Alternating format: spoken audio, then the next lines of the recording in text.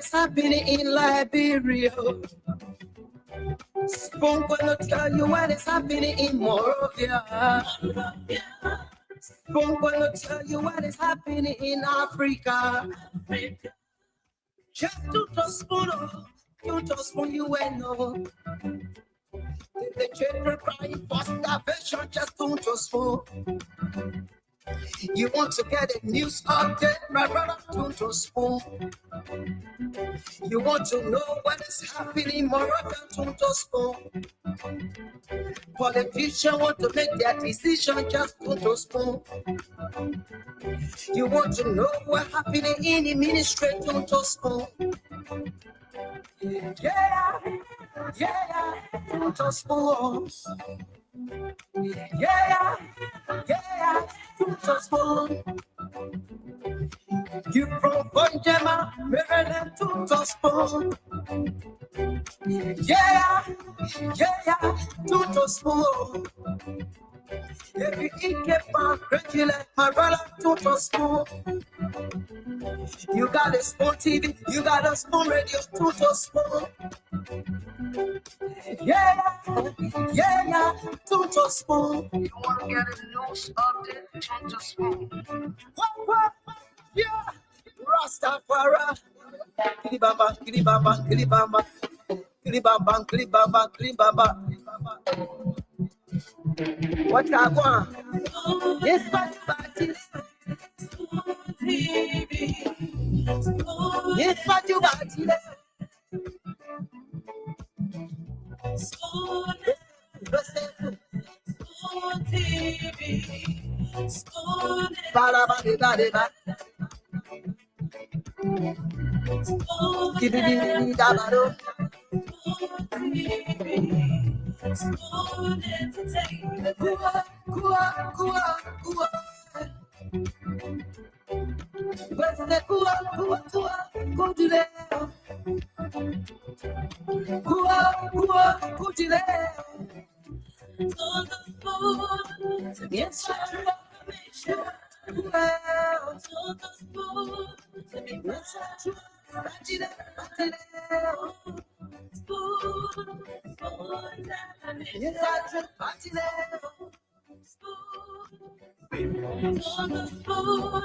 To get your information, for the spoon to be my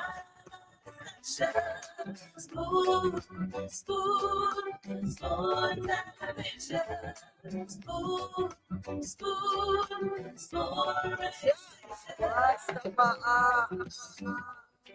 spoon gonna tell you what is happening in Liberia. Spoon gonna tell you what is happening in Morovia. Spoon is going to tell you what is happening in Monrovia.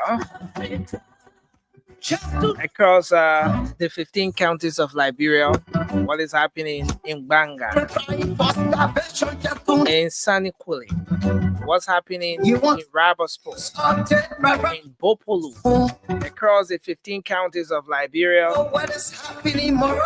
We're committed to bringing you the news, the updates, the analysis, the views of Liberians, making sure that you can get the information in real time. I'd like to welcome all of you tonight to this edition of the program. Spoon Talk is back on the radio. This is Liberia's premier talk show on radio and online. I'd like to welcome you joining us across Radio Land tonight, whether on Spoon FM 107.5, Fabric Radio 101.1, or maybe you joining us by means of the relay on several community radio stations across Liberia. I want to say thanks for joining us, and many thanks to our partner radio stations across those counties for making sure that the program is relayed as well. Thanks to Trust FM in Bomi County, Premier FM in Bon, Trend Radio is there in Grand Cru, Radio Yalaban is in Seclipi and Nimba County, and all the other radio stations relaying the program. We appreciate you as well. Let's hope we can have a great show. I also want to welcome the many of you joining us online on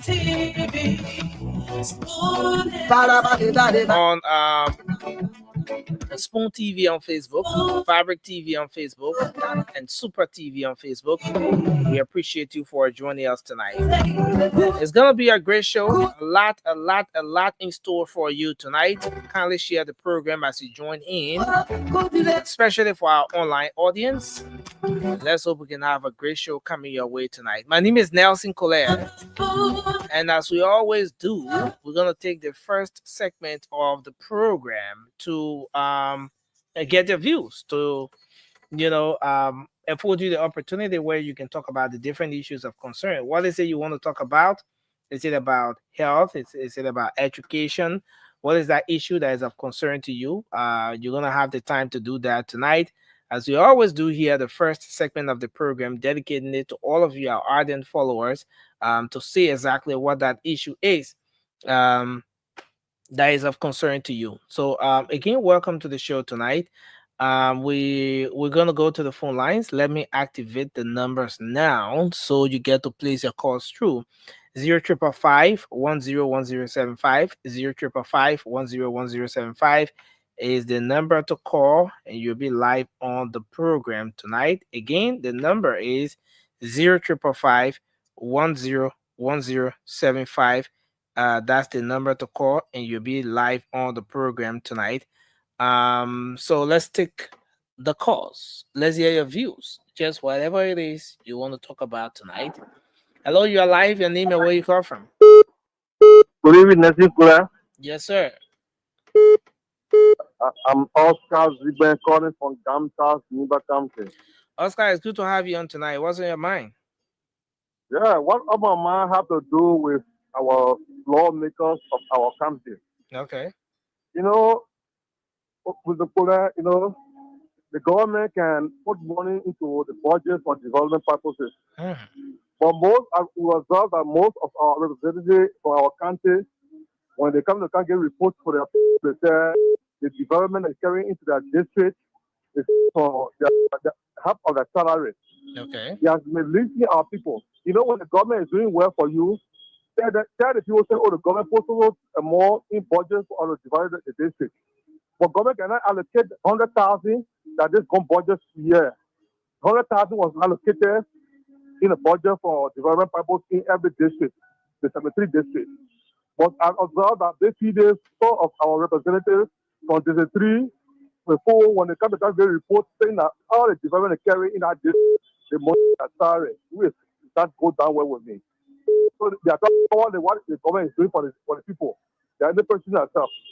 Okay. So they are the problem for our country. Thank you. Thank you. For our country. Thank you very much for your input tonight. This person, hello, your name and where you joining us from? Hello, I'm Abby calling from Road, the Pano district number 4. Okay, what's on your mind? What on my mind is the 40 million that got missing from Josiah Joker, and then the 200 million that also got missing from the budget.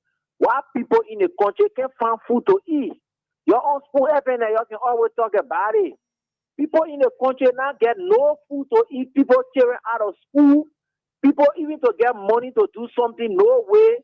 People now get money to pay rentage.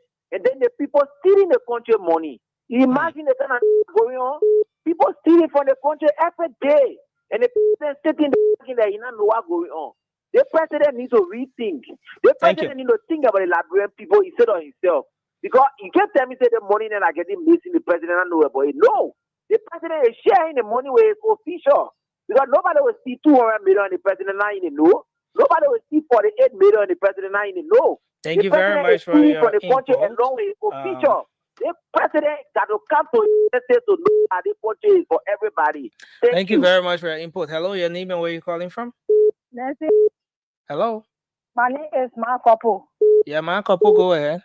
Yeah, they're going Sunday. I win. And also now I never received my money. What went on? Monkeypox, I'm going to check in with Diamond. I think Diamond was the one on.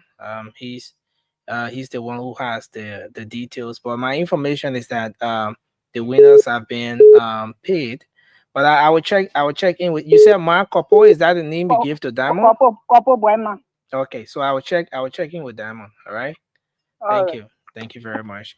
0555101075. Hello, your name and where you call from? Let's hear you. Can you hear me? Hello. Okay, so we go back to the phone lines here. Let's take this person. Hello. Is that Yeah, Nelson here. You're live on the show. Let's hear you, sir. Thank you. This is Pascal David, and I got two things on my mind quickly. Yeah, please go ahead, Pascal. The first one to the CEO. I want to beg him, indulge him, please.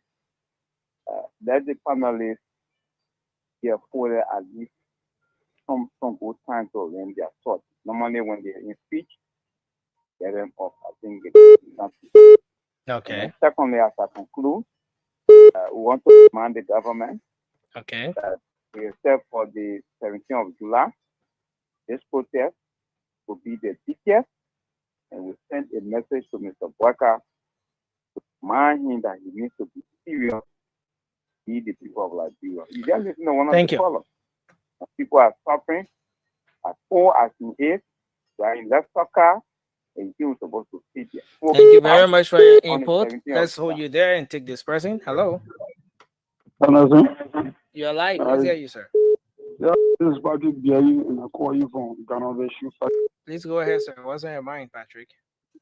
Yeah, Chief, I just want to say something to True Play. Yeah, I love all of the, broadcast or journalists on Spoon. But True Play, he sometimes when you go on a fee, I really follow him on a fee. I don't really follow him, if being at control. You see, other people are very used to, but okay. On Saturday, you are on the show, and when someone trying to talk against the government, he will open the line and get in the luxury of the time. But when someone can counteract you, then you will call you or try to give you some short time. So I beg you, you kind of ABC. And you shouldn't leave the B out. Thank you. You balance the show. Thank you very much. Thanks a lot. 0555101075. Hello. Yeah. Good evening to Skunk F family, and good evening to my peace loving people of the Republic of Liberia, and good evening to you, bro. Nexi collecting studio in Liberia. By the way, the introduction, I'm Alfonso A.S. Camara. I do join this conversation this great morning. Alfonso, you are live on the show. Please go ahead, sir. Yeah, okay, let me just summarize. I'm speaking directly to the Minister of Public Works, Mr. Rene. I also appreciate a level of work carry on. We appreciate him as a Liberians. These are things we lack of many years ago, road connectivity, and we see those freedom roads, they are opening. We also urge them as a recommendation to them, please, let's not just open those places and leave it open. Let's try to develop those places. When they do that, it will be very important to other Nigerians. No one against development. We love a developmental agenda, and we love government that have potential to transform this country for a better for all Nigerians. Anyone who wishes to do that, we will always stand by you and we will support you. We will stand in a gap to tell people the right thing because we need good governance. Ghana today will always use a case study in our country. Ghana honor when constrained. Development does way bottle. It can't with things. So as a same level of commitment to his job or to his position as a Minister of Public Works and those jobs in opening, let us fill in. But thank you very much for your input, sir. Let's hold you there. Take this person. Hello, your name and where you call from? How you doing, Nelson? Yes, sir. It's good to have you on. This is Bud Dina calling from the state of Iowa. I came here today to tell the CEO congratulations for opening Spoon Network in the Republic of Liberia. But those guys are colors gray and others who come and spread false information about this government is not good. When there is information, the stimulations, Hope Spoon should study it well. Two, I told you that other things are happening. All of us will have to be the eyes of the Liberian government. When it goes wrong, we will talk it. But in Lofa, that picture, Akala's group brought on Spoon, that President Barker is building in the foyer is false and misleading. That building will be open. That building will be open to the public because Lofa County is hosting the Independence Day celebration this year. Building will be open. So all Liberians should be aware of it that they should go to Lofa July 26th. Thank you very much for your input, sir. Let's get that to the Liberian people. Thank you very much. Let's know you there. Hello, your name and where you call from. Let's hear you. Hello? This is Woman Dick. Okay, go ahead, sir.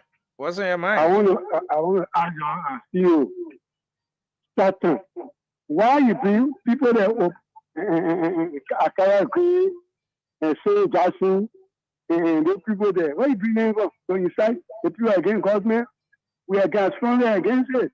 Someone are fighting. They may not do it. Akaya agree.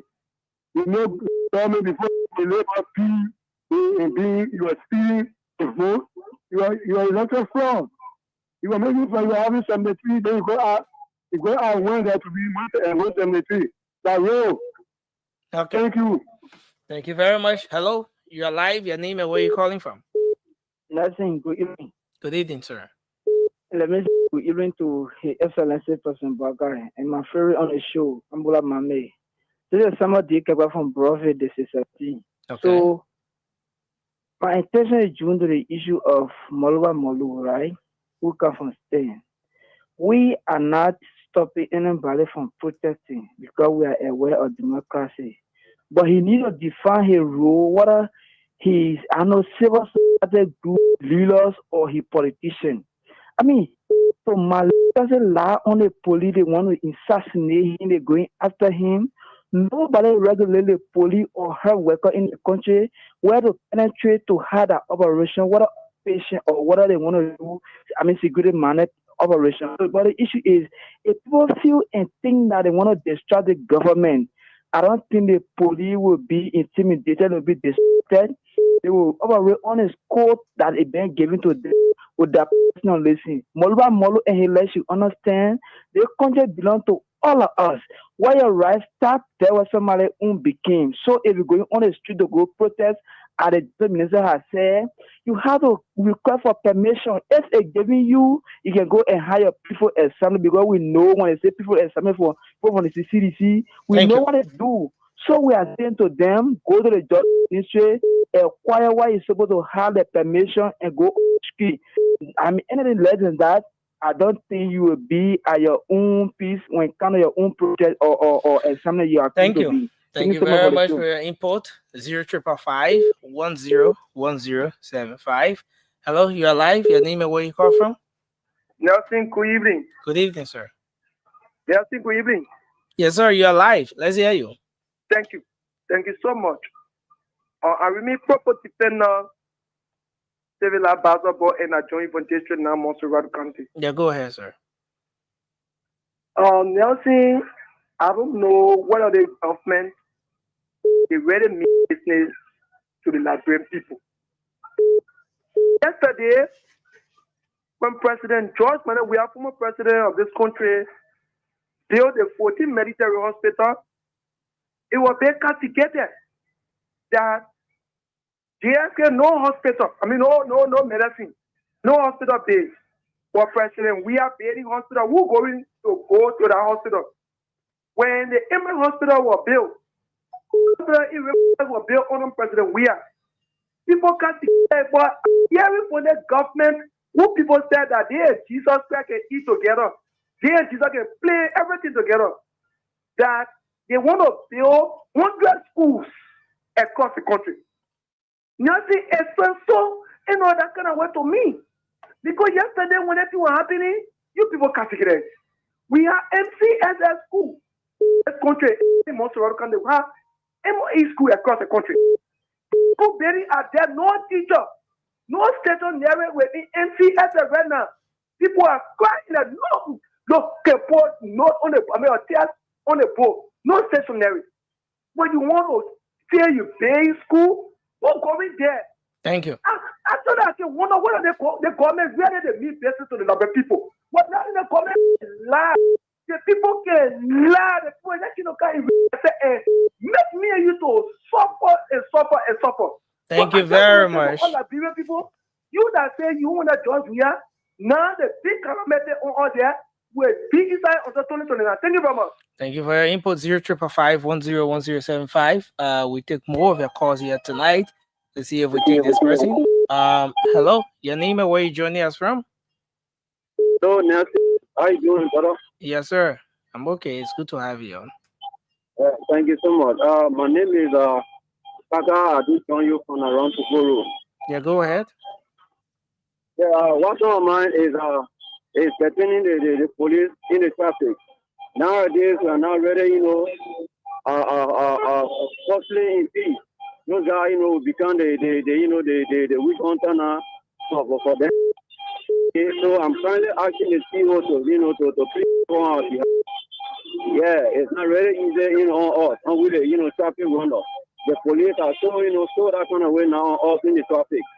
Yeah, for every time you decide to make any attempt, you got to give sometimes 150, 200 out of USD ticket.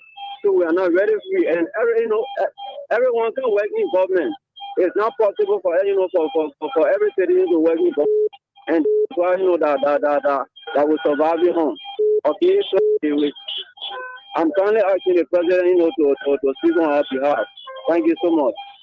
Thank you very much for your input. Hello, your name and where you call from?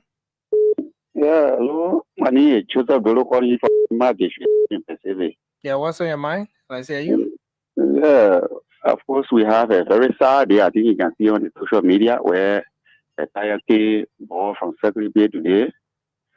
So we're very sad in the district. But however, what on my mind is that people say in Monrovia, everybody covering, they don't buy, they want happy. Because, even the president go in, I don't say, you don't expect the country now to be bread, butter, like way back before. So you just have to try to do something that other people that can survive from, or you say you can survive from. But they don't buy it. You expect government to come on the street to come and buy for you. The government paying. What you expect the government to do now?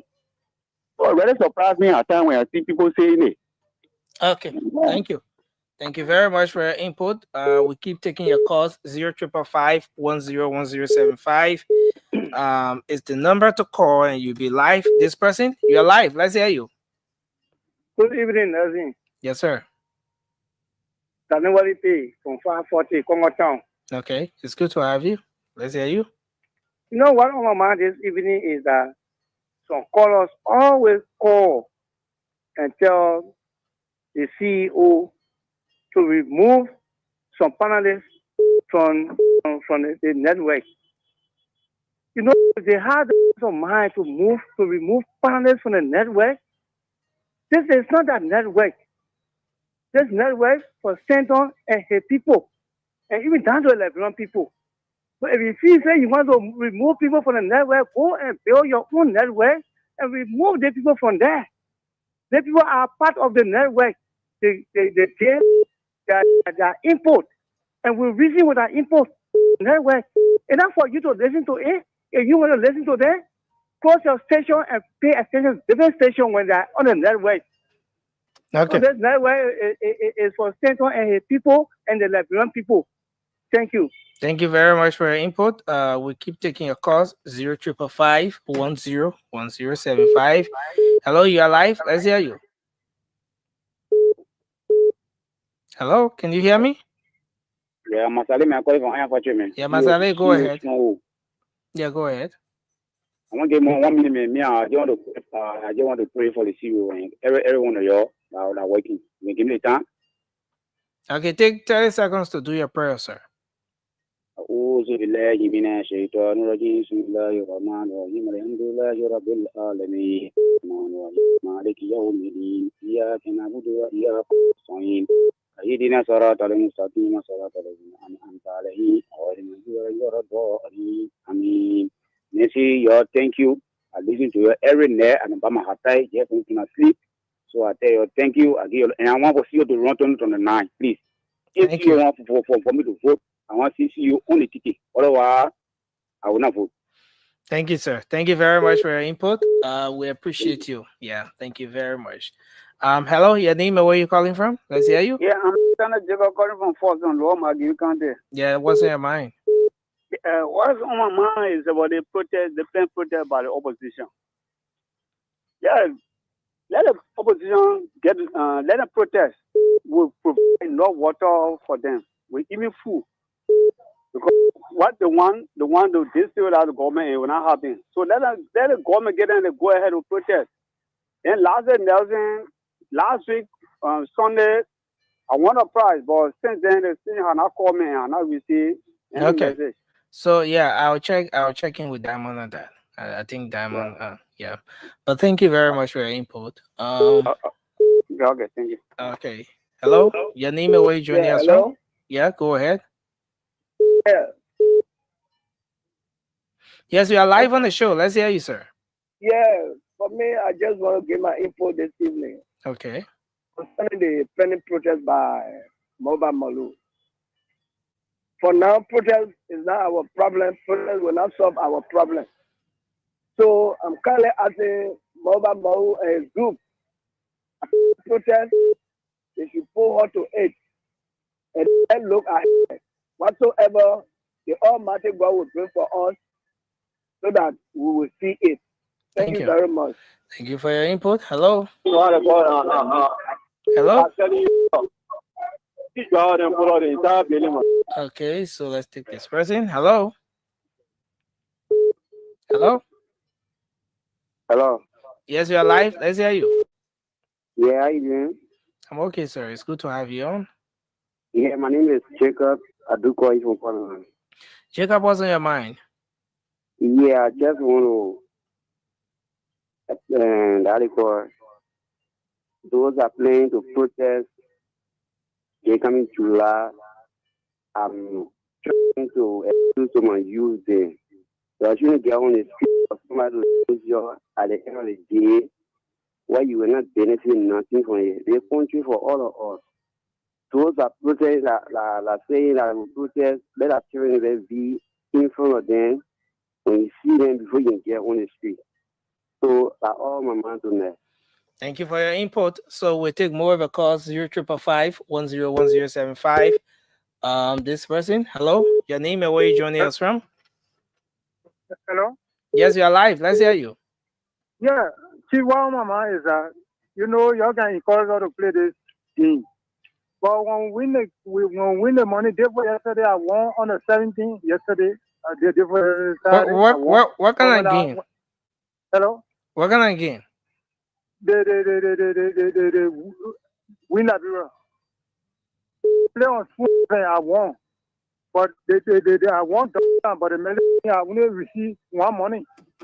And the other one left out and the message. You received one money and the other one you didn't. Okay, so yeah, I think I think that the update day for yesterday, but they told me that nobody allowed to enter. The security told me that one. Yeah, so it depends on, but I think you can.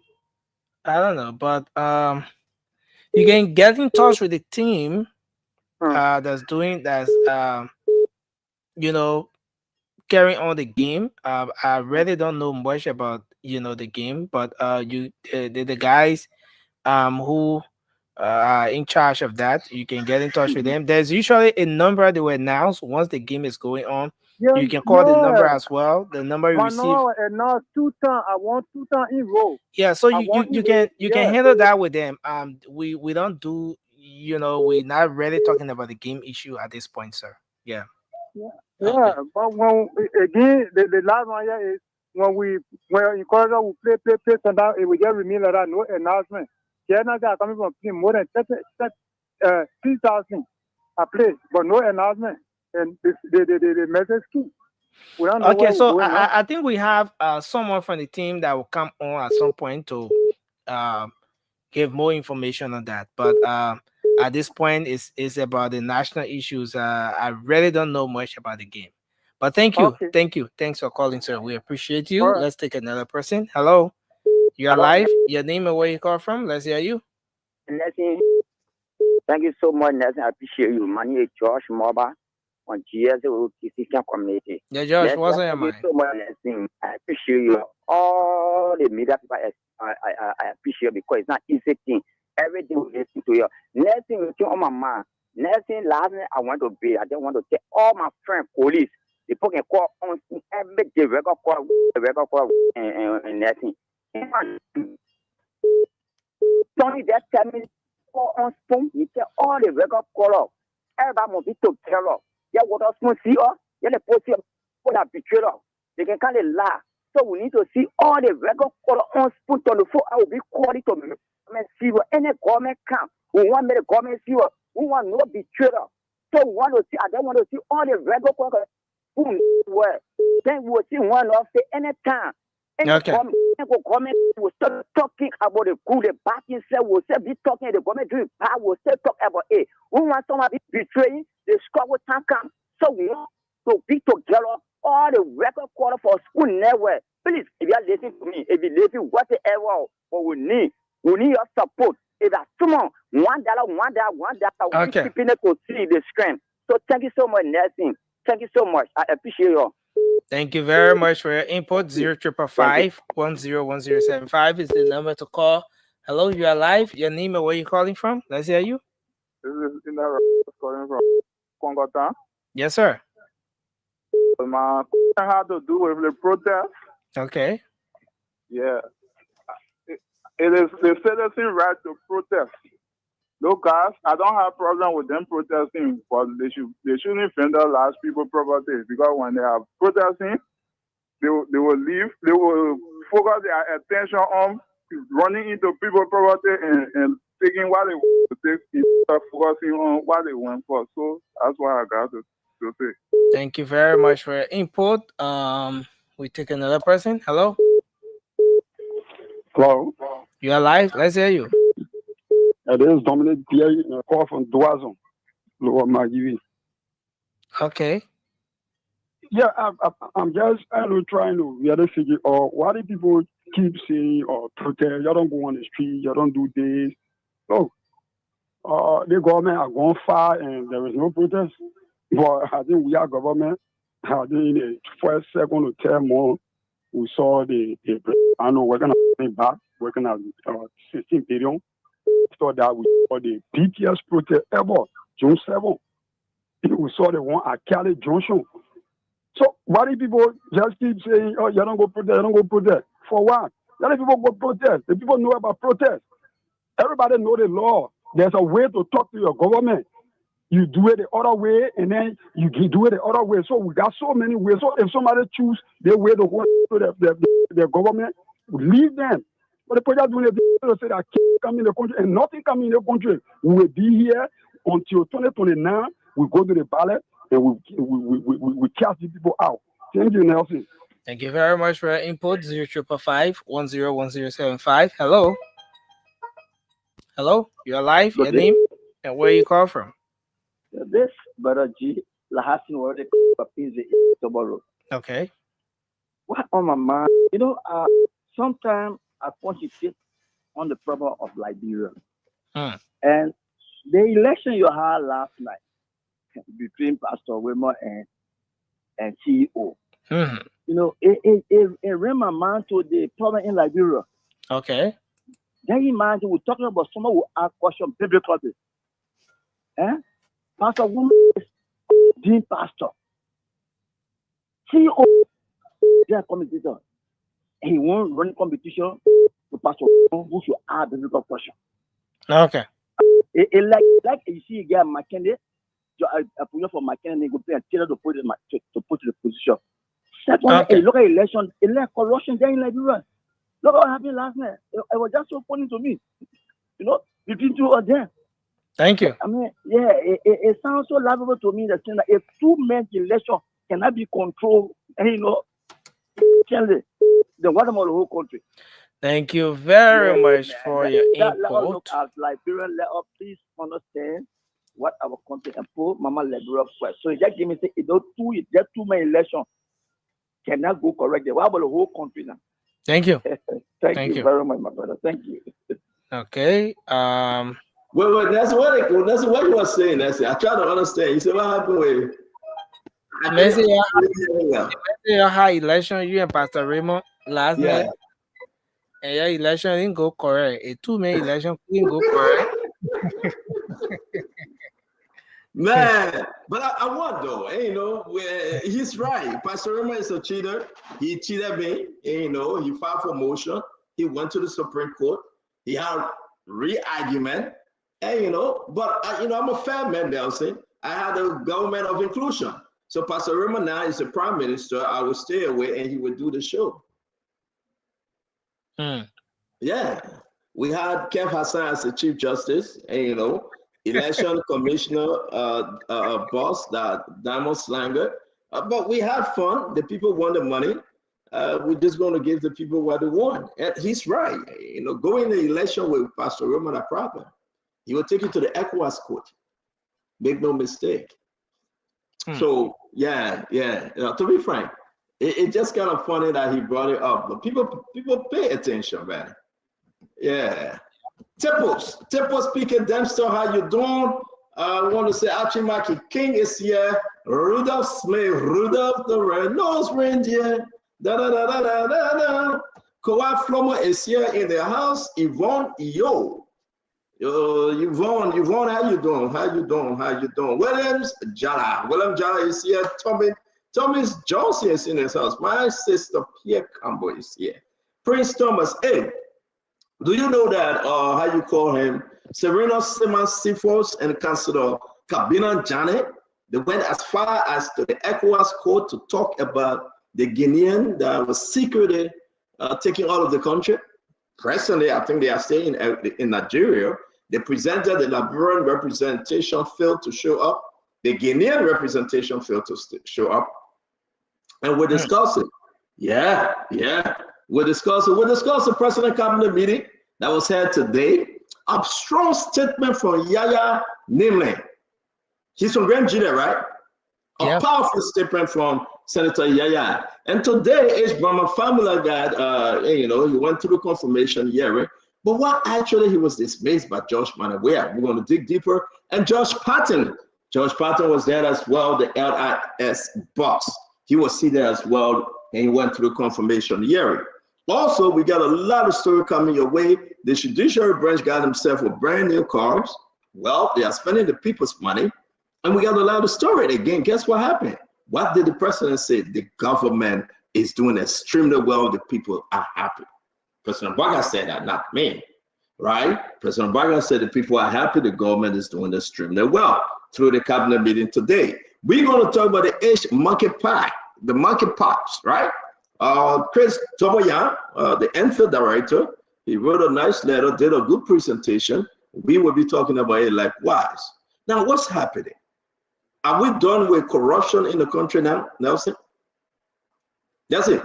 All the corrupt people that say in the government, the LDCC said, listen, these allegations got reason that the government should take action. But guess what happened?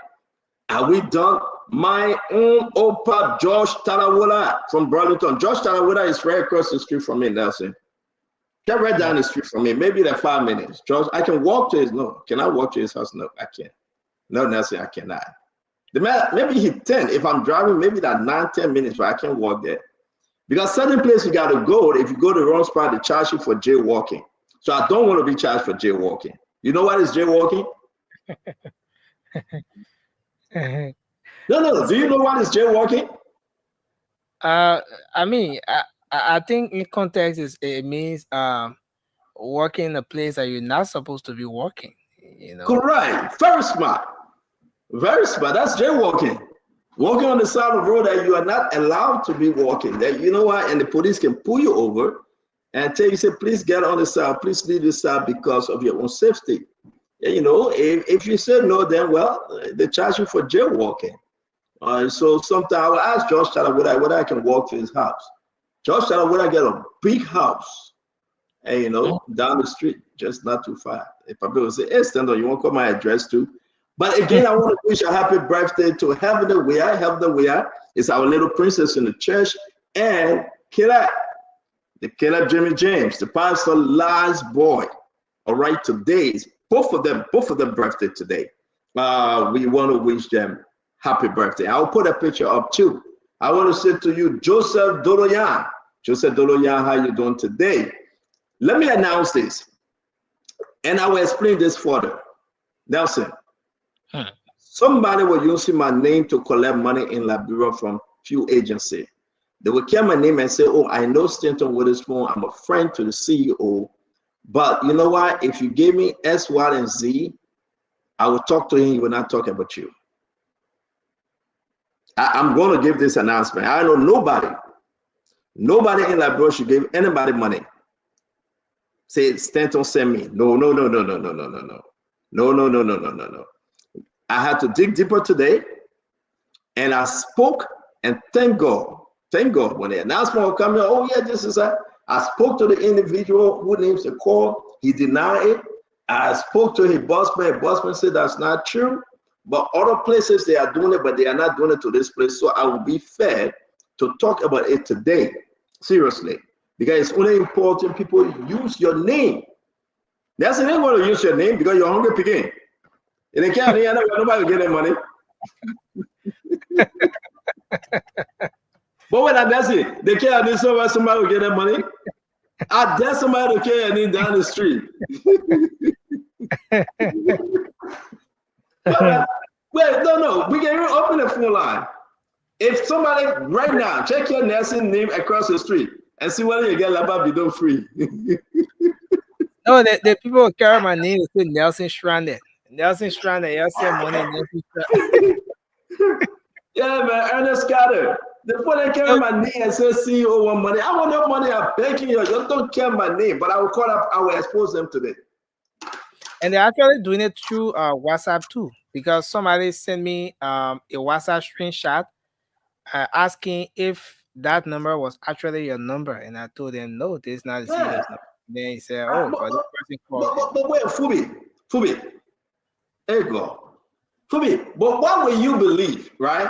That Stanton say gain so and so amount, then he will not talk about you. Like you said, God forbid he involved in corruption, right? And it's just Stanton will talk about you, but if you give me some money, I care to Stanton, he will not talk about you. Why will you believe that?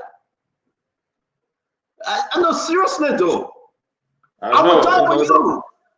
I must talk about you. You can't stop it. It's just in my DNA that I will talk about you. I don't know, but I mean, these guys got to stop, man. To be frank, it's crazy. We will go ahead and just talk about. I will talk about you. I just can't help it. And you know, you can't do that. There's no way somebody will come to your ministry and say, you know what, Minister Fubi Henry, no, Representative Fubi Henry, District number 301. Do we have 301 district? It means that you will now be represented in Abroad. The 301 district I will be in Nigeria, not in Liberia. But again, we want to say to all of you, Abu Belete, today we can announce that Musa Belete's son was in court. We'll be getting an update from our Temple of Justice Supreme Court reporter, Mervin. Please, let's call Mervin. Musa Belete's son was in court. We'll be bringing you up to speed with that. We also want to announce that something is happening, man. This back and forth discussion about HPF and Asara Bitar. We have to discuss it. Have you gone through the report that came up about the consolidated account from Finance Ministry?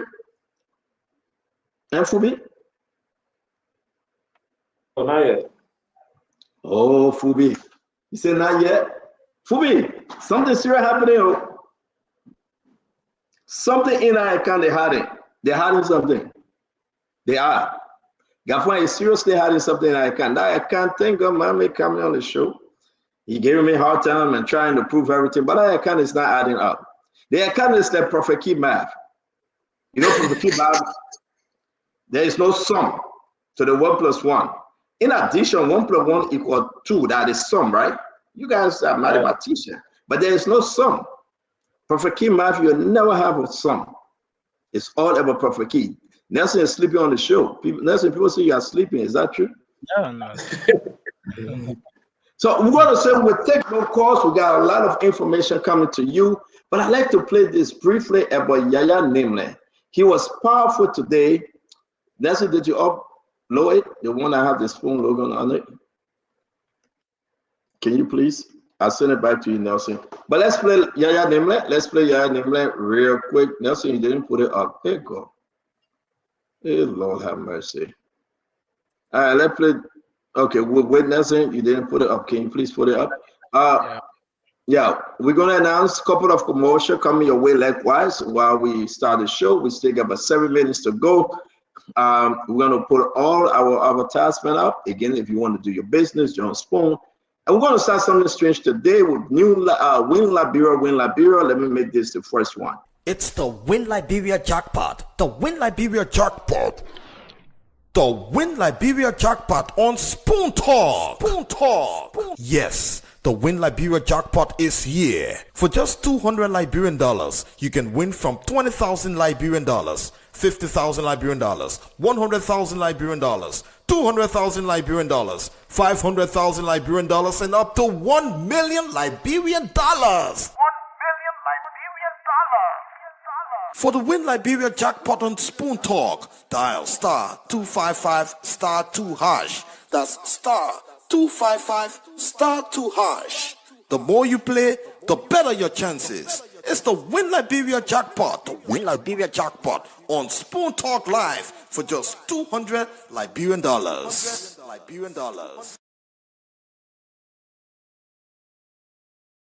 All right, so that's Win Liberia jackpot. I don't know what James doing. James can mess all these things down up. He's in the back. He's not even setting it right. Fubi, do you know James? Have you had an encounter with him, Fubi? Do you know? Of who they? Yeah. Oh yeah. I'm about that long time. I'm trying to put him somewhere. Can somebody have him? Seriously, I'm trying to put him somewhere. It's too much for me. I thought I was creating a good person like Nelson, but I created the worst. James is the worst. Yeah, I can't help it no more. He is. But I want to say, Win Liberia coming up. You can start calling right now. You can follow the instruction right now as we're on the show. Start placing your calls. Whatever you can do. Maybe somebody will come and explain it. Maybe when Mommy come on, he's gonna explain it. But you can start calling to win some money. Once you are a winner, we will announce it here on the show that the Richardson is coming on. She had a massive graduation yesterday. She put us doctors, professor yesterday. The woman coming up to explain to you everything she went through. Uncle Sam said he doesn't want to be in America. He want to go back to Liberia. He will be here on the show. Uncle Sam is saying to everyone that he's tired because he got to wake up in the morning to cook. He got to clean. He got to go shopping. Yeah, it's just too much. He got to pay the bills. Uncle Sam said he can't make it, but he will be here on the show. We have our brother Fubi Harris is here as well. Fubi will be talking about Unity Party and every good thing about this government. So am I. If I see good thing, I will talk about good thing. If I see bad thing, I will talk about bad thing. Whatever the situation would be, or maybe I will talk about it because you know who I am. I say it like I see it, Fubi. Listen, Fubi want me representative, not me. Fubi want me senator, not me. Fubi want to be anything. I just want to be the friend to the people, right? I just want to be a friend, okay? I just want to do this to tell you the truth, nothing but the truth, so help me, oh God. So when you see me talking, I'm talking from the bottom of my heart. Sincerely yours, Stanton Alexander Witherspoon. That's where I'm talking from. I don't know where Fubi talking from. Nelson, is it ready? Is it up? I'm a nationalist. Few You're a nationalist. seconds. Internet is. Hey, God, nursing. Fula, what's on your mind? Let's hear you, because every day nursing a few seconds you ask for. What's on your mind now, Fula? Just to keep encouraging Liberians. The country is what we have. Like people will say, nobody can deport you. And we should all engage the government, abusing authority constructively. And there's nothing wrong with criticizing government as long as it's subjective.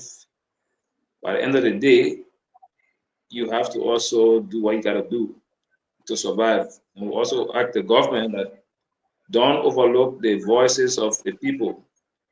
As the people speak, as the people criticize you, pay attention. If people complain about hardship, pay attention. If people complain about the state of the economy, pay attention. Those are things that you need to pay attention to, because don't be so eager about how long you will stay in power or how well you lead. That's the formula. Because if you lead well, you can stay longer. If you don't lead well, the people will rise up to remove you, because that's their choice to do voluntarily. Hey, sir. I don't know what happened. I'm so happy today because the Lord has been so good to me, and I cannot explain it all. You can hold your head how many times you want to hold your head. You can bend your head out of your business. But I will give my testimony that the Lord been good to me. I don't know about you, but God is good all the time, and all the time God is good. Regardless who you are, where you're from, your situation, you just got to get up in the morning and say, thank you, Lord. And when you go into bed, say, thank you, Lord. The Lord that woke you up. I read something today that Richard said and says Glennie. They said the God that turned water into wine will turn your sorrow into joy. That's what I said. Then when I explained it, somebody said, no, the God that turned the water into wine will make the wine to make you happy. And I said, that's it. That wine cannot make. The only person the wine can make happy is Gizzy Pepsi. Gizzy Pepsi, the wine will make him happy. But welcome to the show, Dr. Francine. Chinwe, special. Richardson, it's good to see you. I forgot your last name. Wow. Yes.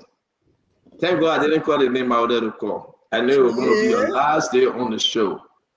I wanted to call you. Where your husband playing in Pokey Fort or something, Toast? That's what I wanted to call you. I don't think so. You know, my husband got plenty. But what's the name? And that the name Russell called on the show? Paquito? Okay, I see. Uh-huh. Glennie, how you doing today, Glennie? Hello, Doc. How you doing, Glennie? Yeah, good to do. Yeah, I went today. You're here all week. Your school not closed. I started school today, and sorry, guys, I don't feel the best. So still, I wanted to tell you that I don't feel the best. I will do my best to stay. But as you can hear, I told you earlier that I don't know, I coming down or something. Yeah, I mean, it's happening all over. I mean, it's Memorial Day weekend coming up. Next week will be Memorial Day. It's time to open the pool and just jump in it. Make sure the water is good. Just jump in the pool and and swim and just sit back, sit in your hammock. The hammock in the back, sit in it. Put table down, put your computer down, and just be in the backyard. The weather looking nice today, by the way.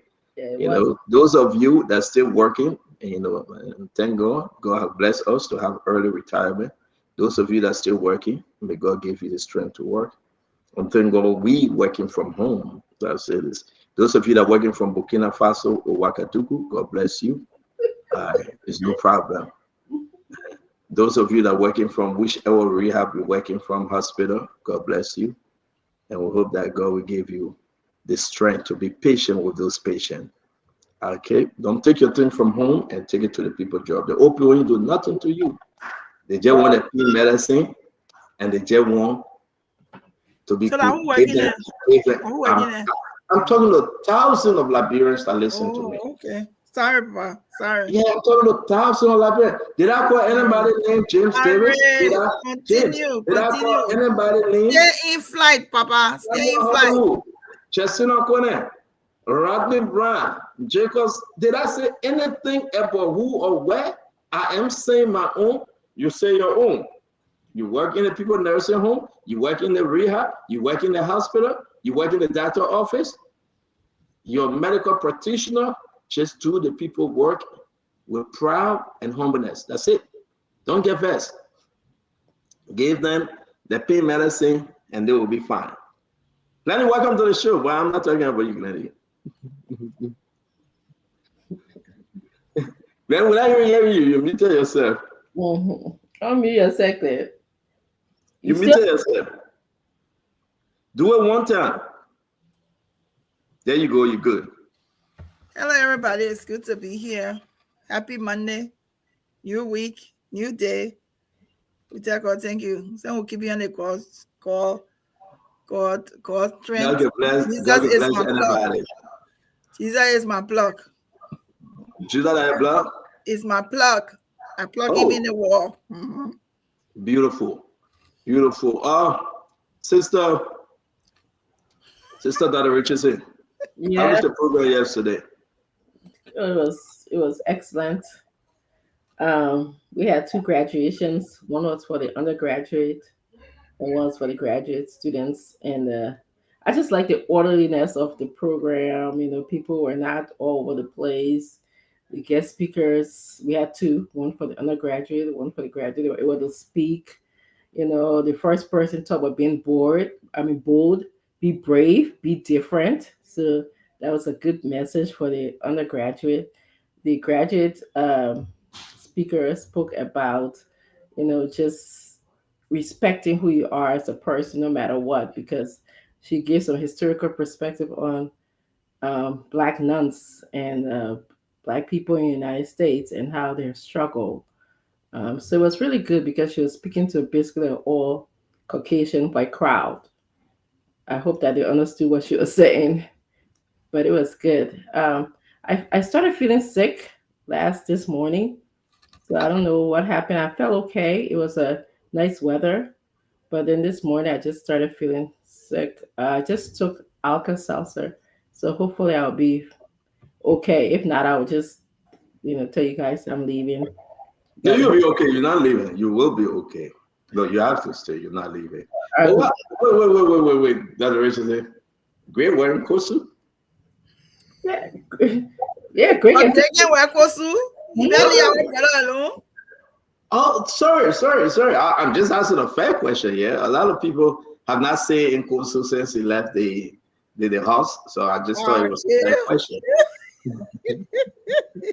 You really observe things, yeah. I'm telling you. But let me I want to show our phone call so I did it for 4 times now. Yeah, but when I saw you in the back, I told you are Jehovah's Witness to tell you the truth. Yes. When I can come to your door. Your interview for Nathan man walk also. You're looking all spiffy. But I want to take this time to wish my 2 little darling in the church. These 2 individuals can give me hell, but I love them. I like to say happy birthday. Both of them was born on the same day, the same date, the same year, 7 years, and we want to celebrate them. Kayla James is the pastor's son, Pastor Jimmy James' son, and Sister Gertrude's daughter. Her name is Heavenly Way, and she's a big mama in the church. She sees everything, she hears everything, and she says everything. I want to wish them a happy birthday today. They're all getting ready to say they want to go over to Six Flags. And they had a plan, and by God's grace, I know their parents will take them, but I'm not going. The best thing I can do on the show, the godfather and uncle to them, I want to say happy birthday. The entire church love you guys. You guys are the best, and we wish you guys Godspeed. Happy birthday. Yes. Very cute. They're gonna have fun. Yeah, they will. Yeah, they will. You don't want to be near that small woman. She will talk you to death. That's okay. But I want to say to all of you, man, we're going to jump right into this show. Whatever it is on your mind, I will name it everything. Woo! H. Berman family. His confirmation hearing was today. He's going to Egypt. George Patton is going to South Africa. But I got caught up in this thing about each one of my family. You guys remember anything that led to President Weah dismissing him though? You remember? That Richardson, you remember? Glennie, Fubi? Somebody got to remember something, yeah? I don't know what exactly. Huh? I don't know what exactly. Okay, so I mean, let's just talk about this because I want to play the video. Something led to something, and on a Wednesday, the president, George Weah then, wrote, and they dismissed him. And everyone was shocked. Are you kidding me? They said, yeah, they dismissed him. And I went back today, I found a video, and I found a document way back in history since 2023 November, and he was dismissed. But President Barker thought it wise to bring him back and send him to Egypt. But Pharaoh, let my people go. Is he the new Moses going to Egypt to tell the Egyptians that Liberians have to have free movement and make great negotiation? But he said something powerful today. And I want to play what he said today.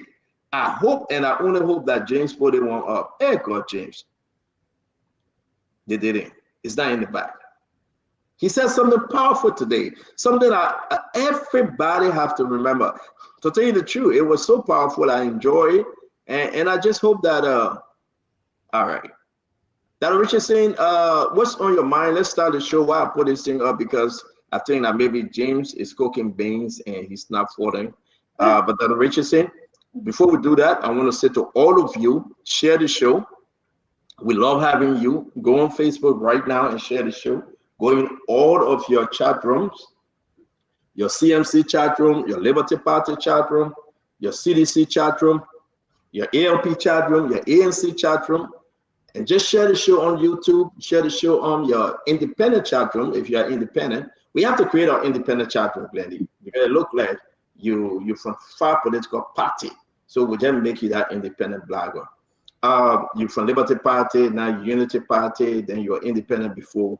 We'll talk about it later. So all those chat room and your Facebook, please share the show. We want to say invite somebody. The name is Kozia Tobor Abula Sofwan Sarafina. It's good to have you. Dolo, again, you guys can slow down with this thing. It will be better for me. Nioman Abu, it's good to have you. Voices Olawalazo. Matteo Soda, it's good to have you. Justin Cullen, yes. Sam Newman is, as always, Kuraku Zama. We want to bring in all the good people. Moti, Mohammed, B. Sanon. Again, want to say to you, Dennis Brooks, Ben Trawali. Ben Trawali? I remember this name. All right, let me move ahead. My Jenny's son is in the house. The figurative is here. Asa Younger is here. Sam, Renee Siafa is here. Abu Voja Vamuya Dole is in the house. Fede Bala from right down the street, Pennsylvania. Let's bring in, his name is Harris Kanekai. Harris Kanekai is here. Kai So, all of you, please go and share the show right now. Victoria Blama Cooper, share the show. Christopher is here. Princeton is in the house. Alio Kambara, Soli Kaba, Odd Wilson Tay is here. We want to bring in Ask for Love Anthony, Ambassador Benjamin Sagasios Noah. I love this name. Pierre Campbell is back here. As always, she followed us. Kamen Maluba is here. Again, Samuel B. Johnson, this second. Thank you for joining us. To all of you, we're bringing Rifor. The name is what? Rifor Hayes. Yes. Tanu Willie, Alita Williams, Tipple, Speaker Dempster, Eric Kwame. Sorry, Gregory Banan, old man is in the house. Okay, please share the show. Let's get into conversation. We have about 2 hours today, and then we're going to exit the stage to do some family business. Dr. Richardson, welcome. Sis Glendy, as always, welcome. We love having you guys on the show. When you guys are not here, there's no one to pick on. There's no one to make my voice a pretty one. So I'm glad whenever I see you guys on the show, at least I can talk about you in your face. I can pick on you. Let me say this though. Over the weekend, somebody begged me to unblock them. somebody begged me to unblock them over the weekend. And I told the person I will only unblock you when I give the announcement. And she said, no problem. Once you unblock me, that's okay. Fubi, why you laughing? You know who is it? Benny, you know who is it? Like Benny's sister, Tiola Gibson. She begged. I said, wait, beg me. She said, no, you beg me on WhatsApp. You beg me on Messenger. You beg me on a direct line. What did I do to you? Election over. I said, Tiola, I can only unblock you if I give that announcement. And she said, no problem. You can get the announcement, but just unblock me. So I unblock her and I'm giving the announcement. So a shout out to Tiola Gibson. And I said one thing to Tiola, please say hi to everyone, including your ex-husband. She hung up the phone on me.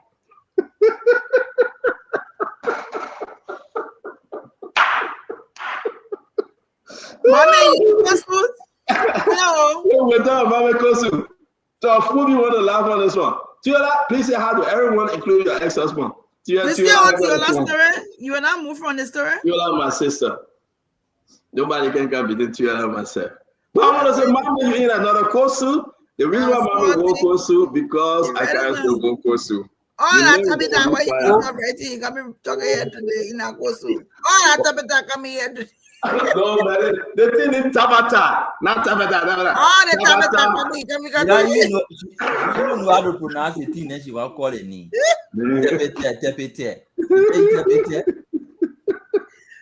Tabata, Tubito, you come talking weird today. That goes why you ready. That already seeing good to see you, man. Tamba, Fubi, good to be connected. Create una cosu, one create can put it two Let me pass myself told the whole today, so I need to speak to you. So Stanton. Wait, let me bring you in. I beg you. Just wait small. Don't rush. I'm waiting for Mama to finish. I'll bring you in. We got two grasshopper eater on the show right now. We got Tamba and we got Fubi. Two. No, but I'm not making a story. They said they can eat grasshopper. We got Fubi clip. Where's Fubi clip? Let me say something. Let me say greetings. Wait now, and I will bring you in. You done with your grasshopper story yet? Go ahead. Welcome to the show, Tamba. Well, I want to tell you that the Kisipo pronounce Tabataba. Eh? Yes. So you say Tabata, the Kisipo say Tabataba. So a many nonsense, right? Foolishness, right? It's the same way, the same definition. Okay. But we pronounce the 4 syllables, not 3. Wow. Yeah, but you know the Kisi people. The notebook with the cool people, let's shock up. So we say Tabata. Y'all go about 4 and 5 like your business. You call our own shot. Let's get into it, right? Monkeypox is coming seriously though in the country. What I was going to talk about. Yeah, we will talk about this today, the monkeypox. And I think the NFIL director, I hope Paul Kennedy come on the show today, Chris. Yeah, I think he displayed well. I reached out to him. He sent me the letter, the warning, and we'll put it up today. The monkeypox is a serious issue. I want us to bring in Tobo Yanswa and another gentleman that probably, if they have the time, they will join us tomorrow to really talk. This is how Ebola came to being in Liberia. So nobody should take this for a joke. Now, the government want to just calm things down. But this thing is spreading. Just imagine. Look at the recent data here. Let everybody see it here. Liberia NPAD case update from January 1st, 2024 to May 11, 2025. The active cases 1, total suspected 652. Received by lab now. The one that didn't go to the lab, people can talk about it, but 572. Recovery cases 77. Thank God we are there to recovery. Total tested 572. Total lab confirmed 78. There is no death. We will display the letter as we move along, but to all Liberians out there, you need to take heed. Now, you need to just take he. Now, whatsoever he's saying, I'm reaching out to Chris Double Young, Chris Young. The other expert will come on and talk to us more about this virus. It's only important that we listen to the expert. It's only important that we listen to them. But a lot of stuff is happening, and I want to play this video. I want to play this video, then I will hear from every one of you. Let's play this video. Okay, good evening, good afternoon. Hello, everyone. I'm the motivated schoolman Jabate, as you all know. So a few days ago, I was in Lofa, where I got infected with the Monkeypox virus. And then 2 days, someone who I know that had the virus, person touched me, mistaking it. And then that's how I came in contact with the virus. And then I've been taking treatment. I think you can see my face everywhere. Today is my last day from the hospital, so I decided to try another method of using the country herbs so that we're about to use again. So please stay aware, be safe. Remember that the monkeypox virus is real. I think you see all in my eyes, all over everywhere, my face, my body. That's it. So let's do it. Let's do it. No time to make yourself feel bad. I know you're feeling sorry for me, but I know that I'll be well soon, all right? So we're about to apply it. Let's go. So this one is the cassava leaf, along with the gana and porter.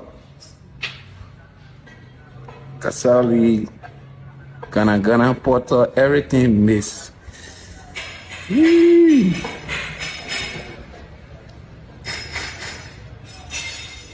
I get my special data. And special data just walking all around.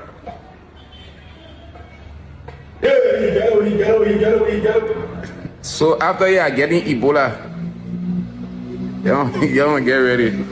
I'm going to be sickness. You move from behind me. Move from behind me. All right, as serious as it is, but you know the guys are trying to keep themselves happy. But it is very, very serious. We have the letter. We'll share the letter. You can read it. It's all on social media. But I want to say thanks to the NFIL director for sending this letter. And it's only important for us to sit here and give this warning to everyone. This virus is serious. Thank God nobody has been reported, no death. But you can prevent yourself. You can take heed now. So, Dr. Richardson, let's hear you. What you reading on social media and everything else? What say you? So, I actually want to thank you for making such an announcement, considering that a lot of people listen to Spoon. So this is a good public awareness announcement. I also want to tell the presenter that we just saw, thank you for, at least being upbeat, although this is a serious matter. I had mixed reactions to him. I would have rather him keep it serious, but again, like you said, he's trying to make himself happy. Some of the key things that we learned, it is contagious. It's contagious so far, what he said, by touch. But I want to stay away from cough, from sex, and all of those things, because it is highly contagious.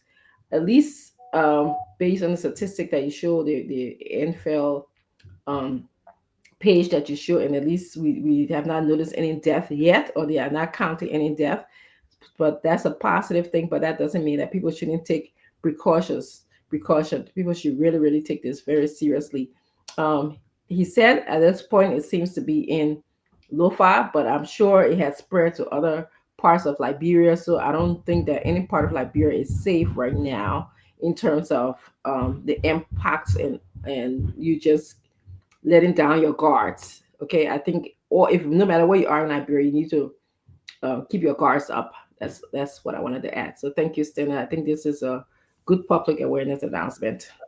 Yes, definitely. We had to. It been training. This is the letter. I will zoom in. We'll recouple a paragraph in this letter. It was signed by Dr. Chris Young, the MD at director for NFIL. the National Public Health Institute of Liberia, it is important, every one of you that listen to us by way of radio, that you listen well. Okay, it is important. Now, the traditional medicine you're using, they are saying use it, but if it will heal you, well, when we're small, man, get all butter and cane juice, and something that leaves to rough on our body. But again, the prevention is important. Let's hear you, Sis Glennie.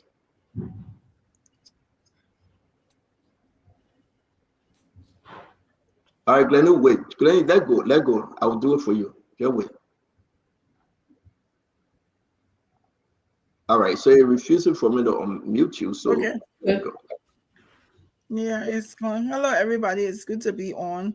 I also want to say thank you to Spoon because this segment is a huge awareness. And I also want to say thank you to Jabate, I think that's his name, to even have the courage to come on to show people and do all of that. Yes, back in the day, like growing up in Liberia, there were so many remedies. I remember I never got chicken pox, but people who live or that had chicken pox, they used to use like cassava litin. And I think the intent for the potter, I'm not a physician, but that is to dry up. It's mud, so it's going to dry up the fluid. So Jabate, the courage that you have, we wish you well and wish you to get well soon. And everybody else watching this awareness, it's important that all of us share this awareness, let people know, families we have. I'll tell you, I went to Liberia in the heat of Ebola. When Ebola just started, it was not easy to keep your hands away from people, to be out of contact with people. And I was able to go to Liberia when Ebola started, be safe, and return home to my family without being infected. So I know what people are going through. I know the awareness. I know the fright. I want to also say thank you to Enfield. Thank you to Dr. Nyang for the awareness that everybody more or less is talking about this. The meeting that they've had, the press briefings and all of that. I want to encourage our Liberian families all over to please take the necessary precautionary measures. Close contact, respiratory fluids, all of those things, contaminated surfaces. Those are all instances that you can come in contact with and get this monkeypox virus. So let's make sure hand washing is key. Sanitizer you may use, but the best practice against best fight against infection or bacteria or whatever exposure is hand washing. So that's key. And we just want to say we want to thank the Ministry of Health, to the minister, and to the different agencies that are combating this monkeypox virus right now. The fact that we have just one, I think yesterday they said there were 4 active cases. When I look at what they posted yesterday, following them, we just want to encourage everybody listening to the radio. You take this seriously and take the precautionary measures that you need to take to prevent yourself from coming in contact with this virus. Thank you very much, Glennie. Again, don't forget, we have Toba Yanswai, the former Enfield boss, and we have another medical practitioner here to talk to us about this. Also, don't forget, we have Paul Kennedy, also from that area of expertise. So it will be a good show tomorrow or Wednesday. Once we approve everything, let them talk to you more about smallpox, monkeypox, or what kind of pox. It's important for us to talk about it. Fubi, let's hear you briefly on these things. Talk to us. Yeah, so for me, during the Ebola, when the messaging to the public is key, and I think it's good that the government is trying to manage people fear and also announcing that people are surviving and recovering from it. That is key, because if people know that they can recover, it gives them confidence to go to the hospital. If people don't know that they can recover, then they panic, they stay home, and they try to infect others, and they also kill themselves. And that's what happened during the era of the Ebola. A lot of people were afraid, so they were not going to the hospital, they were staying home, and they were also infecting other people. But now that the government have announced 0 deaths, 70 plus, recovery, that's good news. And I think everybody that's take precaution, the prevention is better than cure.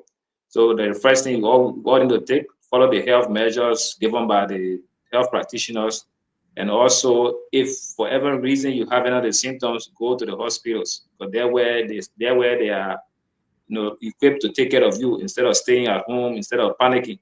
Go to the hospitals. That's my advice to everybody. We did the same awareness during the Ebola. We told people go to the hospital, regardless of how fear, what kind of fear in your mind. Always go to the health practitioners because they know what to do. Thank you. Thank you very much. Again, let's hear you, man. Honorable Gray, welcome to the show. Let's hear you.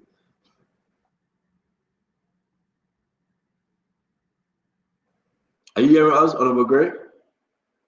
Let me bring you in, Tama. Let's hear you.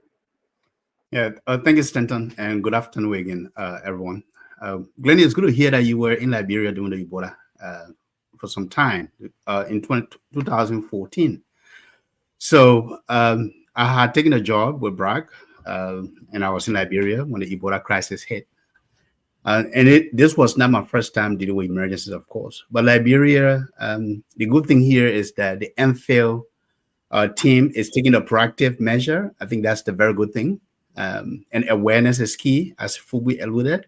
But we should go further, right? In addition to creating awareness, we should also create awareness about the symptoms, what the symptoms are. So people know when they start to feel fever or they see, those swollen things coming up on their body, or they have flu-like symptoms, to go to a doctor. It is very important to understand what the symptoms are.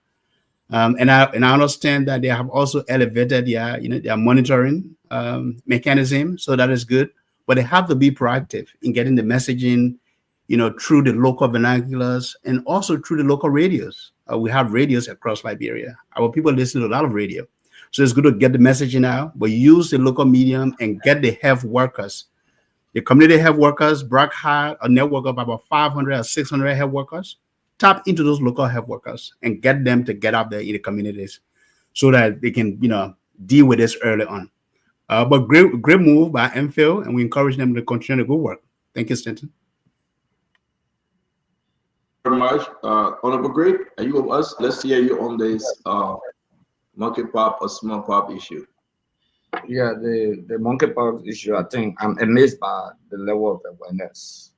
And I think Liberia has a great experience from the Ebola to the COVID. So MPhil is doing extremely well for the fact that we don't have a case reported of death yet. That is very essential. The recovery rate is very high, extremely high from what I saw when you posted. And I would just encourage that the awareness go as far as because they talk about washing hands, distance, and all of those things. They need to encourage the public facilities now, ranging from supermarket, restaurants, the schools, the hospitals, so that people can get involved into similar situation like washing hands, like distancing, and all of those things, especially in public areas. It's very important. But they are doing well. I think Liberia is doing extremely well. We must applaud. And the next thing is that I really something about the vaccine. I don't know whether the vaccine is available for the population. It's only available for those who are victimized by the monkeypox. So I thought MPhil could properly answer that. But it's very important. If the vaccine should be given to the population, a certain age can take it, or just anybody, I think they should encourage people if they have it. And that's why the government should look at, maybe talk to donor partners or invest into. It's very essential. Thank you very much, Akaris. Thanks. Mabe, let's hear you, brother. Yeah, we'll just call on our people to follow the procedure that will be given by the Public Health Institute. We know these things, like from Ebola and even COVID. The sooner you go to the hospital and say, I'm feeling these symptoms, the better your chances to get well. We know people say you can rub butter, you can rub cassava leaf. That's fine, but it's good to go to the hospital. It's good to go to the doctor. Let the doctor tell you what is happening to you. Doctor give you medication. And if you decide to add something else there to drink your Ghana, you can do it. But please go to the doctor when you start to feel those symptoms. That would be my call to them. Prioritize going to the doctor. That story about, oh, you shame, you shy, you want to stay home, it doesn't help. The earlier you go to the doctor, they identify your problem, the better it is for you to recover and live again. You know, just Senator, can I just add? go ahead, Dr. Richardson.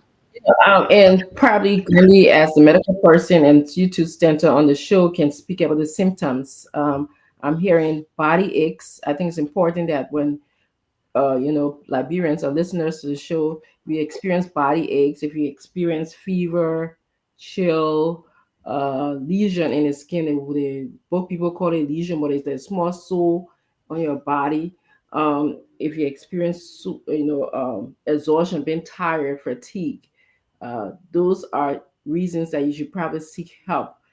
So it's important that don't just say I have symptom of cold or whatever. But if you start feeling these symptoms, and the medical people on the show and those who have experienced this and have read about it can also speak to that too. But I think it's important for us to let people know about the symptoms that they should go see a doctor about. Yeah, I think that's true. I just wanted to emphasize, and that's a great point, Dr. Richardson. I think also if you notice, if you haven't had a rash on your skin and you see a rash forming in your mouth or anywhere on your skin, you see something, you know how they look. They look pussy. They have pustules in it. So they look like rassy. And they get a pus inside. You see it, all of a sudden you see it, not maybe one, but in certain area, in patches. They may be on your face, they may be on your body. If you see that, Dr. Richardson talk about body aches. That's one of the symptoms. Runny nose, headaches, swollen. You just see, you feel like maybe you can't swallow. All of those things, they are viruses. You can mimic similar symptoms because you also you got cold symptoms. If you're having it, don't ignore your cold symptoms because you now have monkeypox. So you have to be able to pay attention to those symptoms. But if you're not feeling good, the best thing, like Mama said, the best thing to do is to check with a physician, check with a health practitioner and say, it's best for you to go and get tested and it's negative, for you to say, let me help myself, and then the symptoms get worse, which is going to make it harder for you. But those are all symptoms that you can experience for the monkeypox. And clearly, I wanted to add, just from knowing about these Ebola and these diseases, the contagious period. Sometimes you might not feel anything, or you may feel like a light ache in your body before the lesion or the pus come out. So it's hardly contagious. So there's a period in which don't just say, "Wow, waiting for the pus to come, the rash to come." So the minute you start feeling chill, or you started feeling like you got sore in your throat or something like that, go and see a healthcare professional so they can distinguish if you have a regular cold or if you have monkeypox. That's what I wanted to add. Thank you, guys. Nelson, if you're in the back, let's just take a few calls on this and let's listen to the people. I think this is unconfirmed by county. The distribution of confirmed. This is not. I was checking on Enfield. A page, right? But this is what out there on social media. So we can either confirm this, please. By county, 26 in Lima, 7 in Lofa, 7 in Bon. You got 7 in Riverside, 6 in Sano, 6 in Grand Bassa, 6 in Moserado, 4 in Magibi, 2 in Maryland, 1 in River G, 1 in Grand Cru, 1 in Bomi, 3 in Grand Cape Man, and 1 in Grand Jide. Wherever you find yourself, wherever you may be, you have to just listen and let's just make sure that we all work together to prevent. Because prevention here is the key. And that's why we're going to take about at least between 6 to 10 calls. Then we will address this again tomorrow. The same way we tackle Ebola, we fought COVID, we are going to fight this one, okay? So you do not have to be afraid. Mommy said, don't be ashamed. Okay? You can even come and you see what you guys are doing, you take it a joke, but this video have gone viral. It went way viral all over. Because one person said, I'm going to show you how to put a pot on, how to treat this thing. So therefore, everybody has open, clear. We did it before during Ebola. We did it before during COVID.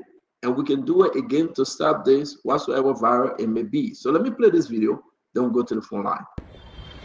Okay, good evening, good afternoon. Hello, everyone. I'm the motivated schoolman Jabate, as you all know. So a few days ago, I was in Lofa, where I got infected with the monkeypox virus.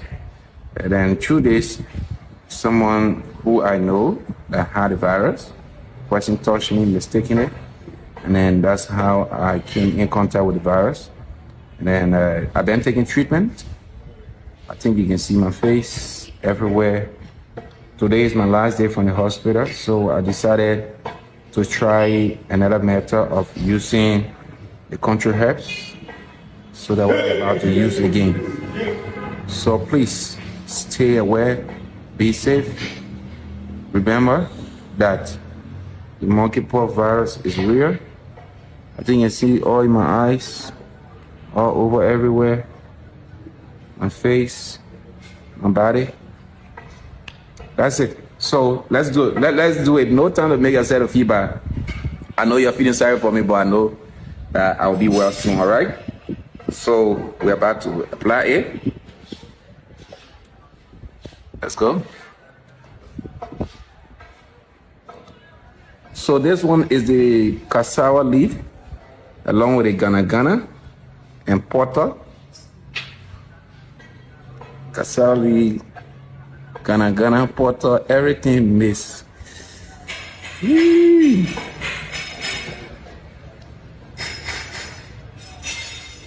I get my special data. And special data just walking all around.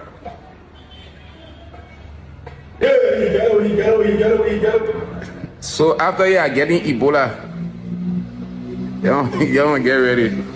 I'm going to be sickness. You move from behind me. Move from behind me. Okay, so I want to say to all of you again, they're trying to put a little humor in there, which is necessary. But it's a good thing that he was able to come up to show. We are telling you, guys, these things, they are serious. All right. So I want to encourage every one of you, please. Not for us, but for you and your family. Be very, very serious. And want to say we applaud the NFL, and we'll talk more about this.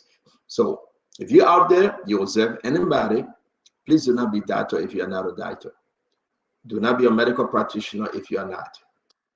Always wash your hands. Take clean towel, dry your hands. Always avoid touching. They touching thing people like. They want shake hand. They want touching. Try to stay away. Even now your wife, don't touch her.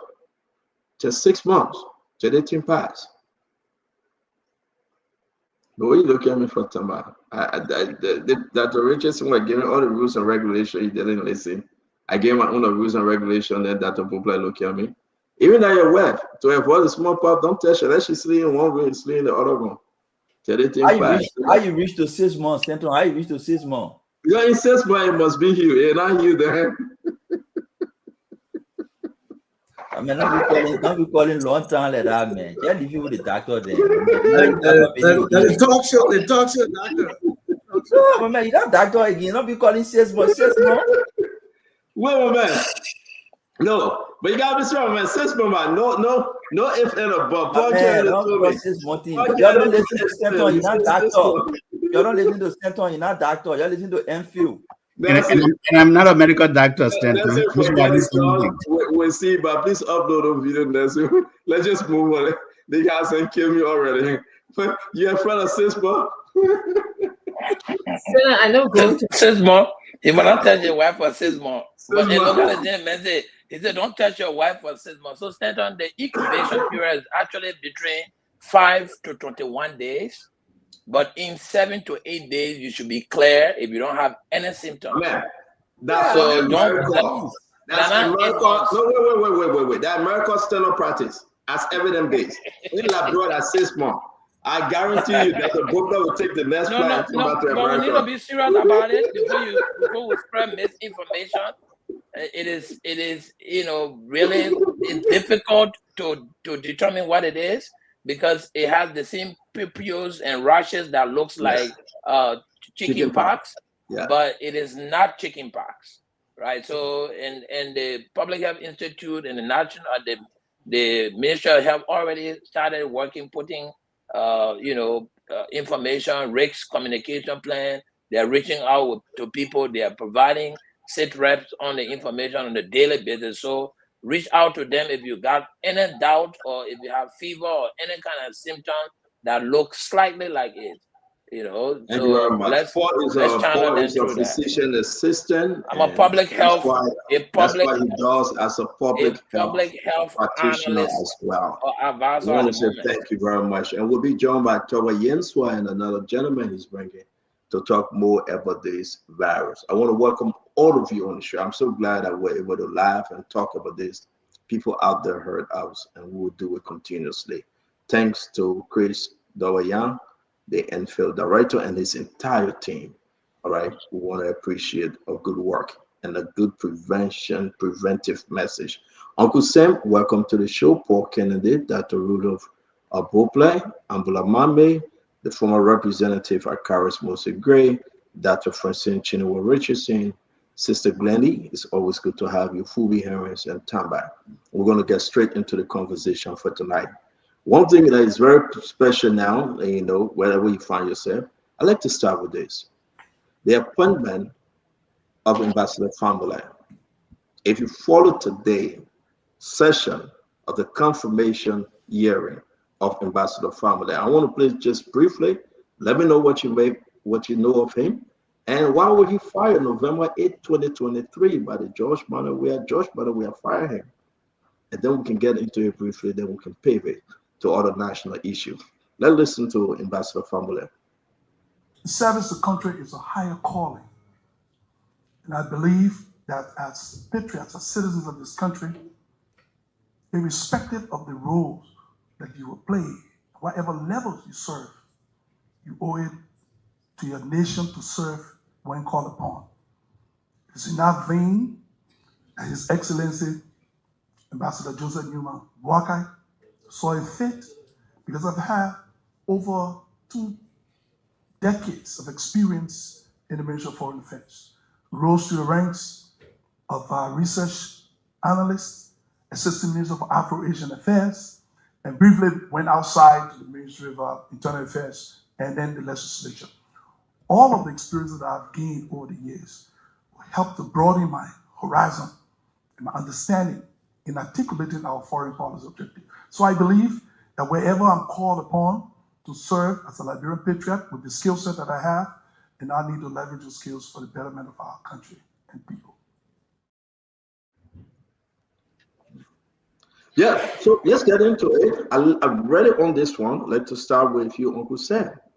Ambassador Fula, welcome to the show. Talk to us, Uncle Sam, about Ambassador Fula. Yeah, well, thank you, everybody. Hello, colleagues. How you guys are doing? Well, okay. Look, I know Ambassador Fula is a good man. I know his beginning in 1997. He and I worked on the EJS campaign against Taylor, and we lost the election. He went to school, came back, and he's been a very, what I would say, an excellent statesman. He worked very hard at the Ministry of Foreign Affairs, and I think he's a good pick. Yeah, and he's one of those people. He's not a party loyalist, meaning that even when he was working within the administration, we had conversations on some things that we both felt strongly about. So I think this is a good pick. I think he will do extremely well, and I think he's one of the young rising stars in the country. I'll tell you, Dr. Richardson, let's go to you. It's something that took place, and I will play the video in Washington at the embassy, or maybe at the mission, concerning Madam Cummings about some issue she couldn't get in that building. And President George Manawea at the time felt that her phone call she placed was to Ambassador Fula, and he didn't handle the situation well. So on the 8th of November 2023, President George Manawea dismissed Ambassador Fula. The government couldn't come up with the exact story, the actual story, but we received information then. It was due to those reasons, because the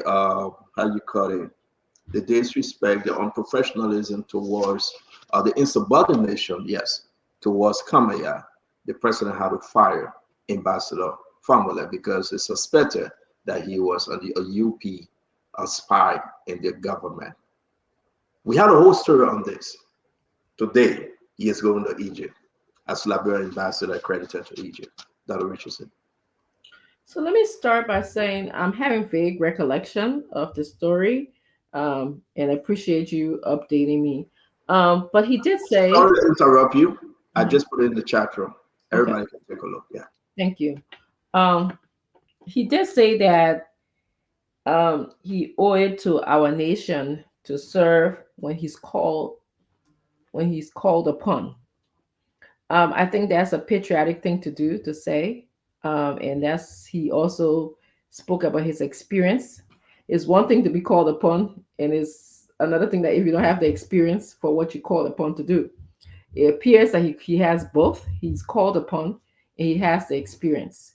I'm not sure why he was fired, but based on what I heard you say, and briefly, just the brief theme is he was fired because George Manawia thought he was a UP, based on what you said, and I'm vaguely remembering the story. I don't think that should be a reason to fire anybody based on your political membership, your party membership. If you can do the job, you can do the job. Let's use the measurement of the job, the qualification, and your competency in doing the job. So, but if he was fired because he belonged to UP, I think that's wrong, and that's wrong. And we will give Honorable great chance to discuss this, folks, because all of you out there, I mean, it was the story that I was training at the time at Glenny. If you watch the video, it will take you back.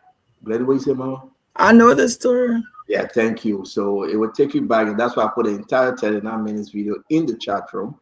And it was a heated thing between the George Manawia and everybody else. And finally, the government on the 8th of November 2023, on the Wednesday, they confirmed that President Weah himself dismissed him. And, Glenny, let's talk.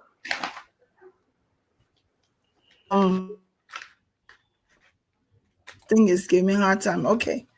So the story with Ambassador Fula, I'm pretty familiar with. And it's interesting that it has come up today because what it does is that it shows that when he acted during the case with Kamaya and Miss Cummings, I think he supported Miss Cummings. Yeah. He allowed her story to he listened to her story, and he turned the story over to the appropriate authorities. I think one of the reasons why the George Weah government was upset was because Fula was also instrumental in helping Miss Cummings to report the case to the New York police.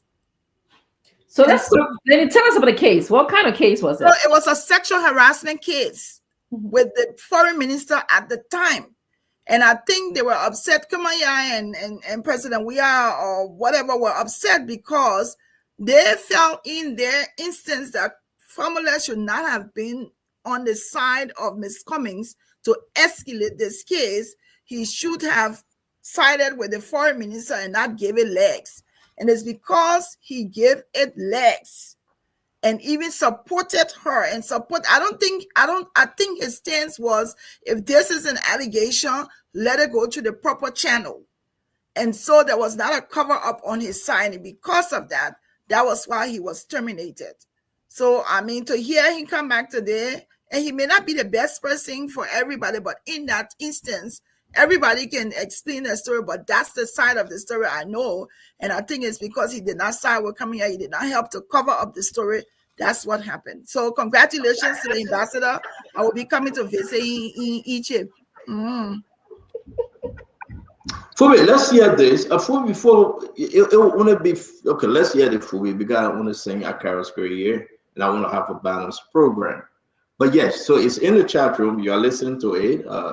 Finger pointing. The New York police officer were called, and immediately thereafter, President Weah dismissed him, a distinguished ambassador he was called to be. And whether the president dismissed him to protect Kamaya, we had this Cummings here, Madam Cummings, on this show, and she explained her story. Everybody heard her. But the fact remains is that he was dismissed and he was considered a Unity Party spy at the time. Now he is an ambassador going to Egypt under a Unity Party government, fully. Yeah, so Famula have been United Party guy for forever. So I don't see why they will consider him a spy, because they knew he even ran on United Party ticket and became representative. So to appoint him at the foreign ministry and still consider him spy, then I don't know what they were thinking. So he didn't resign from the party. I don't have record of that. If he did, I don't know about that. But I don't think he did resign from the United Party when he was appointed. I think that was one of the government boosts at the time, that they are incorporating oppositions in the party. So, but some of these things happen, and you expect that people will for whatever reason. Sometimes government, let's say when you are in you honor the eagle's arm, you don't say his thing. And probably I think that's the same principle that they use to dismiss him. So if you're part of the government, you should also protect the government's interests at some point and don't escalate. I think that was the basic of the dismissal. But I think Famule have shown some good records in the past. So I think he's also, I believe he gave people opportunities. So it's a good thing that the president can appoint him. So it's up to him now to also uphold the standard and the confidence that has been reposed in him to serve in Egypt, and also ensure that you will maintain good quality representation out there. Because when you're out there, you are raising the flag of Liberia, and we expect nothing but the best. And like I said, a patriot once called to serve, you should go and serve. And I agree with that. Because everybody got different ambition, but once you are called to serve with the welfare experience, you should go and serve. Thank you to all of you out there just joining us. We are discussing Ambassador Famula. He was appointed by George Mana. He served in that position. He came to the state back and forth, working in the foreign ministry. Situation happened. Former President George Weah dismissed him. Today, he is going to Egypt, represent the government of Liberia under this Unity Party government as an ambassador accredited to Egypt. But listen to him. I just want to remind you, just listen to him. Powerful message today. Service to country is a higher calling. And I believe that as patriots, as citizens of this country, irrespective of the roles that you will play, whatever levels you serve, you owe it to your nation to serve when called upon. It's in that vein that His Excellency Ambassador Joseph Newman Boakai saw it fit, because I've had over 2 decades of experience in the Ministry of Foreign Affairs. Rose to the ranks of research analyst, assistant minister for Afro-Asian Affairs, and briefly went outside to the Ministry of Internal Affairs and then the legislature.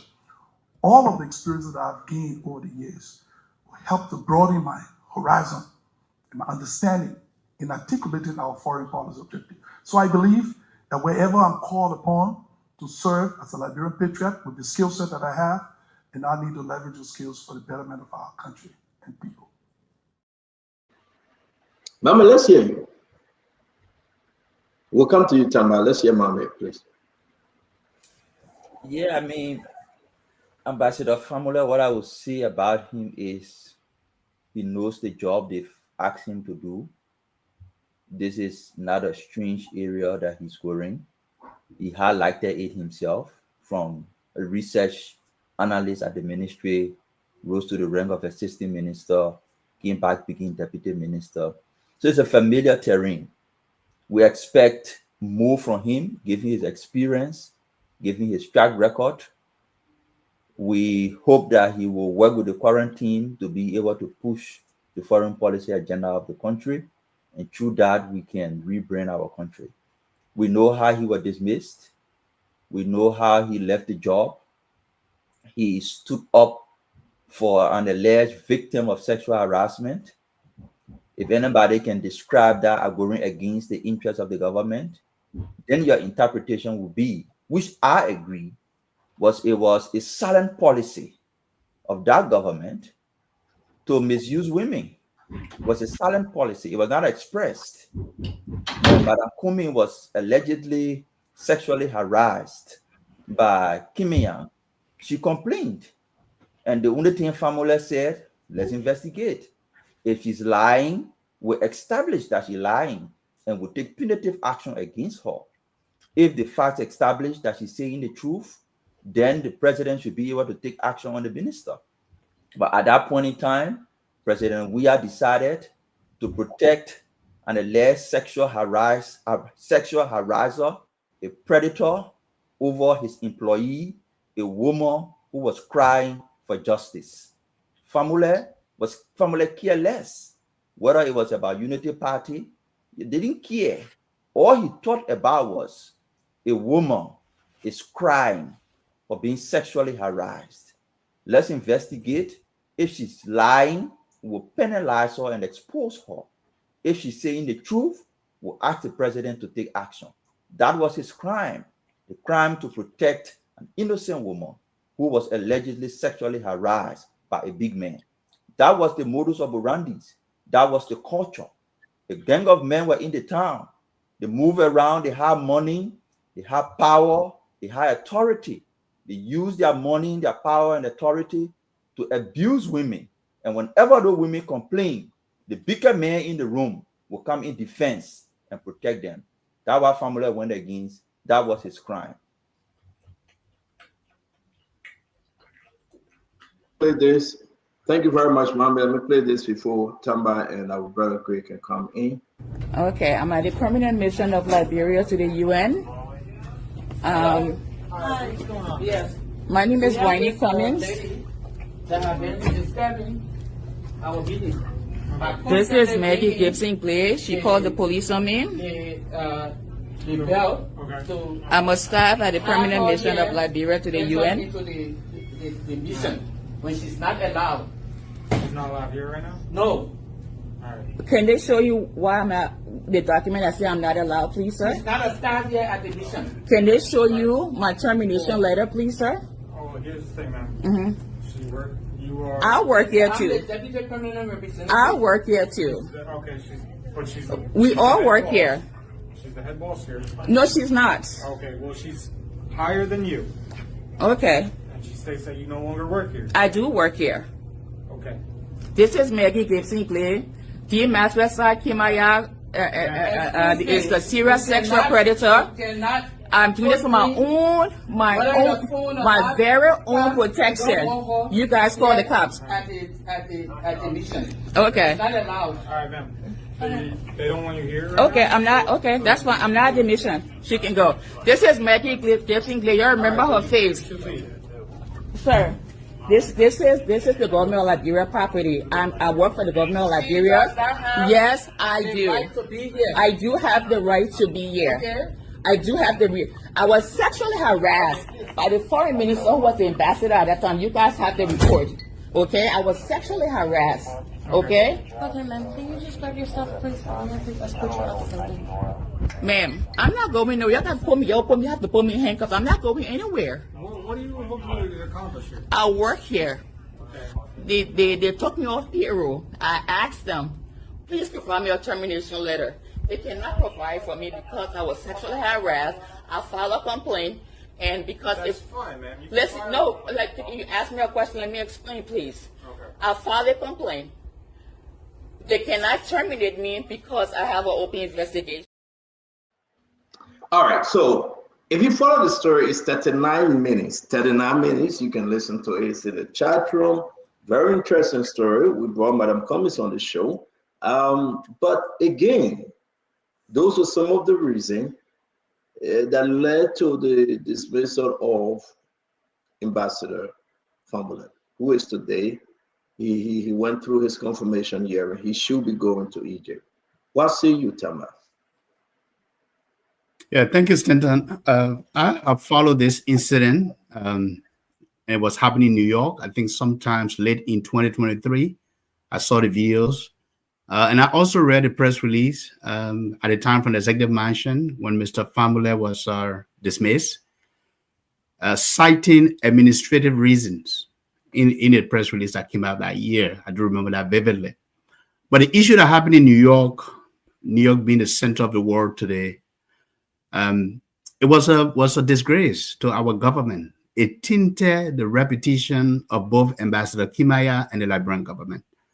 You know, we're in a workplace, there's zero tolerance for sexual harassment against anyone. And then in that video, you saw that there was a disagreement, and I know Ms. Clay very well. She's a good person as well. But there was a disagreement, and the issue was blowing out of proportion because of the way she was let go.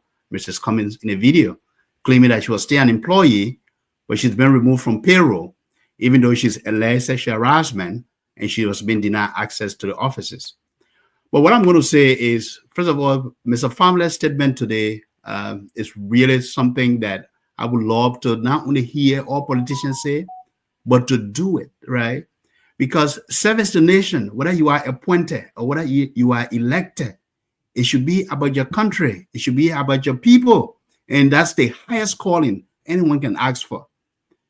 And sometimes it's mind-boggling for people to get the opportunity to become senators or representatives or even ministers to get appointed in government, and they go there to do things that are unbecoming of them. So Mr. Famble, look, he looks like a qualified guy. He's been in his role before, or similar roles before in foreign affairs. The goal here is for him to continue to help this government to maintain and strengthen those diplomatic relations with Egypt and to drive the interests of Liberia in those international affairs issues. So it is welcoming, and we wish him all the best. We hope that he will continue to promote the interests of Liberia wherever he is representing us. But always, when you work in government, your action represents the entire government wherever you go, and we should all be. Thank you. We'll come to Dr. Bople and Paul Kennedy later. Let's hear from our brother Carlos. Was it great? Representative Gray. Yeah, thank you again. You know, Famula is a very good friend, and we worked together for a very long time. In fact, when he was Assistant Secretary General of the Unity Party, I was Assistant Secretary General of the CDC. And then the Unity Party won, he became Assistant Minister. First, he worked in the office of Vice President Boykai, some special civil servant arrangement they had. And then he won the Secretary General position by Unity Party, took it from him on regional balance, according to the argument. So I just trying to say we have a long way of history before even becoming a lawmaker. I just wanted to set some records straight. One, Famula was not dismissed because he was a member of the Unity Party. At no point in time. But Famula got appointed in 2020. The dismissal came in 2023, November 2023. That was even after the first round of the election. Because the first round of election was in October. You can check the public record. In fact, the foreign ministry, nothing less than 50% were dominated by inherited people. Just at the Ministry of Foreign Affairs, those who were working there and people that were great, and all of those people led them there. Actually, we left later on, all of them we had in there.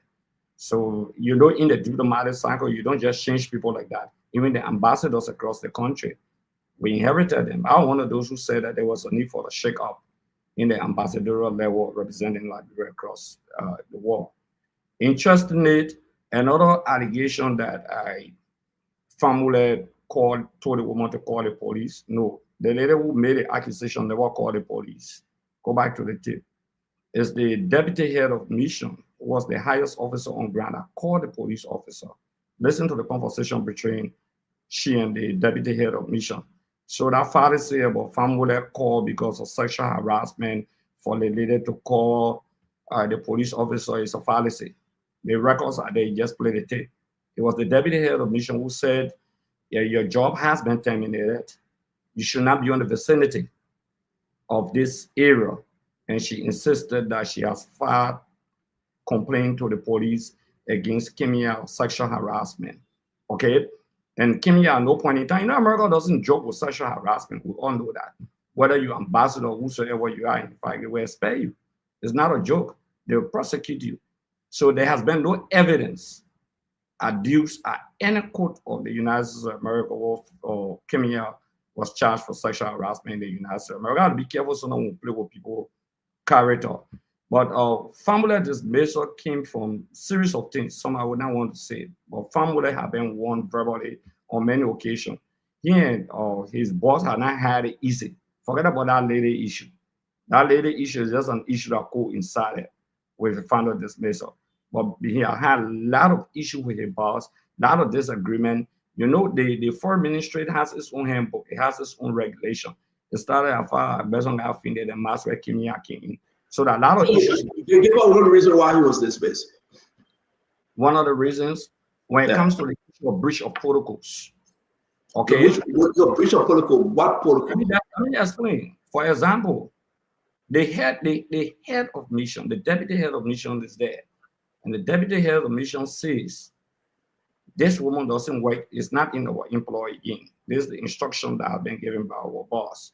So she shouldn't be entering the place. And the subordinate, instead of contacting her boss, who is the prime minister proper, automatically took a decision to violate the. How can you say it's not the reason? Exactly. Letter is dismissal, but you give us the exact story. Hold on, great. No, great. Time out. I beg you. I will give you a 1 minute. I will give you a 1 minute. I beg you. We got to check it out. Great, please. I knew the story because I spoke to everybody that were involved. Great. I beg you. Let me finish back. I beg you. You still have the 1 minute yet. There's a reason why I brought the story up today. Okay. He was fired, and I said it because of insubordination. That was the reason, but it's the administrative reason because of what took place at the mission. And you just confirmed what I said. So what different? Okay, when you finish, let me conclude. Start on your own record here to the public that the man was fired because of United Partisan. Play the tape. I said because of the tape. You gotta give me the opportunity to use my 1 minute and talk. You own record here. Stanton. Go ahead. That he was fired because he's a Unity partisan. And somebody said we should not be fired because, in fact, Fula came in and said we should not be fired because of the party affiliation. Okay, the new Unity Party man, he ran on Unity Party ticket. So you just said that you were fired. So I was saying that no. Okay, I raised issues of gross insubordination. You asked me for one of the instances. Okay, I told you before that incident, and let me repeat myself. Before that incident, when you raised about the issue of gross insubordination, there have been consistent gross insubordination to his immediate boss. That happens to be the foreign minister, D. Maxwell Kimia. And he has received some verbal warning about his gross insubordination and not even taking instruction from his boss. Thank you, Honorable Gray. It was climaxed at the end of the day when a decision of dismissal was taken against this lady who said she has charges against him. Nobody will go to the United States Police or Thank you, Honorable Gray. Such harassment is a big thing. I condemn that. Thank you very much, Honorable Gray. Thank you. Dr. Bople, let's hear you and go to Paul Kennedy. Welcome to the show, Dr. Bople. Thank you, Stata. Good evening to my friends, fellow panelists. Good evening, Liberians and friends of Liberia, wherever you are tonight. About this case, I want to say a couple of things. The first thing is, when this case happened back then, I followed it, so I'm pretty familiar. I don't have all the details that Honorable Gray is sharing here. I didn't have those details, but I had the summation of what happened, which I think most of us had. I was just concerned that in the video, the lady kept saying, "I work here, and I don't have a termination letter," and it was just surprising to me that trained cops wouldn't respond by saying, "May I see your ID, ma'am," or something like that. Fast forward, Ambassador Fula is a solid individual, very intelligent, and a good communicator. He can make a good ambassador. And I would hope, and I've said this some time back, I'll say it here, I would hope that at a time like this, when our nation is on a path for change and rescue, meaning socioeconomic uplifting of the people, that every ambassador Stanton would see himself or herself as somebody who can go and sell the opportunities in our country. We are a resource-rich country. You package opportunities in a sector and go and communicate that, and not just be a diplomat that attend programs and make nice speeches, but point people, build bridges, and invite people from the countries where you are, whether it's business people or the government, to look to Liberia and make investments here because we are a resource-rich country. I think that would be one of the greatest accomplishments of ambassadors. I think it is very important at this particular time when we are like the eighth poorest country in the world for ambassadors to do something a little outside of what they normally do. And that would be to be good messengers of their country by inviting people to make investments here because the resources are here. So Ambassador Fula is a great communicator. He can do that in the country where he is, and other ambassadors around the world, I hope they'll do the same thing.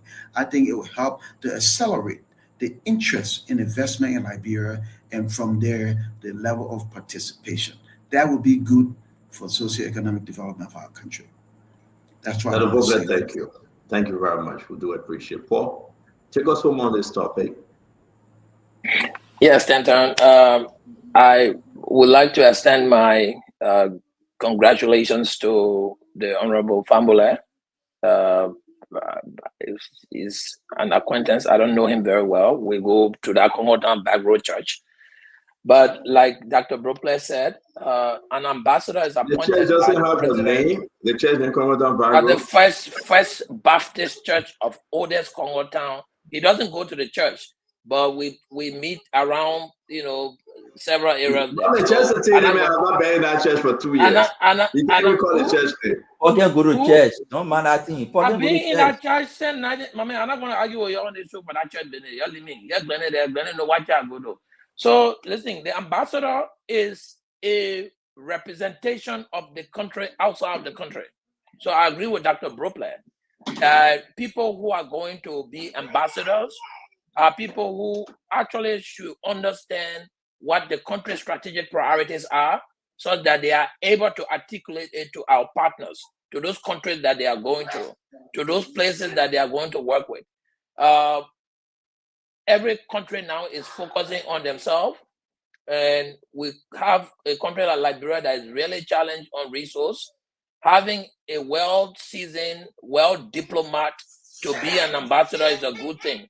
And I have no doubt that Fula could effectively execute the function of that. Having said so, the president is the one who has the prerogative of who he appoints as an ambassador. So in certain Liberia case, they should be looking for people like Fula, people who really have the intuition to be able to strategically think outside the box. My only question is, does he understand the Arabic culture? Because he's going to the United Republic of Egypt, which is an Arab republic. In diplomacy, you should be able to live and dine within the culture of the country that you are going to. That is my only thing. But if he's an Arab man, and I know he can find a way around it, he's a very smart, gentleman. But I hope he understands the Arabic language as well. Thank you, Paul. Thank you very much. And thanks to all.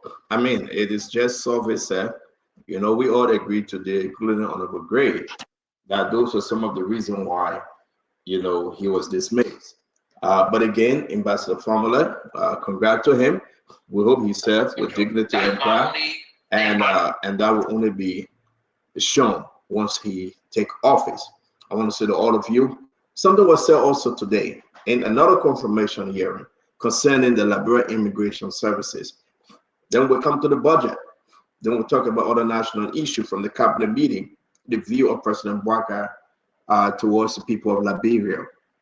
The president said something today that the country is fine. The president said the country has come a long way, but he said it's fine. We will play the clip. We will listen to him from the cabinet meeting. But let's talk about Senator Yaya Nimle. He said something today. While we have the new immigration bus, he was there getting ready for confirmation. And Senator Yaya Nimle said this. Let's listen to him, please. I want to make it very, very clear.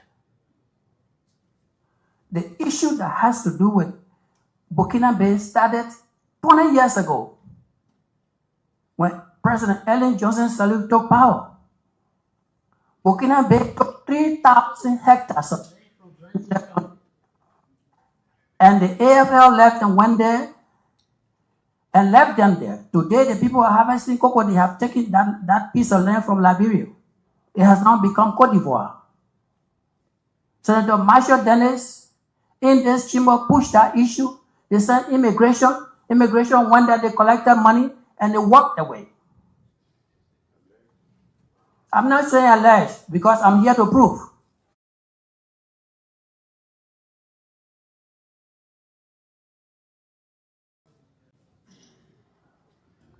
And from that time, Burkina Faso started entering this country. Didn't you receive information recently that some of your people were issuing bogus resident permit and they gave it to the people and they said temporary resident permit? I'm sure you got that information. Did you? Yes, Honorable Senator. Thank you. They are taking $20 a piece from 6,000 people, which is equivalent to a foreign money called DMIFRAM. And they are issuing document to the people. Temporary resident permit. And then you got to go send additional 6% there. You just dirty the water. If the people are already corrupt, they need to be removed. And then you send a new group. But if you have people there that I have been meeting with, I have been meeting for the past 1 month in my Easter break. There is no town in Grand Judea that I did not visit to talk about Burkina Faso immigration, as well as the communities that brought Burkina Faso into Grand Judea County. You have not given any information from 20 years up to present. And then you say you want to transform. What are you transforming? You're transforming yourself. But you know what? I don't blame you. Because if you unify a person and you train that person to go to the border, you don't pay them $150. So if they pay you $150, then you need to pay yourself to support your family, especially when you live in Monrovia and they send you to Grand Judea County. So it's not your fault, except that there's a lack of commitment from this entire process when it has to do with immigration. I don't see any commitment from any of you. That was powerful. I couldn't stop listening to Senator Yaya Nimle from Grand Judea County. I mean, that was so powerful. $20. You can enter Liberia and be citizen for $20. Burkina Faso all over, not only in Grand Judea, but he's speaking about Grand Judea because that's the country he represents. My fellow Liberians, we have to dig deeper. Since Granny, let me hold you for last. That the Rishi say had to go in the back to take a rest. You know, she's not feeling well. But let me come to you, Mommy, and then we will move on. What you heard, man, I've never seen a senator of Liberia speak in such a manner. Now, what's the takeaway here? He spoke the sentiment of his people. And I mean, you can disagree with him, but on this one, he spoke the feelings of the people in Grand Judea. The people in Grand Judea have been complaining about intrusion on their land. While it is true that they are accusing each other in some instances, that even if these Burkina Faso cross and come over here, if you don't accommodate them, if you don't give them land, if you don't hide them, they wouldn't hold ground to the extent they're holding ground now. So they're accusing each other. Some of them will say, it is you who kept them here. It is you who been hiding them from immigration. When immigration looking for them, it is you who can conceal them. But yes, generally in Grand Judea, there is this complaint of foreigners or aliens taking over farmland. Sometimes they are brought in to work because the Burkina Faso are hard workers. They are brought in by people who got resources to do hard labor on their farms. And when they come, they stay in. But yes, he communicated the sentiment of his people. They are complaining about the intrusion of foreigners, aliens into their country. And the immigration is the entry point. They drop the ball They take $20, they take $30 and admit people into the country. Some of them come illegally, some of them pay small money and enter through the real system. That is a fundamental problem we need to begin to look into. He's a senator. Thank you very much, Mami, Honorable Gray. He's a senator confirming that we do have Burkinabes in Liberia, especially in Grand Juda. Yeah, it's an open secret, not just in Grand Juda. The bordering counties with Ivory Coast mean it. But he said something. He said, look, these guys are giving bogus resident permit at $20. If you multiply 20 by 6,000, that's 120,000 in revenue generation. Where does the money go? Once the immigration boss that should have been confirmed that allegation, there should be an investigation who collected the $20 US each. Because it's talking about robbing the government 120,000 in assets out of 6,000. Multiply it. So though he called the Ivorian equivalent, I mean, I don't speak French, I mean the French equivalent, but if you multiply 20 US out of about 6,000, you're talking about a huge amount of money. He struck another essential point, okay? The point of lack of commitment by immigration officers. Not only lack of commitment, improper training. He spoke about that. Then he comes back to shoot himself in the legs. And what did he say? He said he don't blame them because they are underpaid.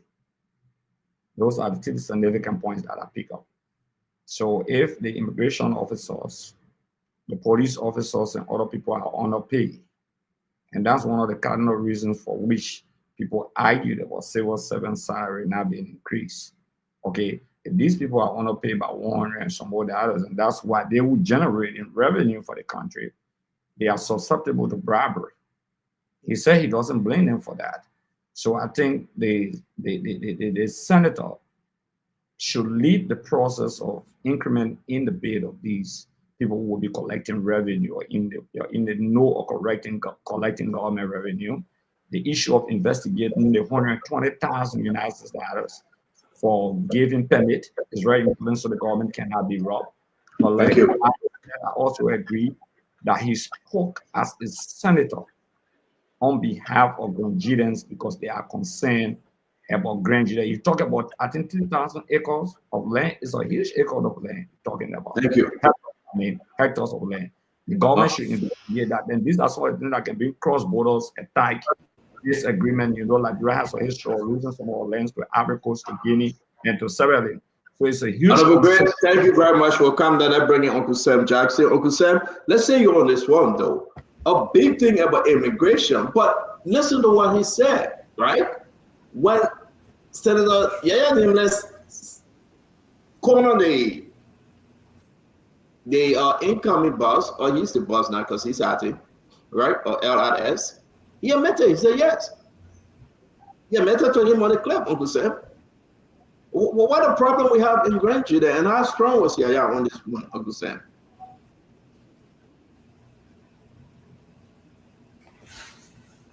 Can you hear me? We can hear you. Did you hear the question? Look, we Liberians, we don't like our country. Let's just be very clear about that.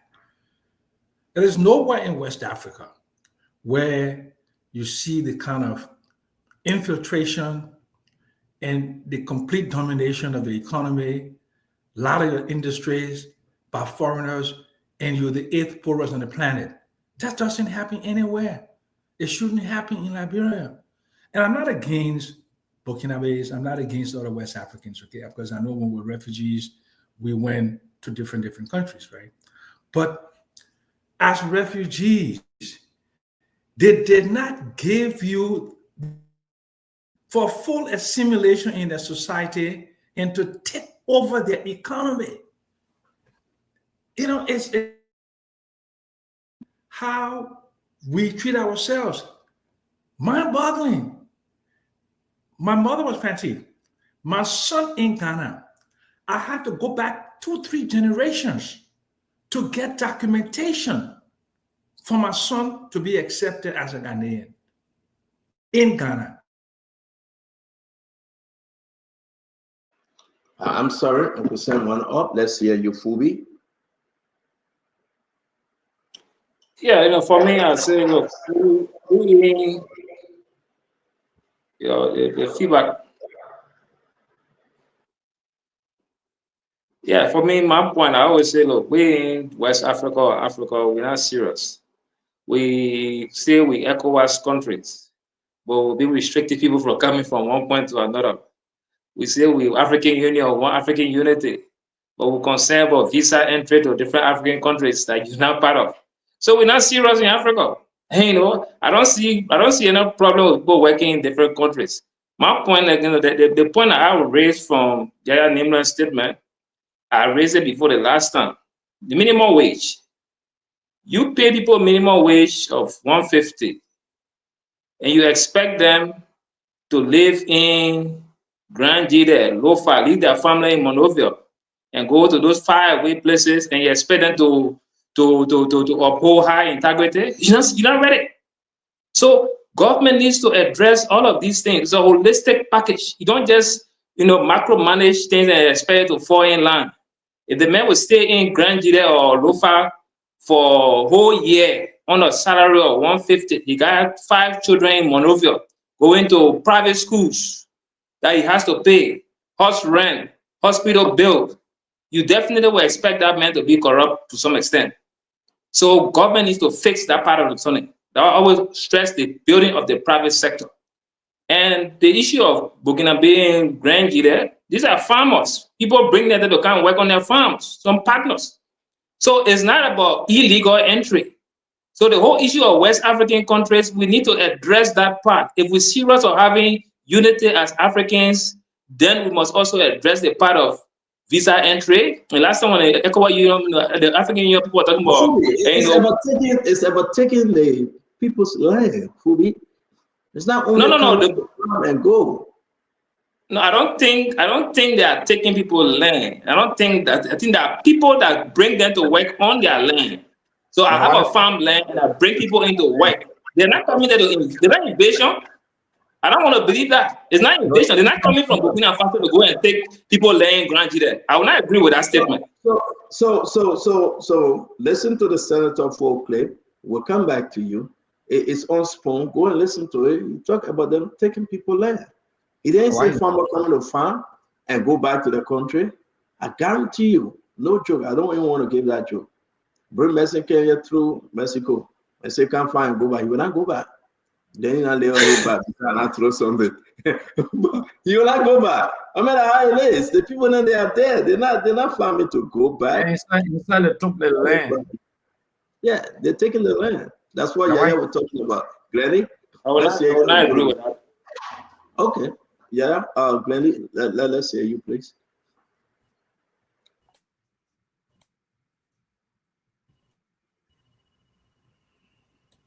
So I have a couple of questions. Thomas, yeah. That today you became senator? Is your phone about the Burkina Faso today? Or that today he's interested in the story? I get that he spoke passionately. But where was the passion when the people first entered Grand Jide? And number one, do we know what the people are doing in Grand Jide? Do you know the farms those people are making? Somebody from Grand Jide tell me, even the Grand Jide people can go to the Burkina Faso farm to purchase products from there. How did they get the land? Who gave them the land? So sometimes we can't be sentimental about what a senator has said when he's been in that position. How come he didn't correct it back then? Why is it now important that he wants to correct it now? Why is he speaking now? Why didn't he speak before? And I also want to agree with Fubi today for once. Why are we worried about the people being there? What are they taking away from us? Make them legal. Do it the right way. If they have to pay, let them pay. Why are you coming alienate your brothers and sisters from Africa? As if to say they're living in mansions over there. Come on, Yaya, please, me. I'm hungry. Please. Fubi, the Lord is answering your prayer, Fubi. Yes, that's going to answer my prayer. Gradually, you will score a political point. Yes.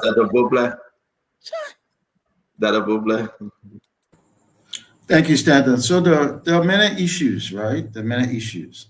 First of all, Burkina Faso borders 5 different countries, Liberia not one of them, okay? So this is an intentional trek to a place where they feel like they have opportunity, they have built a relationship, and they're coming there to work. I agree with Glendy. If they are workers and they want to come here, of course, Liberians are in other people's country too, but do it legally. If you're coming, well, you pay $20 at the border, you're coming, it's wrong. And I just want to say this, because from time to time we hear this in our country that people are underpaid. I am one of the principal persons who will tell you that not only are people underpaid in Liberia, but Liberia is an anomaly because our productivity is not commensurate with pay. We have highly paid officials and we don't have much to show in many cases. So I'm an eternal advocate for poor people. That said, though, taking bribes here, doing illegal things at the border anywhere because you're underpaid is absolutely wrong. You're not going to address the pay issue by doing the wrong thing. And this thing about not paying enough, let's pay attention, folks. That is totally relative sometimes, unless you use macro indicators like minimum wage. And you say you're living under the minimum wage, yes. But if you're making $1, it's all relative. Because standard, I could be making $100, I could say it's small. I could be making $1,000, I can say it's small. The people at the border, the people who are government, have a responsibility constitutionally to protect our borders and make sure people come in the right way. And like Glennie said, if they can come and they do the right thing and they have the right papers and they can work, so be it. Let them contribute to our gross domestic product, and let's not demean them because they're Burkina babes. Let them come. But the senator spoke well. What I didn't hear is going to the crux of the matter. How are they getting there?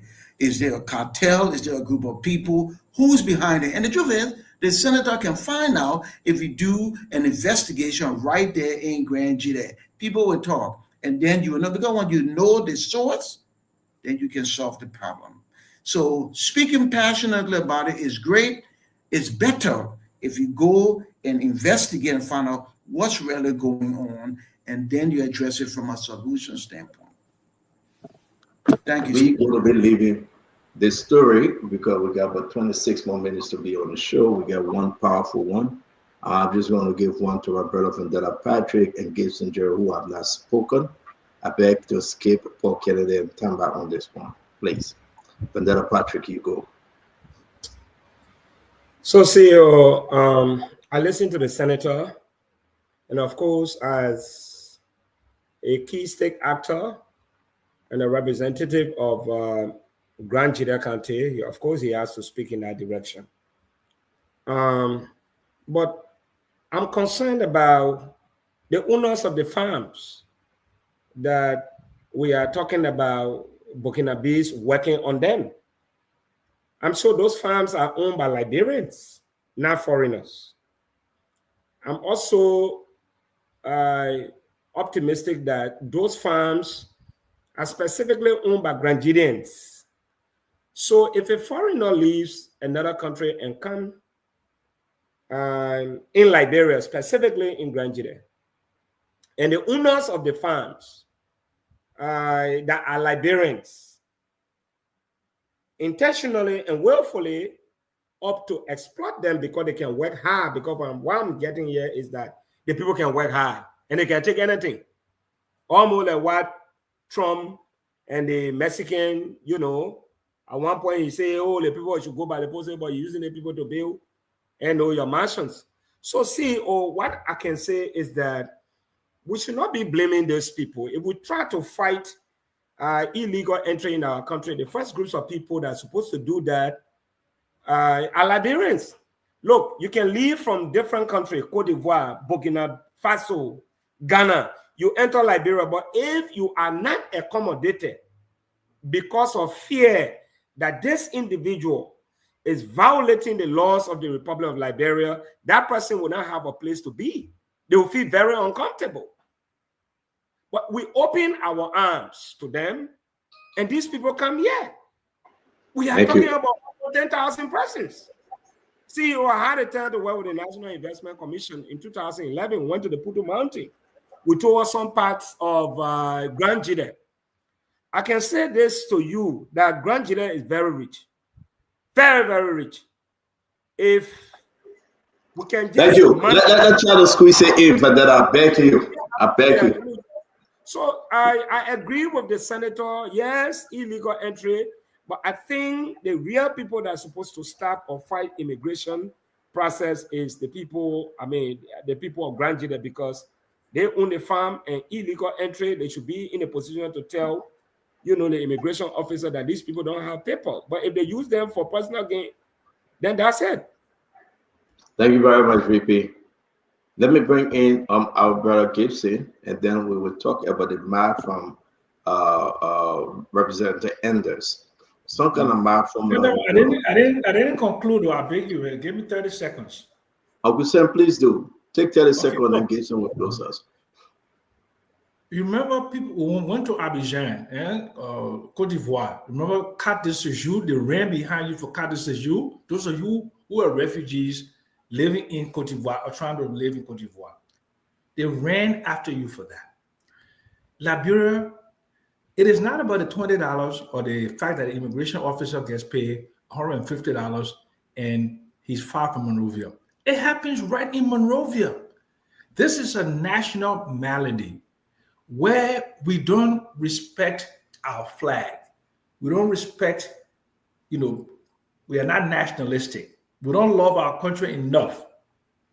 So, you don't have to prevent people from coming in, but you put rules and regulations in that gave you original inhabitants, that gave you advantages that others would not have. You cannot open a trading company in Ghana without bringing in $300,000 and employing 10 Ghanaians. You go to the major hotels in the city of Monrovia, they have Filipino pastry sellers. Pastry sellers! Pastry sellers! One major hotel in Liberia only have one manager for the restaurant. The rest of the managers there, even in housekeeping, are foreigners. What does that say about us? We're not joking. The Burkinabés have taken over the land. They've planted coffee. They own it. They may have come as itinerant workers, but they are now land owners. They are farming cocoa and coffee. Okay? And we don't have the mechanism to either regularize them or to give ourselves advantages over them. And they will be just like parts of Central Monrovia where New Liberians, people get angry with me, but the Fulas, all the big buildings in the center city owned by the Fulas, New Liberians. If you go to Vartown, they import hub. There's not one Liberian warehouse in Vartown. That is the... Okay, so we got to go. Thank you very much. We'll try to get Senator Yaya Nemlai to speak more on this issue. Did I just hear you calling the Fula New Liberians? Yes, many of them are. Many of them are. The majority are New Liberians. What you mean by why are you calling them New Liberians? What you mean by New Liberians? They're Liberians. Exactly. Why? They have to be new. Immigrants coming into the country, right? And we have the 16 regional tribes there. There's no Fula in that listing. They became much more visible in the country, especially after the war. But you have Fula from birth. I said that, yes, and let's be very clear. I'm calling them New Liberians because they're migrants. And they have become citizens now, but they're New Liberians. And we have to respect that they're citizens, but they're New Liberians.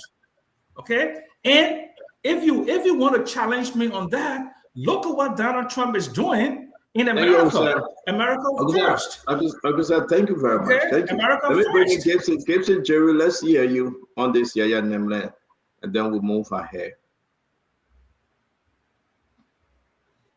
You gotta unmute, Gibson. I will agree with Glendy on some of the points she made that Yaya Nimle and other officials of Grand Jide have been there when the Burkina Faso started coming during the Ellen regime.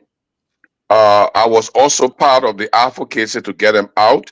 One of the arguments that the defense minister, Brandon Sabaka, argued at the time that these are West African brothers and they cannot be driven. The military sent people to Grand Jide, basically just to go and watch them and leave them there. But here is the bigger problem. Now there is gone beyond the ability of Grand Jidians to get them out of there.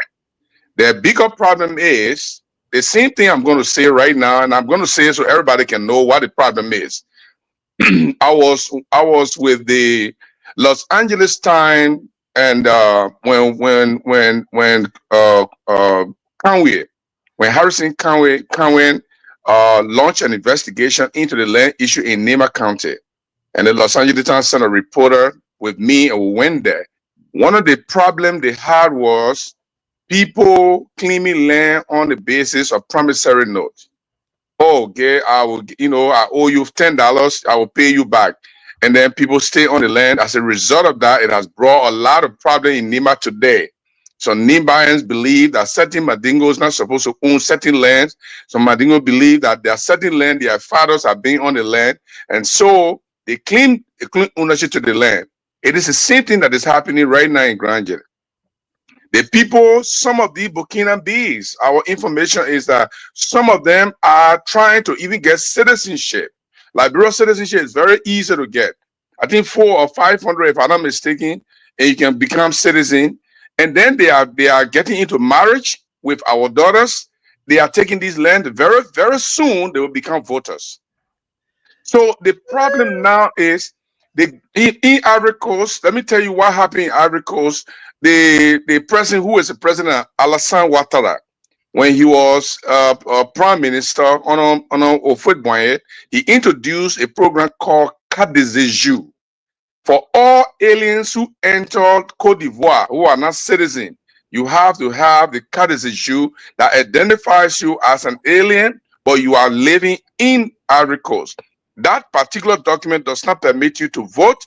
It does not lead you to citizenship. The Liberian government need to take a proactive action. From 10,000, it's going to 20,000, and then Grand Jide is going to be overwhelmed. They're going to be voting black. They're going to be a voting black. These people are going to claim land, and they are going to be in problem with Grand Jidians, and they will fight over lands. So the government now has to take an action to go identify these people. If it is possible, put a nomenclature to their presence. You don't have to call them any bad names, but they can issue them ID cards to show that these people are not citizens and they are strangers. Otherwise, we are going to run into a problem. But all officials, Grand Jide officials, all county officials, senators, representatives, they are all aware of this. Some of them even have Burkina Faso on their farms. Some of them. Thank you very much. Thank you very much. We got to I want to see the order of you again. Thank you very much, Chamba. And Paul Kennedy will be coming to you guys. We got two things to discuss here very quick before we end the show. This is the math from Samuel Anders. I don't know what the math, this sum. 45,000 plus 50,000 times 40 equal $3.8 million. Okay? Somebody going to tell us. The former representative group going to tell us. But before we do that, I forgot about the commercial. Let me run straight to the commercial real quick. That's a small part. I hope to have Dr. Richardson. Dr. Richardson's daughter is having a program in Pennsylvania. She will come and talk about it when she comes on. Again, this is her commercial. A young lady, she involved in painting and everything else. And Dr. Richardson is up. Can you talk to us about your daughter? Yes. Program? Yes.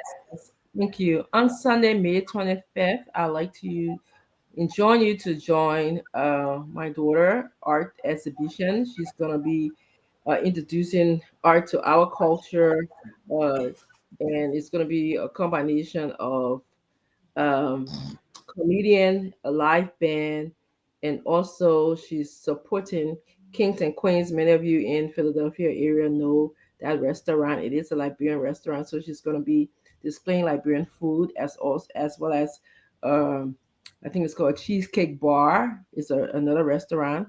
They're also going to be on display there. So it's going to be a mixture of things. You're going to see her artwork. She's going to have a live band and also a comedian. So if you want to go on a good Sunday evening program, it's going to be from 7 to 10, and the address is 723 Chestnut Street. It's the second floor, Philadelphia, PA. So I look forward to seeing many people there. The ticket is $26, and if you want a VIP section, it's $52, and there's free refreshment and free food. So Kings and Queens will also be there. It's a Liberian restaurant. All right, so Dr. Richardson, again, inviting all of you to our daughter's program, Closing Genesis, is sort of art exhibition by Marcy Art from MUD Musi. Yes, the issue here, you got to be there because Dr. Richardson will be there. It's not a bad issue. It's the fact that you're going to meet Dr. Richardson for the first time. Pay the $26 or pay the $52 for VIP, and let's promote. Dr. Richardson, what's your daughter's name? Her name is Marcienne. Marcienne. That's why Marcy. Yes, Marcienne. Marcienne. So again, we're inviting all of you to Chester, Pennsylvania. If you're in the area, please do. God bless you. Actually, she's going to be in Philadelphia. She's actually running the museum in Chester, Pennsylvania. So there's a museum that she's running. She's really working hard to introduce art to our community, all culturally diverse communities. She wants to introduce art to us. She paints. She, does doing that. Thank you. Thank you very much. And again, I saw one of the painting. I'm not going to say who that person is, except I get information to do so. But she did extremely well on that painting. All right, that painting is one of the leaders in Liberia. I would just say it like that. Want to show it? Yeah. Well, do you want me to show it? Sure. I'll yeah, it's a background painting. Can you also announce this? This is the announcement from Ken V. Swahili. Yes, Kim V. Swari is Liberian. He just opened this business where we can get photography and printing, money transfer, and other financial services. He does T-shirts. He does, flight and travel arrangements, your passport size picture, and many more. He's a Liberian. That's why we're talking about him. We want to support and sponsor Liberians. You can call him at 973-444-2250. His email is gaswari1@aol.com. Again, he is a Liberian. He's done big things in this United States. I think he told me that he bought this building and is running this business. His address is 515 Clinton Avenue, Newark, New Jersey, 07108. So last week Sunday, on Mother's Day, they broke ground to open the multi-purpose business center. So I encourage all Liberians, if you're in the area and if you're passing through the area, to please support a fellow Liberian. Thank you so much, Stanton. Thank you. We'll run this for 5 days. If you get your business out there, don't forget, reach out to us. We'll be happy to promote you. Let's talk about the bus check. So the bus check is coming soon. It's very, very interesting. A good movie, Liberian own movie. I want to say thank you for supporting the Austin International Film Festival. That went well. It ends today. So the bus check, again, the bus check is coming July. Like you'll see, Lovia Production present the bus checks. Experiment at the Accra Mall in West Hill Mall on July 5th at the Silverbird Cinema in Accra. Also, July 12th, it will be in Monrovia, Liberia, July 12th at the mall on the Prime Cinema in Monrovia, Liberia. The bus check video goes like this. It's very backing. We have to show just a sneak preview on it. Let's talk about the bus check. DK. All right, that's not a bus check. In today's breaking news, CEO of Liberia's largest company, Garjay Enterprises, Mr. Peter Garjay, has been taken into custody this morning. The Am I interrupting something? Not exactly. I have a job for you. What do you need me to steal? We want you to go to Mr. Garge's office, seduce him, and get us some information. I was told by some ladies They made a payment in cryptocurrency. they went away with some of my best cars. Every time I see you, I see trouble. What if I told you this was a $500 million job? If we're able to get these investors to these investment-worthy properties and convince them. She and her friends have double-crossed me and took me out of millions of dollars. You actually came to a Frester to look for a solution to pay the airline? Who is this low-life trash of a thing that you brought invading my space? When will the money be paid and what's the location? Did you make the drop? If anyone threatens you, I can guarantee you protection. Jackie. That's the boss chick, ladies and gentlemen. It's coming your way on the 12th of July in Monrovia, Liberia. It's powerful, it's unique. And again, a lot of people have volunteered to be part of the next series. Our brother Abdullah Mohammed said he will be serving as an accountant for all the money that is circulating around. Again, I wish you well, Abdullah. And that's the boss chick. We want to say thank you. They brought Ella back. That plane, Okay. that plane that Ella brought. So I gotta continue on with my commercial. Yeah, my man, these people paying, they paying. I beg you. Let's talk about Win Liberia. Right now, folks are playing. Once you win, trust me, you'll be announced. The winner will be announced, and you'll go home with a lot of money. Win Liberia, Mama, you want to take it away? Even if the winner wants to just take 30 seconds to just announce that they won on Spoon Talk, we can give them that 30 seconds, right, Stanton? Yes. So Win Liberia, let's play the commercial. They are now sponsoring this Spoon Talk program. It's the Win Liberia jackpot. The Win Liberia jackpot. The Win Liberia jackpot on Spoon Talk. Spoon Talk. Yes, the Win Liberia jackpot is here. For just $200 Liberian dollars, you can win from 20,000 Liberian dollars, 50,000 Liberian dollars, 100,000 Liberian dollars, 200,000 Liberian dollars, 500,000 Liberian dollars, and up to 1 million Liberian dollars. For the Win Liberia jackpot on Spoon Talk, dial *255*2#. That's *255*2#. The more you play, the better your chances. It's the Win Liberia jackpot, the Win Liberia jackpot on Spoon Talk Live for just $200 Liberian dollars.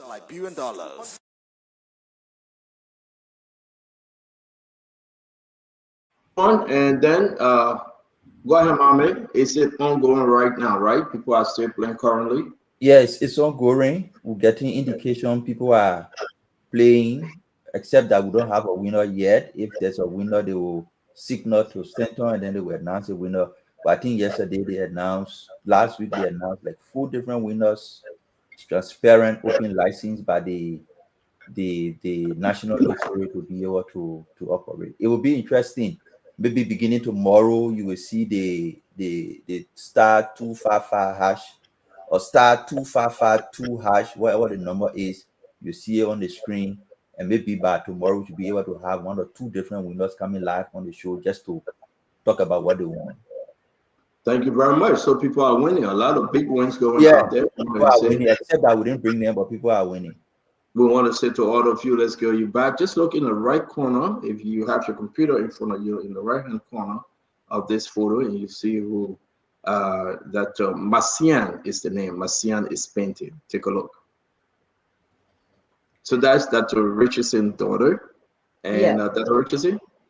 Yes. So if you look in the right-hand corner, American with a lot of money asked her to paint the former President George Weah at the time when he played football. He's very popular among white Americans who are soccer stars. And so she did. And so, you know, it was art museum. She's kind of highlighting some of her pieces. This was, she's sometimes gets sponsored by, actually not sometimes, but all the time gets sponsored by Ben & Jerry, the co-founder of Ben & Jerry. He was just arrested. Ben Cohen was just arrested for protesting against the war in Palestine and also Medicaid cuts. And so he came over here, and he was accompanied by this lady, and you know, to the studio where Marcian works, and that's the picture. So that's our former president judge. Yeah, I think he's holding the. If you see the whole picture, he's holding one of his trophies. Yeah, he's holding the Ballon d'Or. Yes, and then there's a map of Africa. If you see it really good, it's really excellent picture. And what was this one? Oh, so the young people will probably get mad at me. She does work for some stars. Like I think I remember Brennan Board because I can relate to Brennan Board. But this is an American star that she painted and delivered this work to her when she visited Philadelphia. I don't know. I think they call her Sizzy or something. I forget the stars. Okay, but that's a great painting, and want to encourage all of you again to promote Liberia own Dr. Richardson, Thomasien. Again, want to just bring her on the show. Let's hear more of her painting. Sure. I want to say thank you very much, and that's a great painting. I want to encourage all of you. But now let's just pivot a little bit. Dr. Richardson, you're going anywhere now, but we hope you feel better though. Yeah. Today, the government of Liberia issued new brand card to all, to the judiciary guys. Good cars. Take a look. So there you go. It's all lined up, and this is all online. People go in the interior, people in the vehicle, the judges here and there. Please, they're going to give them new cars for them not to be stealing. But again, there you have it. I want to go back to Tamba, and I want to go to our brother Paul Kennedy. New cars for the judges, at least for them to prevent corruption and do the right thing. What say you, Tamba? Yeah, thank you, Stanton. I would have loved to comment on the Burkina-based issue, but I will pass. But seeing those pictures today, Stanton, about the logistics that's being arranged for judges in Liberia, I think it's a good thing. We understand that across Liberia, our roads network are still being challenged, especially during the rainy season time. We can greater oil that we want, but we have heavy rains for sometimes 6 months or 8 months. And sometimes it can really get bad. The roads can get bad. So I hope that the judges will use those vehicles to really do the work, that is intended to be done. Because the Liberian justice system is being challenged. We have cases upon cases just on the docket, across the country, especially cases of the land issues. There's a big issue now, and this is why I wanted to talk a little bit about Grand G there. But I hope that they can use those vehicles to really get to work and get doing the Liberian people work. The faster we get justice, the better it is for us to discourage mob violence or people taking the law into their own hands. We've seen cases where people get stabbed with knives, but the more people are able to resolve their issues through the court system, the less likely they are to resort to violence. So it's a good thing for the government to do that. Thank you. Paul Kennedy, let's see you on this thing. It's a great. I applauded the government on this one, but a lot of money though. We're all the back and forth, Paul Kennedy. Yes, and let's thank the government for taking the steps to provide resources.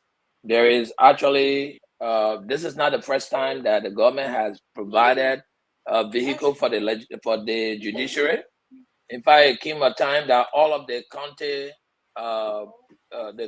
councilors, or how they call it, the county solicitor generals, whatever the name is, they all have vehicles. The county judges have vehicles. So there have been a lot of judiciary support going up from government upon government during presidential time. They give them car. In fact, the county attorneys started getting paid. They increased their salary. So it's always good to enhance, and provide them logistics so that way they don't have to take kickback. But there's still a long line of obstacles and challenges that the judicial system face. There's a deck of cases that are piled on them that they are not looking into. People are staying on pre-trial detention for some people have been there for 3 years. They've not been able to get a court date. And I think that this is something that has to be reviewed. I don't want my relative to, be in pre-trial detention, being accused by a certain thing, and no one is able to prove that they are guilty or not guilty, and you got them in prison for 2-3 years. That's not a good thing. So we hope that the logistics they have, they're going to use it as a way of getting around to be able to improve the judicial system. Is really not a good thing. Thank you very much. Let's jump into Thank you, our brother Paul. Let's jump into the math right quick. And this is interesting. I'm going to go on Honorable Gray. Honorable Gray, this math is fussy. What's going on here? This is from Representative Samuel Enders. I don't know why. Yeah, I don't know why you brought me in, but when I saw that today, I just smiled. In my mind, it has a message. Mind you, Representative Enos is from the rule of law block. And not only that, but this is a classic confirmation of bribery in the legislature. And what is of interest?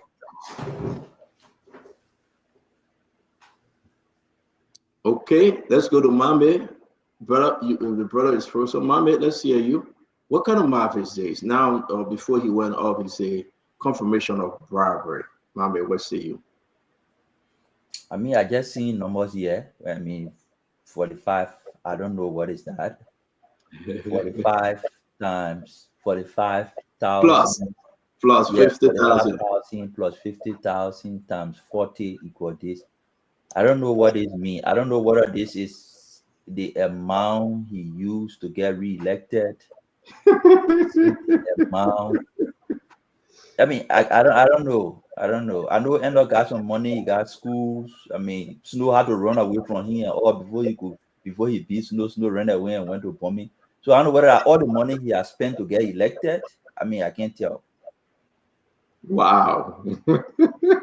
Let me Councilor. Good welcome to the show. Mama said he doesn't know, and actually I really don't know though. Because he didn't say anything. And all Liberians out there, we just want to ask you, it didn't say anything. 45,000 plus 50,000 times 40. $3.8 million. Maybe I was trying to get elected 2 times. Maybe. But, I mean, what are you thinking here, Councilor? Go. Yeah, but thank you, Stanton. Let me say good evening to all. So, Mame, you can be saying that you don't know and then you assuming on the negative. And that's been disingenuous.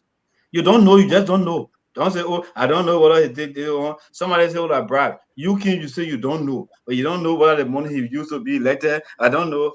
Hey, brother, no, we can't do that. For me, no, I won't deal with you for it, my man. My own man won't deal with you for it. But me, Stanton, I just don't know. The senator, the representative is the best person to interpret the mathematics. I don't know what he means. I will leave it with him to interpret it. I cannot second guess what he means. I can't interpret numbers. I can try to interpret law, even though I got an authority, but at least I can give my understanding of law. But numbers, I'm not able. But are these liberty or are these US? Can somebody help me here from Dr. Patrick? Are these liberty or US VP? Like if VP got technical problem, let me bring it. They look like US dollars. If it comes from Anders will not be putting liberty dollar here. He will be putting US dollar. Somebody got 45,000 first. The same Councilor Goose saying that if you don't know, you don't know. But we are using our intuition now. So somebody got 45,000 first, then they got 50,000 later, and they were 40%. That's my interpretation of this. 40%. Or 40 communities. Why can be 40 communities? I mean, you they are only the first time the 40% got 45,000. 40 communities in the district. And you're not going to interpret it for me. They 45,000, they gave it to them first. Then they added 50,000 there. And they think we're talking about only 40% in the number. When you see that times 40, which group have 40? I don't know where that group comes from. But again, come back to Councilor Gu. If you don't know, you don't know. You cannot explain half of the story and we say you don't know. I said no. 40% come from somewhere. Okay, I said, what's this? I said, you work at the Bank of America. Have you seen this? Yes. Yes, I've seen it. And let's talk about it. Yeah, you don't need plenty thinking to know what the senator was talking about, what the representative was talking about. The only time in Liberia we all have heard about 45,000 was lawmakers receiving 45,000 for cars. That was the only time we all heard about 45,000. what the representative is saying, on top of the 45,000 that each lawmaker received, 40 of them also received 50,000 for all the Hulu battle that was going on. And the number 3.8 million means the government spent $3.8 million on 40 representatives. So hold on 1 minute. Hold on 1 minute. Ladies and gentlemen, the king was confused. The king was so much confused. He called all the musicians in town. They couldn't interpret the dream. They couldn't. And somebody remembered Joseph. And somebody remembered Daniel. And they brought them forth to interpret the dream. We now have Ase, the interpreter of dreams. Ase, can you help us again? I beg you, Ase. I mean, it's just on point. So the 45,000 for what? The 50,000 and the total. Ase, please help us again, my man. The 45,000 was what they received for cars. Okay. The 50,000 was what 40 of those lawmakers that received 45,000 received for their yama that went on recently. So the total the government spent on 40 lawmakers is 3.8 million. That's what the man says. Wow.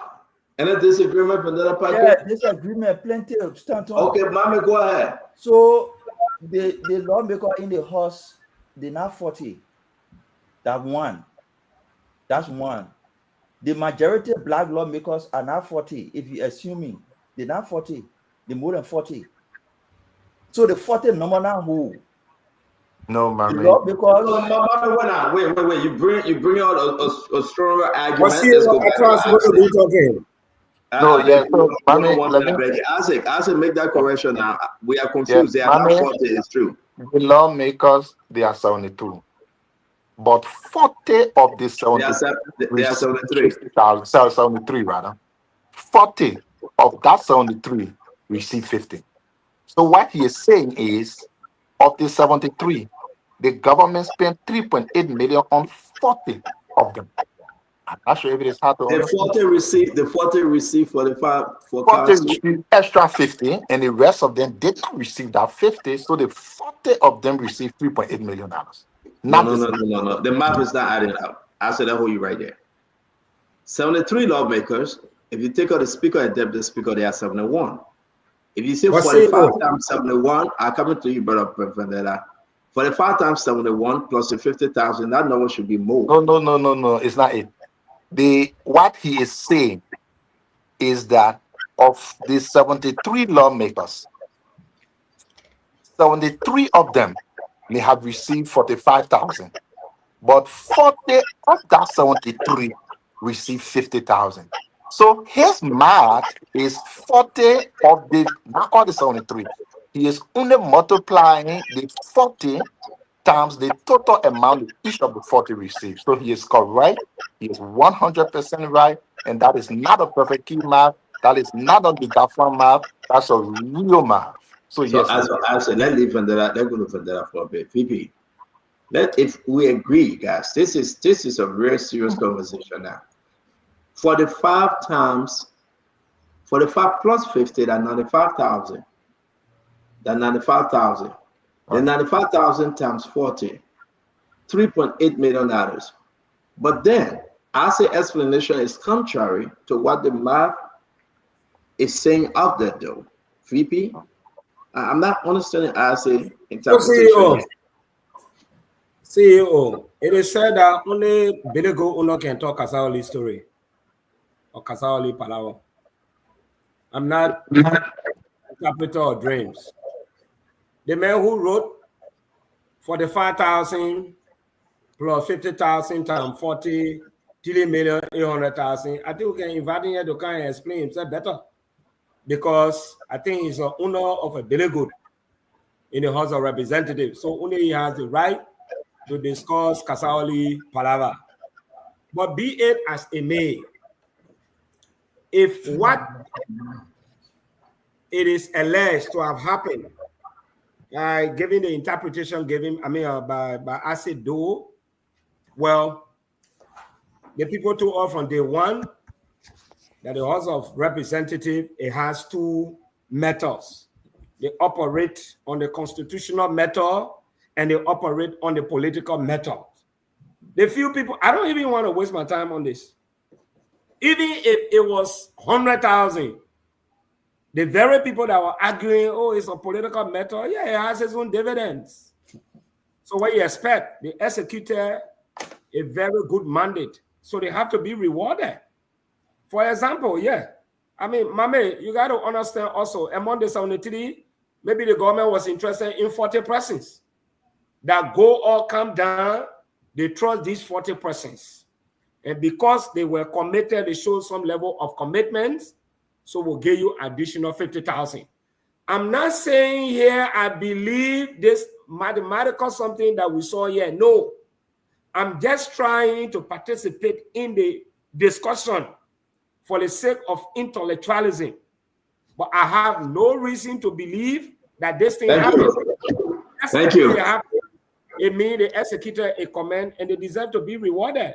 It was not. Thank you very much, Vandana Patrick, for the sake of intralipartisan.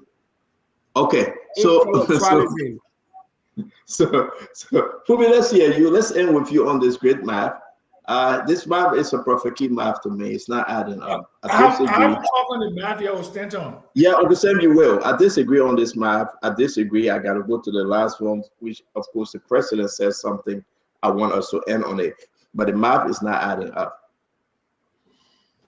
Yeah, so I was interested in what Carlos Gray wanted to say when he went off, and I think that was the meat of the discussion, because he has been there for 12 years and also participated in similar stuff, and that's why when he started saying about legislative bribery, then he will at least confirm the allegation or whatever math that Indus put up.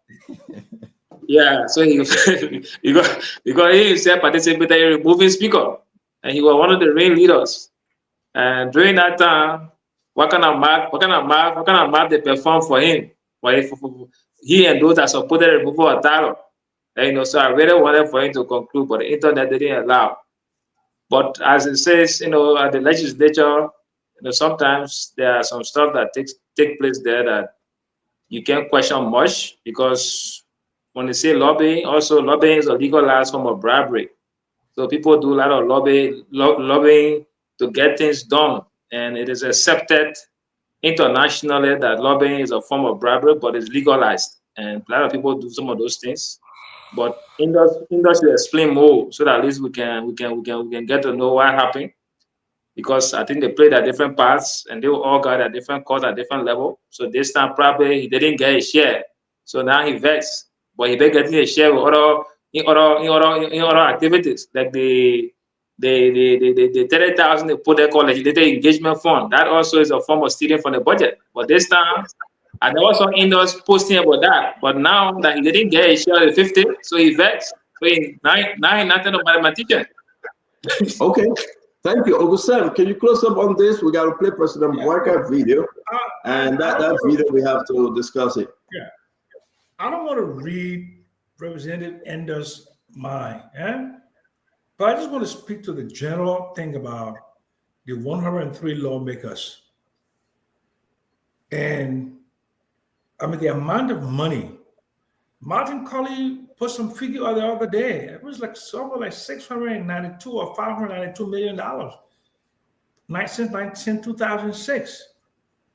That's more than $500 million spent on the livelihood of 103 people versus 5 million people in the country. And what do we really get for that? What kind of fitting legislation do we get, for example, on food security, on making sure that we monitor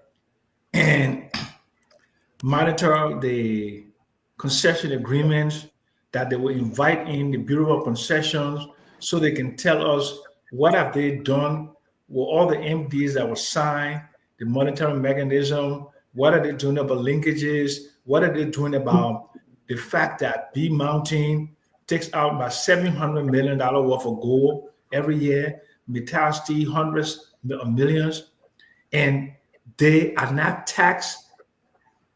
We only get royalty, 4% royalty on gold. And a concession is what we call tax incentive, right? So we gave them tax incentive so they can open up their businesses. The whole idea is to employ people, provide jobs to the community, transfer skills, and all the other things that's the definition of a concession. And who's supposed to monitor it? Who oversight? That's the legislature.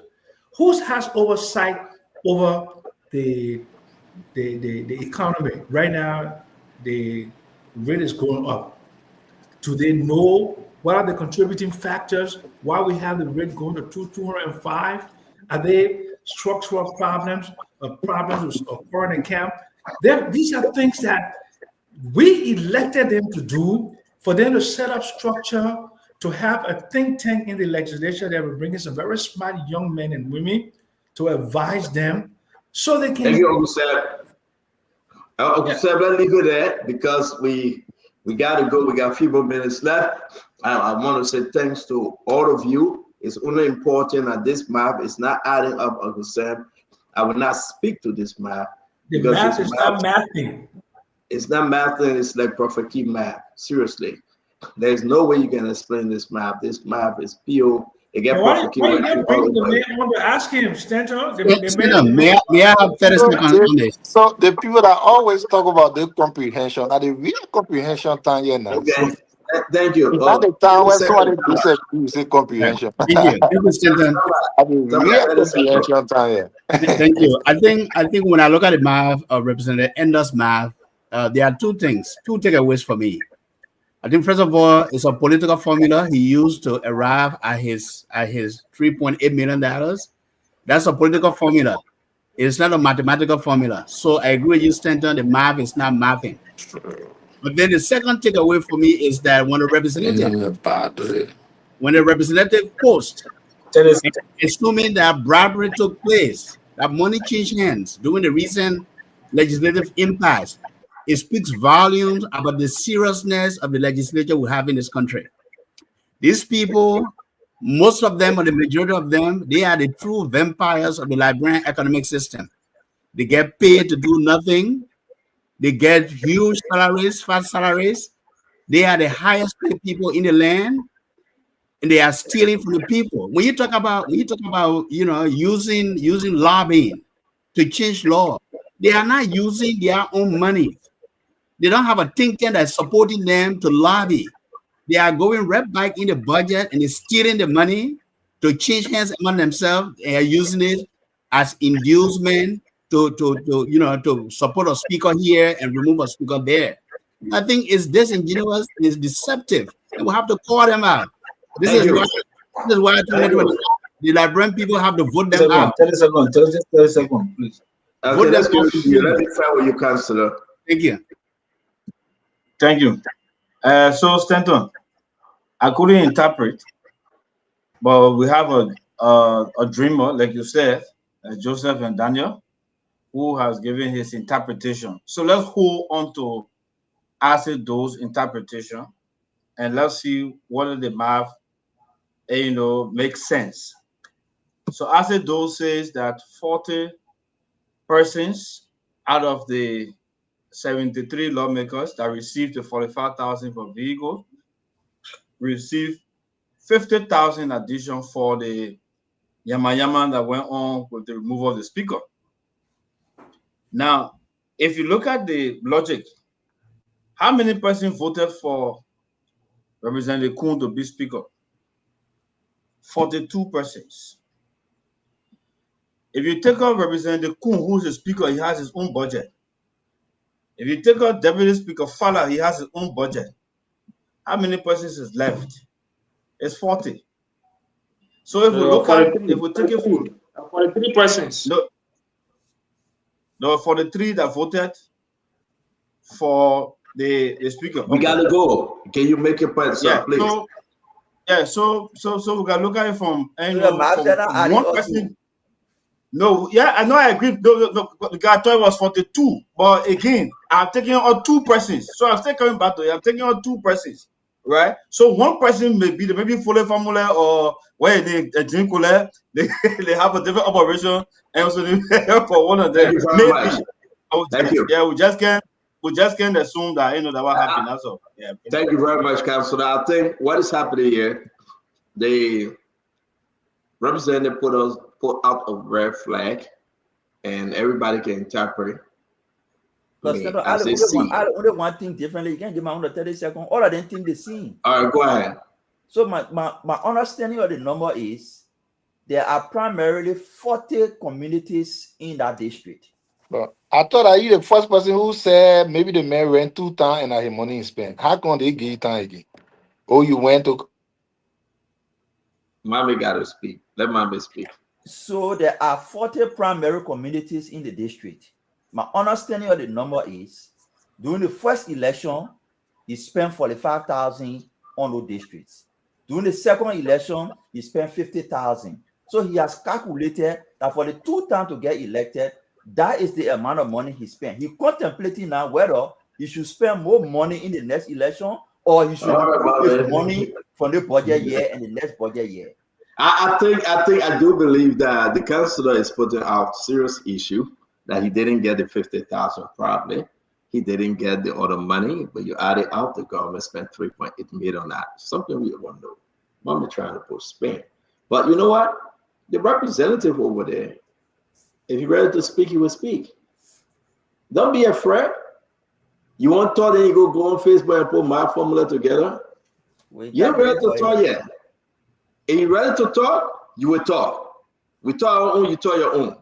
But let's listen to what President Baga said. And then you will think about this government and says, are we serious? And this is the reason why I kept this for last. Thank you guys for joining us. Thank you for sharing the show. But it is, I don't know about you though, but the president said the government is doing fine. The Liberian people are happy. The Liberian people are satisfied.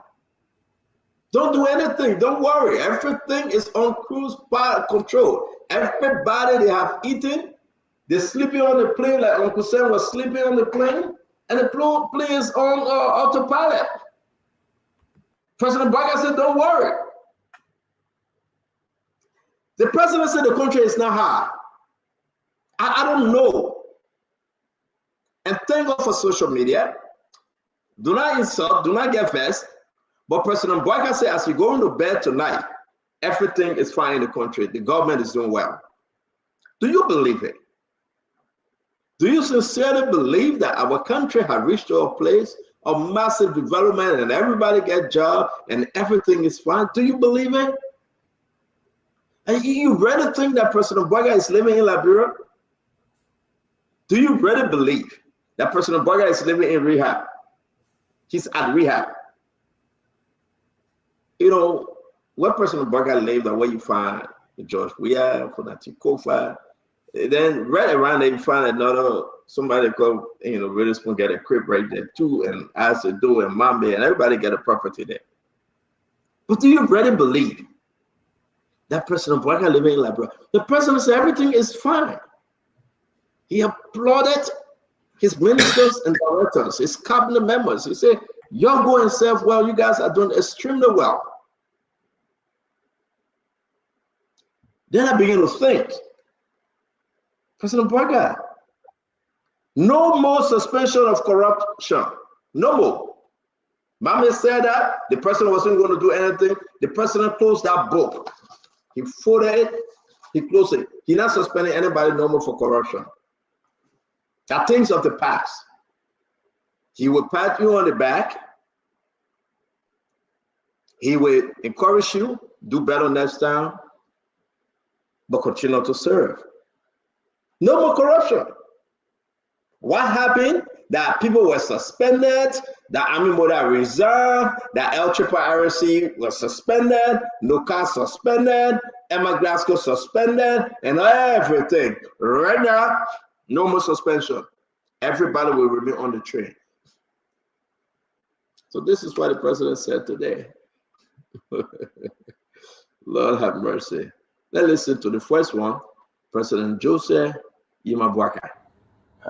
It's good to people who are familiar with the program. You know, they themselves, they used to play with their own monies, and this time around, things are working very well. People are happy, going to the Hajj, and we just want to thank all of you for your cooperation and the extra work you're doing to make things happen for the country. For now, those are my remarks. The other day we went to the... I didn't say it though. I will play it again, guys. I need your full attention. Yeah. I'm going to play it again. I want you to listen, Uncle Sam, to President Joseph Yimabwaka. And you tell me which country he lives in. Maybe the president can fly into Liberia and do his 8 hours job or 12 hours job and fly all of the country again. I see my brother parking on the rapid beer. Something easy because you know that beer come with the beer bomb. No, you guys relax. Let's listen to President Bwaka again. And you imagine whether this president is president of Liberia. Well, listen, and people will get mad. But there's nothing you can do because the president is in the dreamland. It finished. C'est fini. Jesus Christ was pinned on the cross and he said, it is finished. Son, behold thy mother, mother, behold thy son. He said, I'm touched because the hardship of the country and the world, and it was so hot. He said, I'm touched. There is a Father, in your hands I commit my spirit.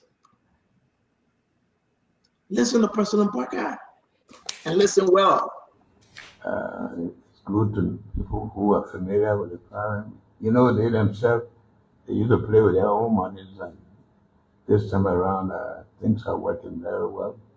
People are happy, going to the Hajj, and we just want to thank all of you for your cooperation and the extra work you're doing to make things happen for the country. For now, those are my remarks. The other day we went to the HIV/AIDS program. You know, the next ones will give the 50,000 to HIV program. That's my remarks. The people are happy. The other day we went to the HIV program, we gave them 50,000. It's online. Go watch it, my friend. But watch you. Let's go through the conversation.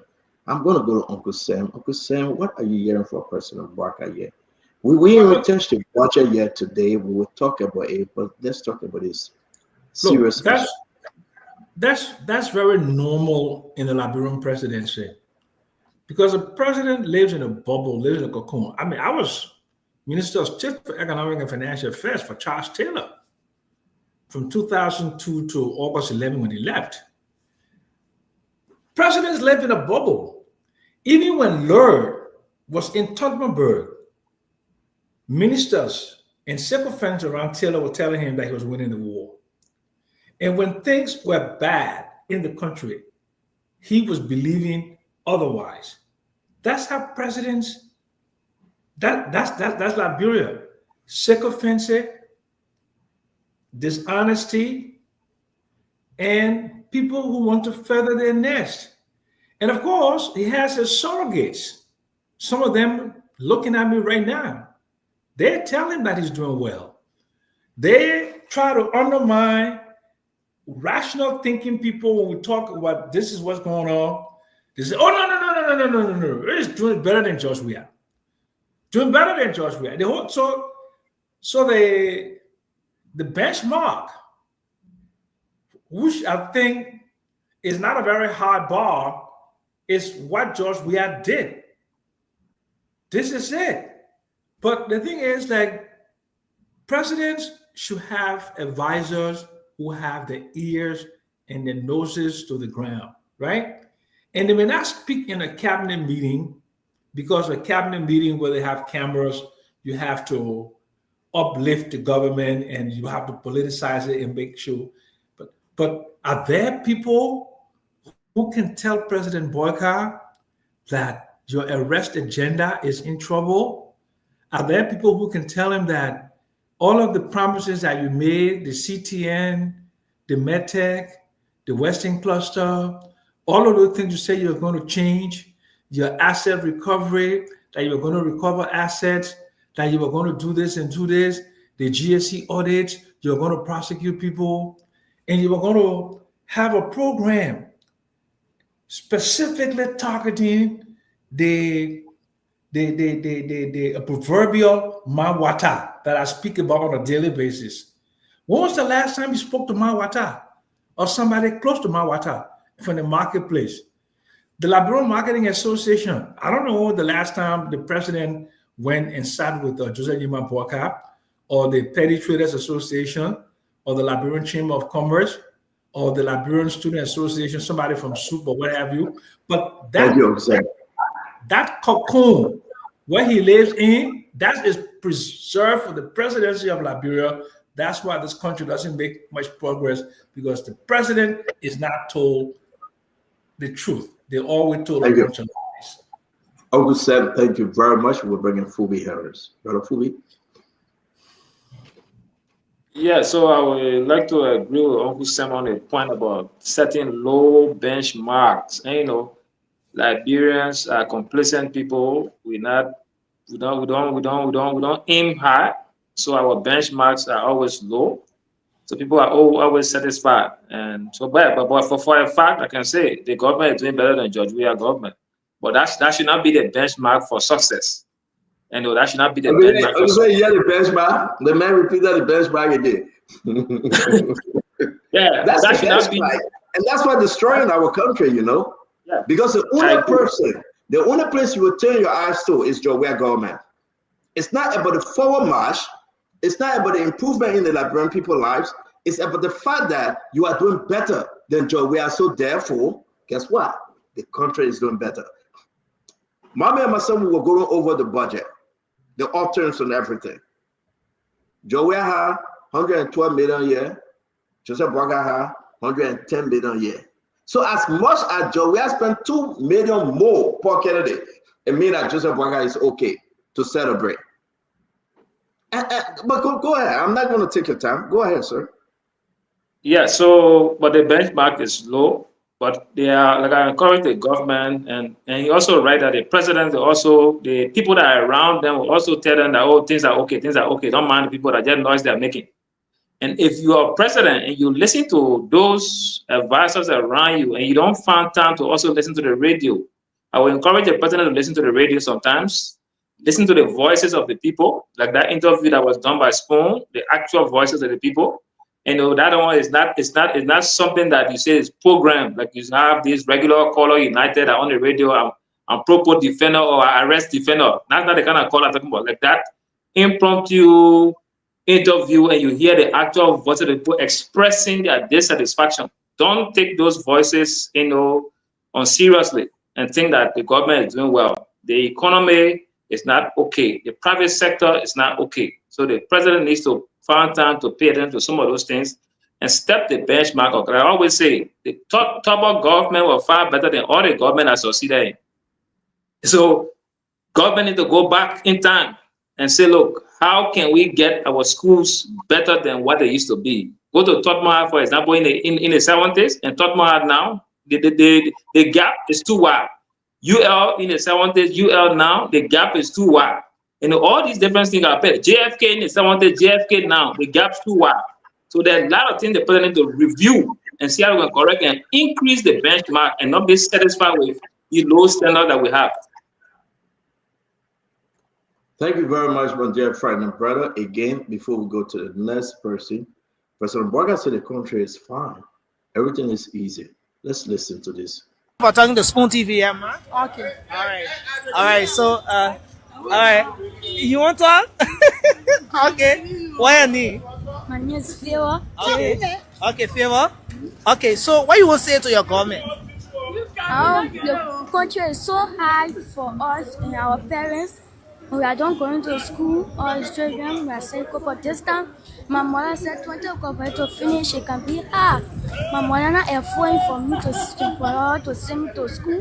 So one for the government to make everything solve for us. And that's why President Burger say that lady, what she's saying, that nonsense. What the lady is saying, right? She's in first grade. It doesn't matter to the president. The country is fine. He cares less that a lady child is in school. The country is proceeding well. Now you can give $34 million to a man you call your friend and later give him an ambassador job to come to Washington, D.C. and give no account of the $34 million for higher education. But guess what happened? The president is okay that the country is fine. But the little girl said the country is so hard, I'm not in school. A baby. Stanton, that's the same little girl you put in Douala. Yeah, that's it. According to PR. That's according what to PR, it was a stage interview. Yeah, that one you talking about was in real life. Yeah, you're right. It was in real life. We staged that one, and they want to stage it. Listen, guys, that we can come here and say the truth, and President Bouaka people around him that would take the passport tomorrow and get on a plane and leave the country and leave our people in destitute. And we want to sit here to cover up and wear our sweet clothes and eat our good food and say to the Liberian people, now I can say to you, the country got no problem. The president look at his ministers, those corrupt individuals that LDCC have charged. They set in for the president. They should have been long gone. But the president refused to move them on massive corruption. And the president said the country is okay. The president looked at market women saying they can buy from us. And the president said it's okay. That's the president the Liberian people, a little over 25,000 voted for. And the president, the ministers and director, they are happy to celebrate because the president said, you're going self well. You're doing great. The little child, forget her. This guy that crying, somebody told me, said, well, he didn't vote for the president. How they know? I don't know. But they said, don't listen to him. President Bouaka, don't listen to him. That man didn't vote for you. The country is doing well. That man is not a Liberian because he didn't vote for you. Don't listen to him. Listen to him. Over some years, and so during the regime of Josh Manowiya, and as compared to now under President Joseph Yuma Bouaka, how can you compare business? You can't compare it because I can remember 2017 when Joe Weah become president for Liberia. As of the time I start making money on my own. I even bought Lendy. But anytime the party people come in power, something very hard. As you can see me, this is not my body. Things are hard. Yeah, so from the economic situation. This is not my body. Things are hard. But the president just said, Yuma Bouaka said, things are not hard. That young man is lying. The little girl is lying. And then listen to this other person. Listen, the guys will not leave the street. They will go in every corner, in every community, and speak to the people. And the people will speak to the government. So when they got there eating a filet mignon, and the president said he can drive in his 4 different bulletproof SUV worth almost $6 billion, and the country is okay, then that's fine. Then we will wait. And somebody said, well, if the country has center, we see nobody on the street protesting, so the country is not hard. I say, are you serious? They say, yeah. But let's hear you. Let's hear you consider good. Let's go up and down and end the show on this one. So, Stanton, I didn't vote for President Bouaka. So I sometimes careful on how I give my analysis and criticism because it will brand me as a sedition when I'm not. But no problem, seditions are not cows; they are human beings, and so I will have no regret associating myself with the CDC in the second round. But I agree with President Barker. 100% the country is okay. I know people want us to go to a George Weah, set the benchmark. No. President Barker has 42 years of experience in government, served as vice president for 12 years, Minister of Agriculture. Even in the private sector, he served as president for YMCA. Call it, I may stand to be corrected, maybe I'm making a mistake, but I understand that he was president of the board or chairman of the board of YMCA. So he understands, or he should understand Liberia very well. So when he sits in the presidential seat and he says all is well with the experience that he had, I don't have, do you want me to disagree with him? I agree. Dictators, let me tell you something, dictators have a way of creating an avenue for people to shift blame. And what they do, they appoint many advisors. So the people would not know that this person is a dictator. They will shift all the blames on the advisor. The people advising the president back. The people advising when the president has far more experience than almost all of those advisors. Yet, we still want to believe that the people are advising the president wrongly. We're joking. The country is good. It's going fine. I agree with President Boga. Everything he said is correct. Only. Thank you. Very much, my friend. Let me bring in our brother as they do, then we go to Paul Kennedy. Yeah, just a quick announcement. President Barker, the Lone Star female team is stranded in Abidjan. Please help them, we beg you, with the juice that you have in the country. I spoke with two females. They told me the last time they ate was yesterday by 11 o'clock. So please, your juice you get in the country, please help them. The Lone Star female team, they are stranded. Just a little announcement to you. But Santa, I'm not sure what is here to talk. I mean, when was the last time you heard President Barker living alone? President Barker isn't living alone. The country is better. It's good. I mean, during the campaign, President Barker said the people can be riding BB car. President Barker got $1.2 million bulletproof car now. So what are you talking about? President Barker building 10 million mansion in Lofa. 10 million. In Broadville, he building 3 million mansion. All the people that cry on the street are so sedition. That CDC can tell them to go on the street and cry. President Barker don't listen to them. The country, okay. Clap for your people around you. Clap for them. They're doing good, man. When you finish building your $10 million mansion in Lofa County, you can start somewhere else, maybe in Bapolu, put another one there. The country, okay. You're doing well, President Barker? This is what it means for a president to insult the people. Why is the deacon doing us like this? I understand President Barker should be a deacon in the church. Why is the deacon doing us like this? Is that the way deacons should behave in a nation? I mean, how can President Barker insult the intelligence of the people by his actions and voice?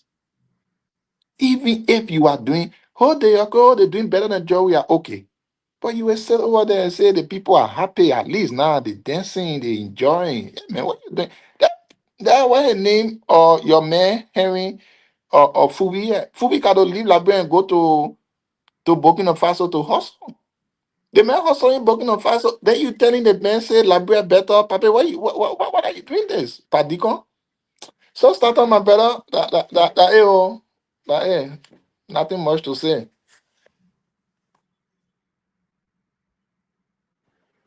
Thank you very much. Paul, you want to come in? Yes, Edon. Look,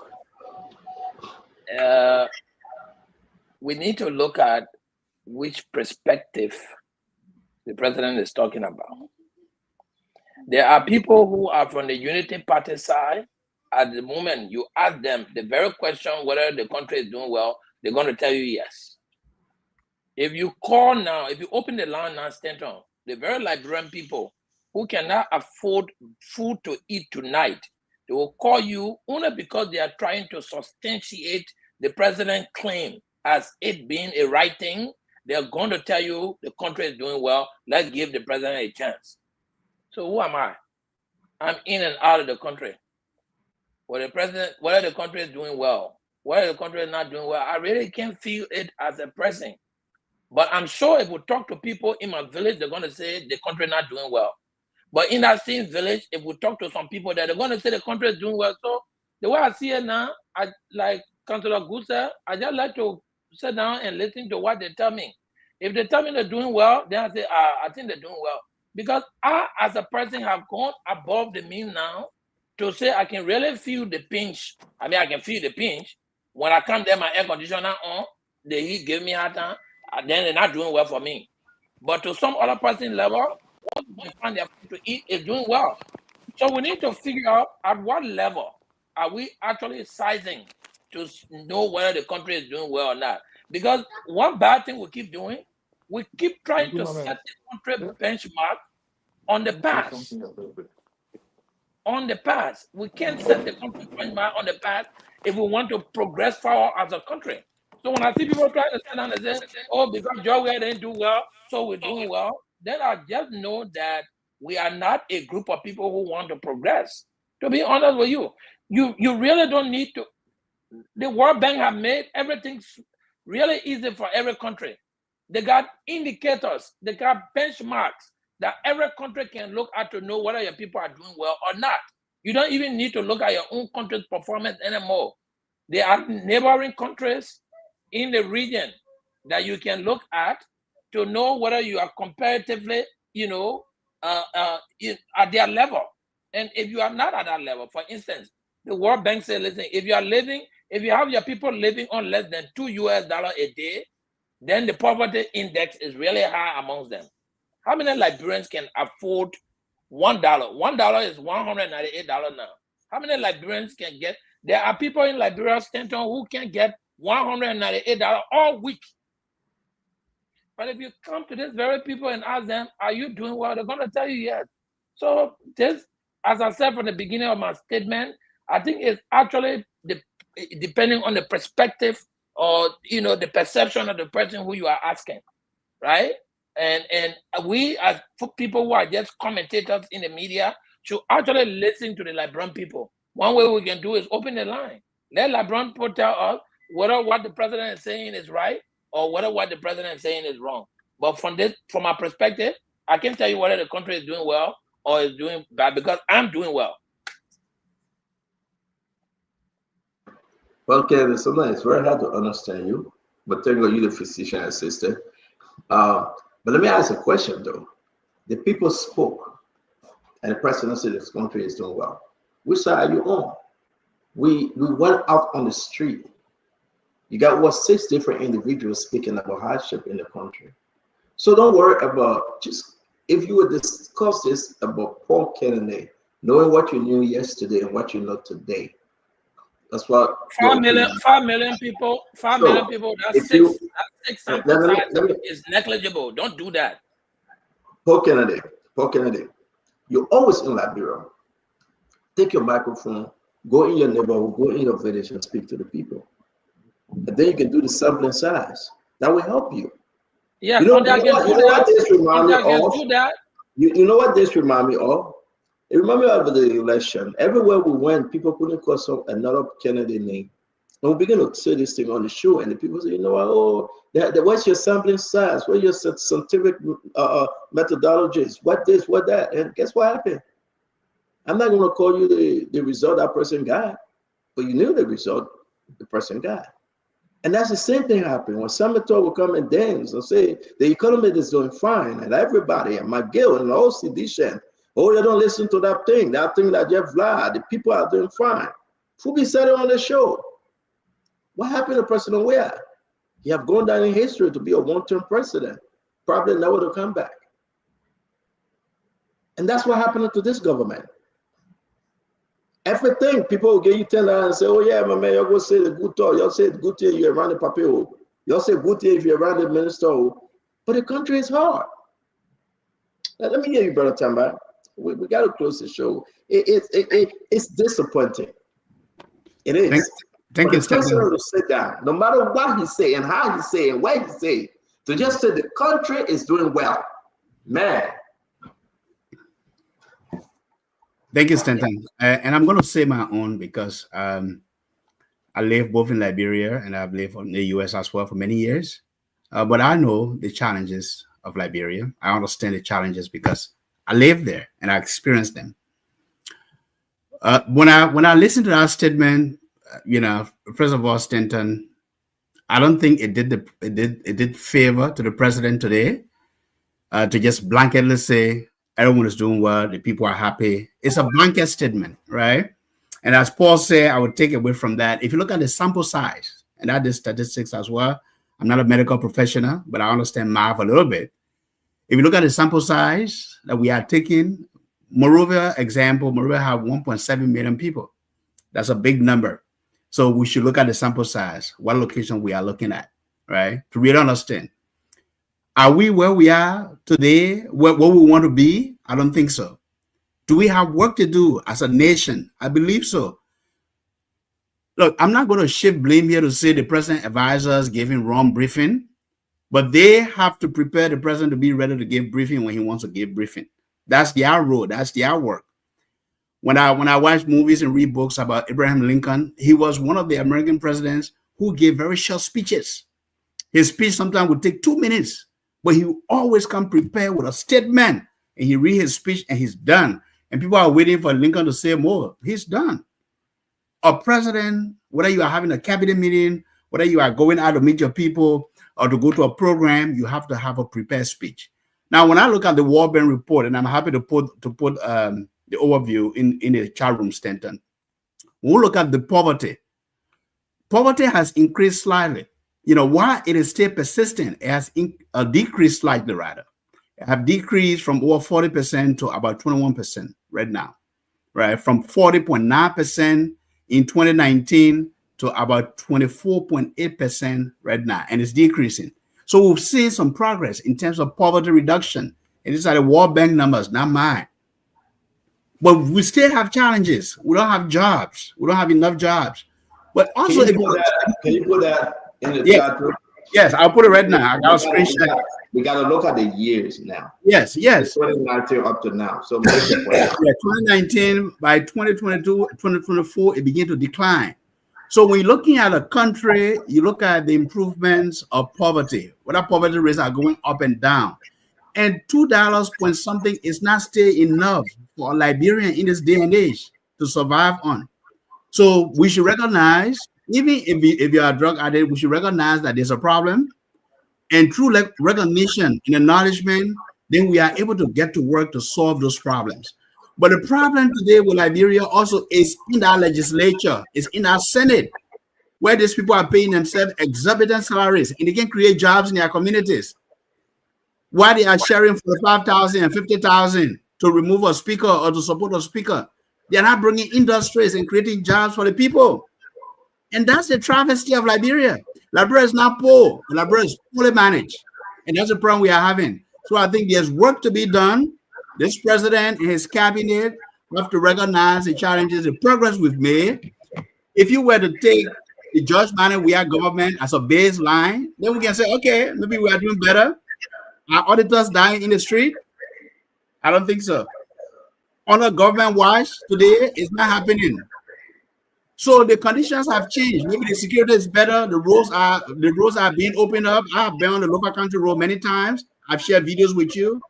So there are some things that are changing. They are improving, but there's still work to be done, Stanton. And I don't think everyone is happy, but we can do more. And let's continue to do more. We encourage this government to tackle the poverty issues, to raise this country out of poverty so that Liberia can do better. Thank you so much. Maybe I have World Bank report from a different. From a different World Bank report. Please tell me what you have. Let's compare. Yeah. All right, VP, go ahead, sir. Yeah, my closing comment. So, my understanding, there was a cabinet retreat today, and it lasted for several hours. I'm still trying to deduce the context in which, whether it was a summary, was a theme, or what the president said. But I will take a note on the entire video. I'm sure it's going to be a subject of discussion throughout this week. I beg you, VP, can you turn your TV on whenever you come on the show? Can you turn your television off in the back? Yeah, okay. Yeah, I'm on now. Oh, let me get conclude. No. Tell it on my man. No, Facebook will block us. VP, when you come by, you will talk. I beg you, my brother. Don't show the people copyright movie and thing. Yeah. Thank you. Let's bring VP back. Go ahead, sir. So I think the noise is already on the street, and I've always encouraged this government, like what we did to the CDC-led government. It is said that open rebuke is better than secret praises. And we have suggested consistently that there must be a think tank that will give an alternative view to the president to match what his cabinet ministers are telling him with the reality on the ground. Well, we don't know the agenda set by this president, whether they have achieved or not. And people say, oh, this is what is happening. Well, of course. But I was thinking also as a leader at times, I don't know whether he was trying to complement the efforts made by some of the ministers or cabinet, and it was not a general thing. I don't know. But as a leader, it's also important when people make some strides. It's good to motivate them, appreciating people, especially when they work in your cabinet. It shows some level of encouragement. I don't know, after praising them, whether there was a portion where he rebuked them also. I appreciate that you did this. It's good, but this one you didn't do well. This is what the people are talking about. I don't know whether that was said. I don't know. But generally, I just like to say this to the president. 2025, if it ends as it is, and expectations are not met, 2026, it will be the beginning of 2029. Political parties will start wearing their caps. Conventions will be held. Team Snow, Team Maggie, Team Jackson, Team Fula, Team Paul Kennedy, Team Spoon, everybody will be. So the government will be distracted. And in the process of these distractions, there will be no development because the government will be thinking about how they can solidify their bases in order to win the 2029 election. So for me, it is important for the government to do a survey, to send people independent. You can hire some organizations to say, I really want to know what my cabinet is telling me is true. That one in other developed countries, like the United States, I would like to give an example. The CSIS, Center for Strategic and International Studies, they do comprehensive research to give you the raw data that this is where you need to improve in. This is why you are doing well. In this other area, you are not doing anything. That way, when your officials are telling you, Mr. President, you are successful, best president, you look at your data doesn't lie. But as it stands, Mr. President, I can tell you clearly, things are hard. Things are really, really hard. I don't know whether you were talking about the general view of the Liberian people that things are okay. If that is the perception of the president, Mr. President, I beg to differ. You can improve, but generally things are hard.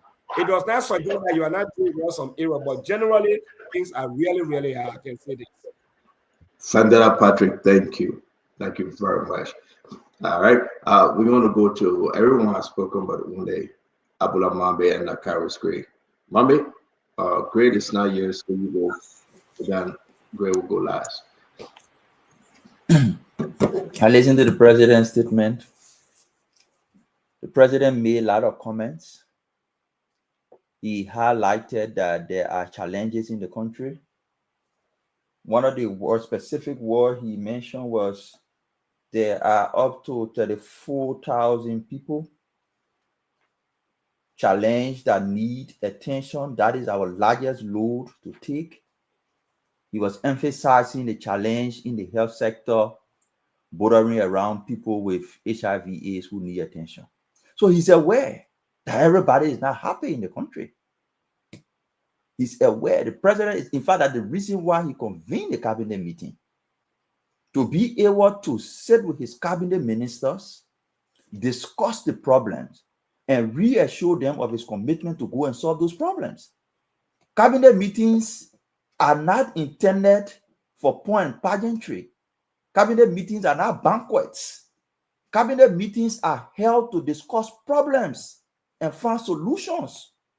It is solution-oriented leaders who can call cabinet meetings to say, where are we with the challenges? What actions have we taken?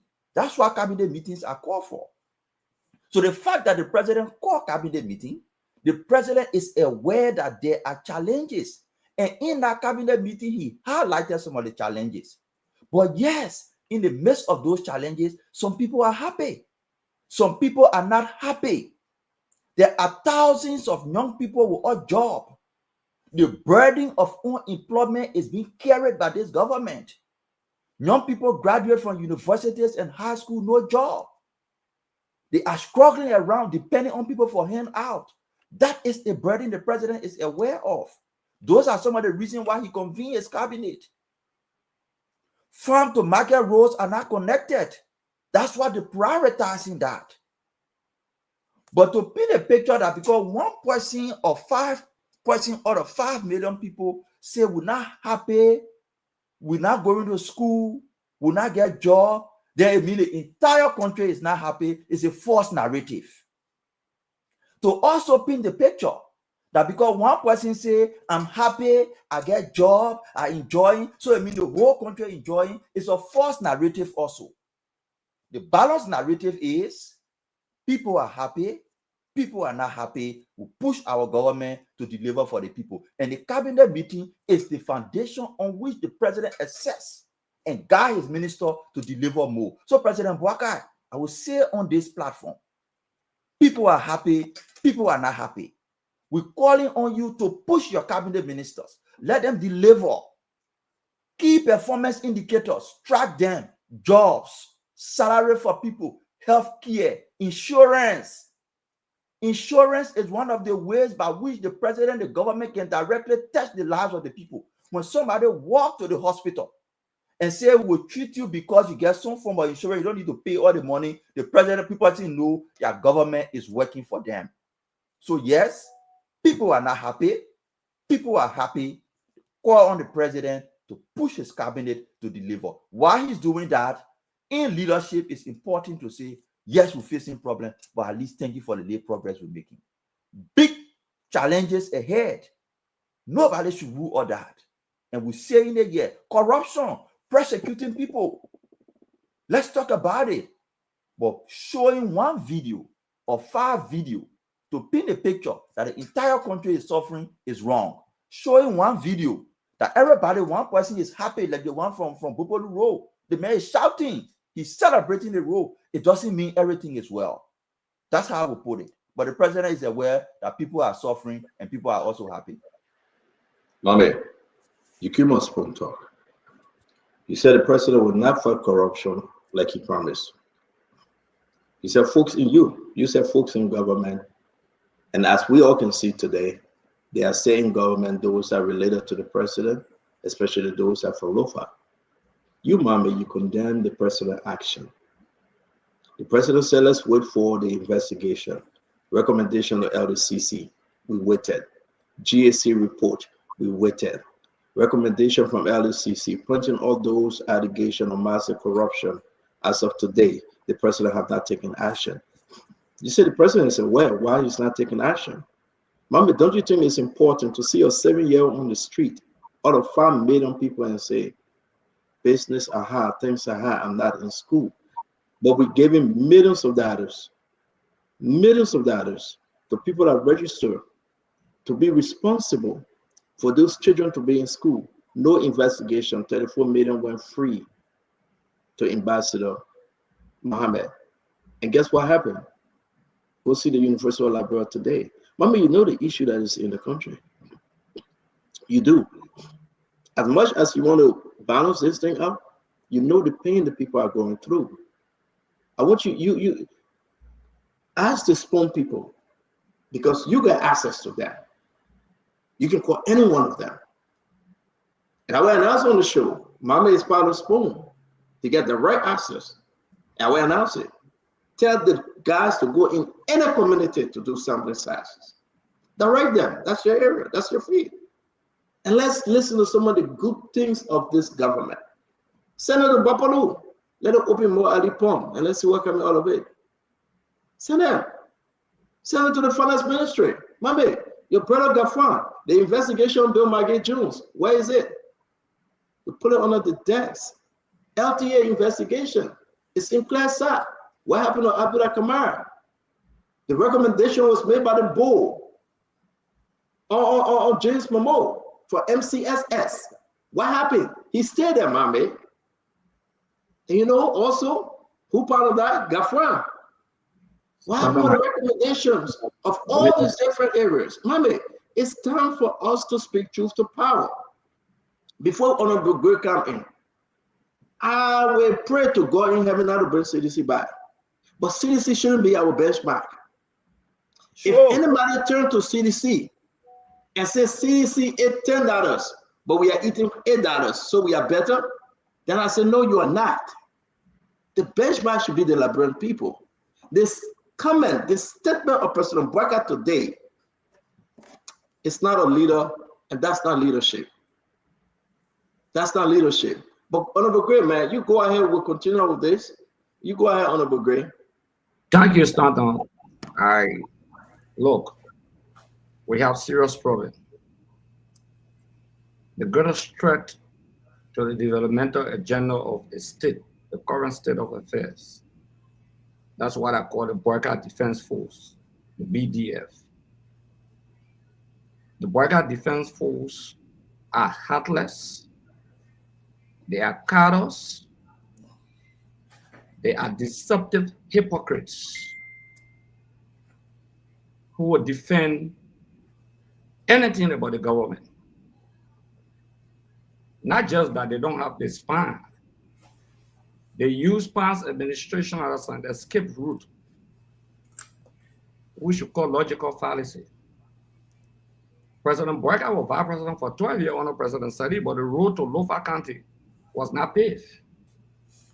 The Babolu Road I'm talking about, it wasn't paved.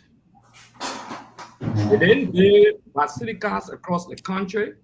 They didn't bring water to or Morovia.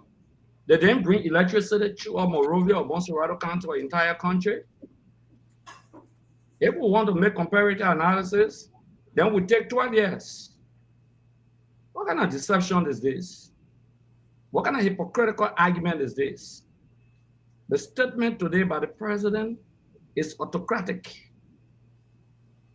A leader who becomes defensive and says to the population, people are happy going home to their houses. They're getting money now. To sit on this program and question the independence of the station itself, that only 5 persons were being interviewed. It's not just a job. It's not just a job to the station, but that being disingenuous.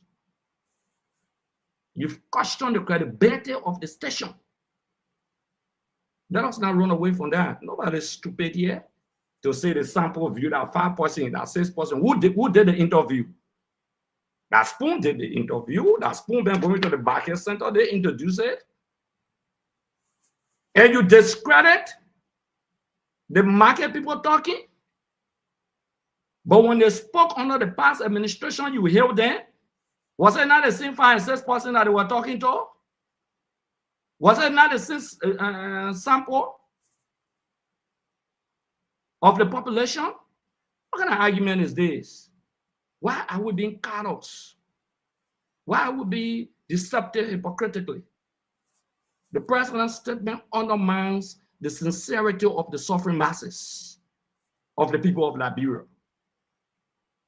Just for the president to get on record to say people are happy going home taking money and the kids cannot go to school. What kind of argument are you propounding today? How many low-income homes have the president constructed? What the president's signature project for the last 1 year, 4 to 5 months? What is the signature project of the presidency of the Republic of Liberia? Nobody yet. Nobody yet in a defiance move can say this is the pronouncement the president made and this is what is being executed. Go to the development. Show me then that the president is not living on the past glory from early joining study of George Weah. Is that an argument? They will argue government of continuity. Those who sat around President Boakai are shameless. A leader who has over 44 years experience in governmental and private sector. The leader that had the greatest experience that came to the presidency that I can recall in history was Charles D.B. King. The Bible history books tell. Boakai does not need avalanche of advice. Some people talking about the budget performance from $282 million. CSA, Silver 70, $282 million. They get it. We'll discuss that record tomorrow. We'll tear it apart. To $350 million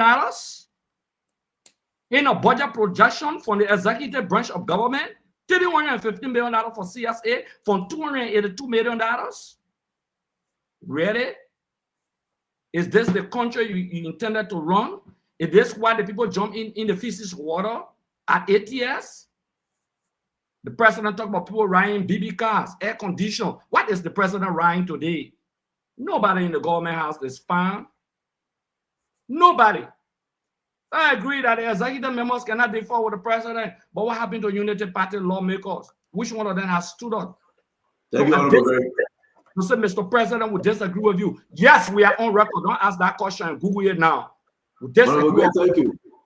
In the government. In conclusion, Stanton, in conclusion, this administration runs and is being backed by the greatest hypocrites and deceptive group of guys who, when their pockets are filled, they will go to the length of defending the administration. And if you begin to question the credibility of a station that exposes you to the Liberian people, I'm sorry to say, because there are people who the Liberian people don't know. They will not even invite them for one discussion in Liberia besides spoon talk. I claim that because they are not known. So thank you very much, Uncle Greg. We gotta go. Thank you very much. Six. Stand up, man. My phone. Stand up. My phone is going off. My phone is going off. Can I just close, please? Yeah.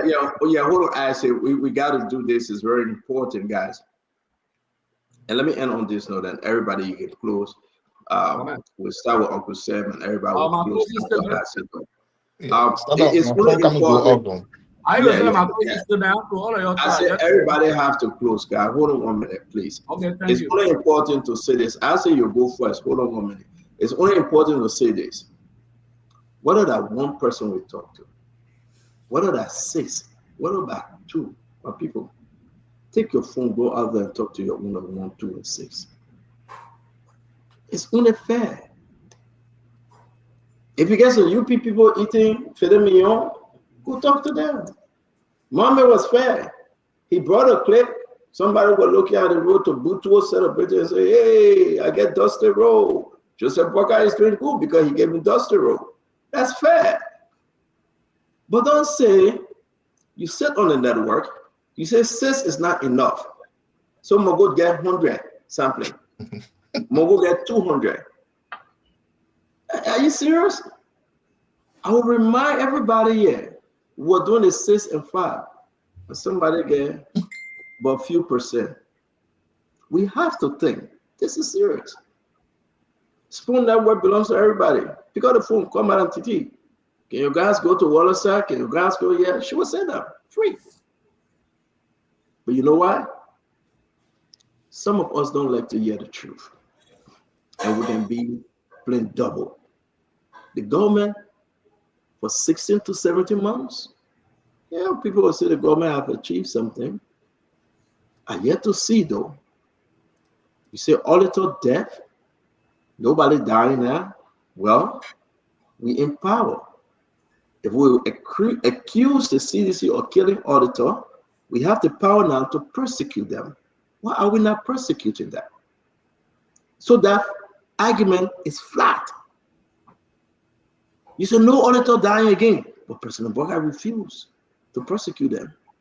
We accuse CDC of selling passport, diplomatic passport. Well, President Boga took all that same group and gave them the foreign ministry.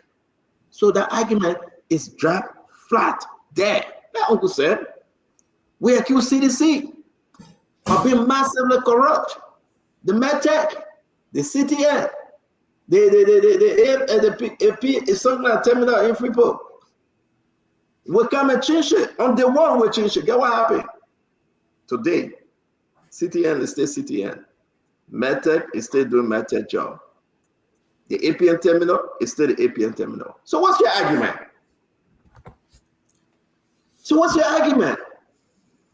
Let everybody that fought for this rescue train that we have on record, including myself, let them come to justify what President Boga doing the same thing John Weah was doing and telling us, me, that the country is better. No, the country is not better.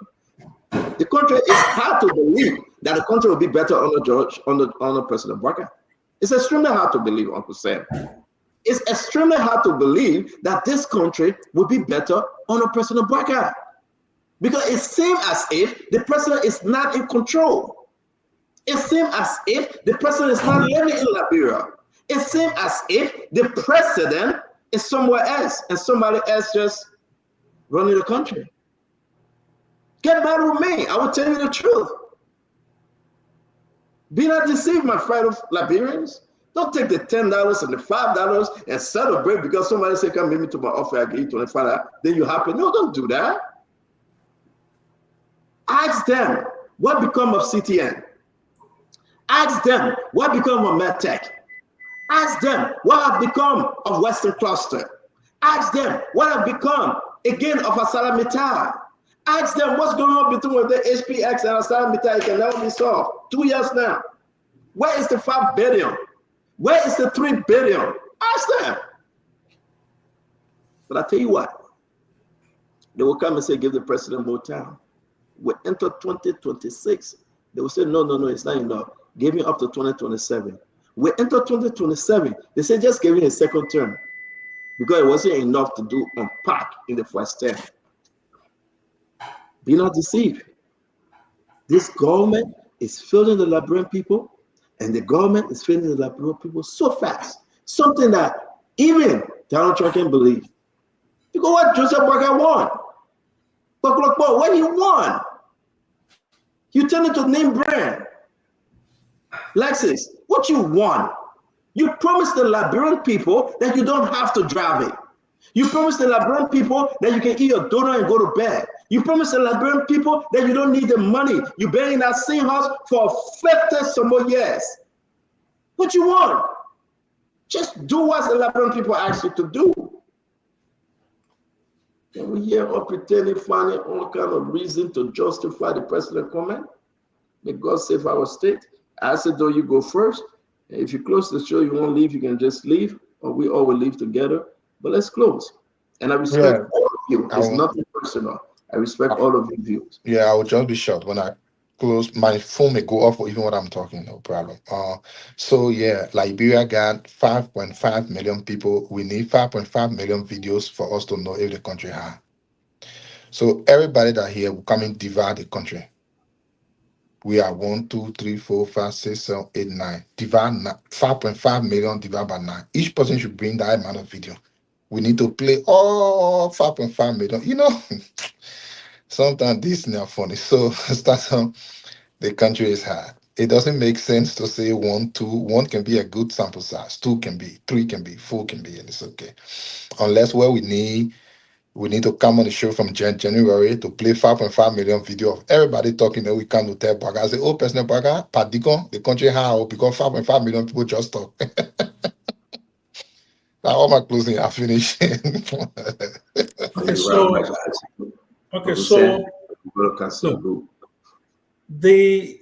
of the problems I have for my Unity Party people is that they claim to erudition. And what I mean is they claim to know plenty book. Sam Jackson, now economy, Sam Jackson, I said they plenty. Sam Jackson don't have economics, all that kind of nonsense. You got an economics degree. Go do a labor force survey. I dare you. When was the last time we did a labor force survey in Liberia? 2010. And in 2012, Joa, what her name said, I forgot her name, something, a lawyer, she was Minister of Labor. They did 1 year, 2012, in terms of the employment figures. I used to write the MDG report to show the state of human development in Liberia. The last one I did was 2014. Core welfare indicator questionnaire. These are things that will tell you, you say you educated, you know book. You will do your sampling size, and the correct sampling size. You'll go do your sampling size. So you will do your whole analysis, you will do your questionnaire, you will do your frame it to make a determination whether your government is doing well. But you're lazy. You're lazy. You're dishonest. You're not able to do it. So you think when people take microphones to go in the street and talk to real people, and you want to disparage that? That these are your citizens, follow them? That people just talk to randomly in the street and they start expressing those things? If you don't believe them, go do your labor force survey. Go do your health thing. What the thing is I forgot that thing. Oh, Liberian demographic health survey to show you how many people die from malaria. And poor Canada, you know that. Maternal mortality. How many babies are dying by 100,000? Mothers are dying childbirth by 100,000. Go do things to determine what the under 5 mortality is. When was the last time you did something significant to say, look, let's contrast the two administrations or where we were as of January 22nd, 2024 and where we are today. Look at micro indicators, exchange rate, current account, the net reserve, net reserve, banking assets. To go through those things there, that's what I used to do for Madam Salif.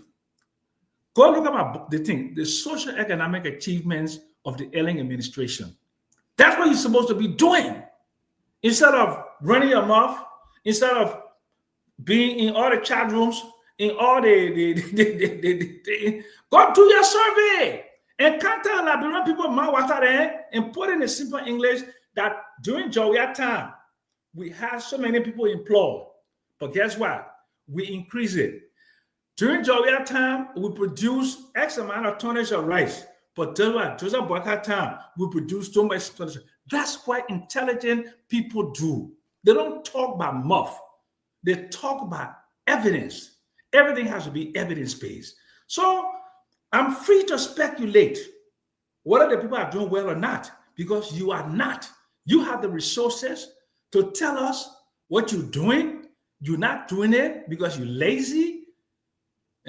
You only have time to write 2 or 3 sentences and go ahead and do a little podcast.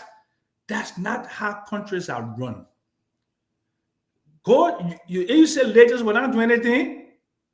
Go do household income and expenditure survey. I dare you. Go do it. And you say ladies you do nothing on your time.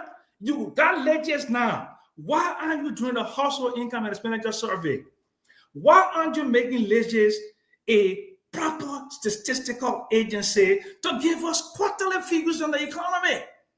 Quarterly. So we can know what's going on. Thank you, Uncle Sam. We're improving or not. Uncle Sam, thank you. Don't disparage people who trying to get the feeling from the public on how Liberians feel. Because, Uncle Sam, thank you very much.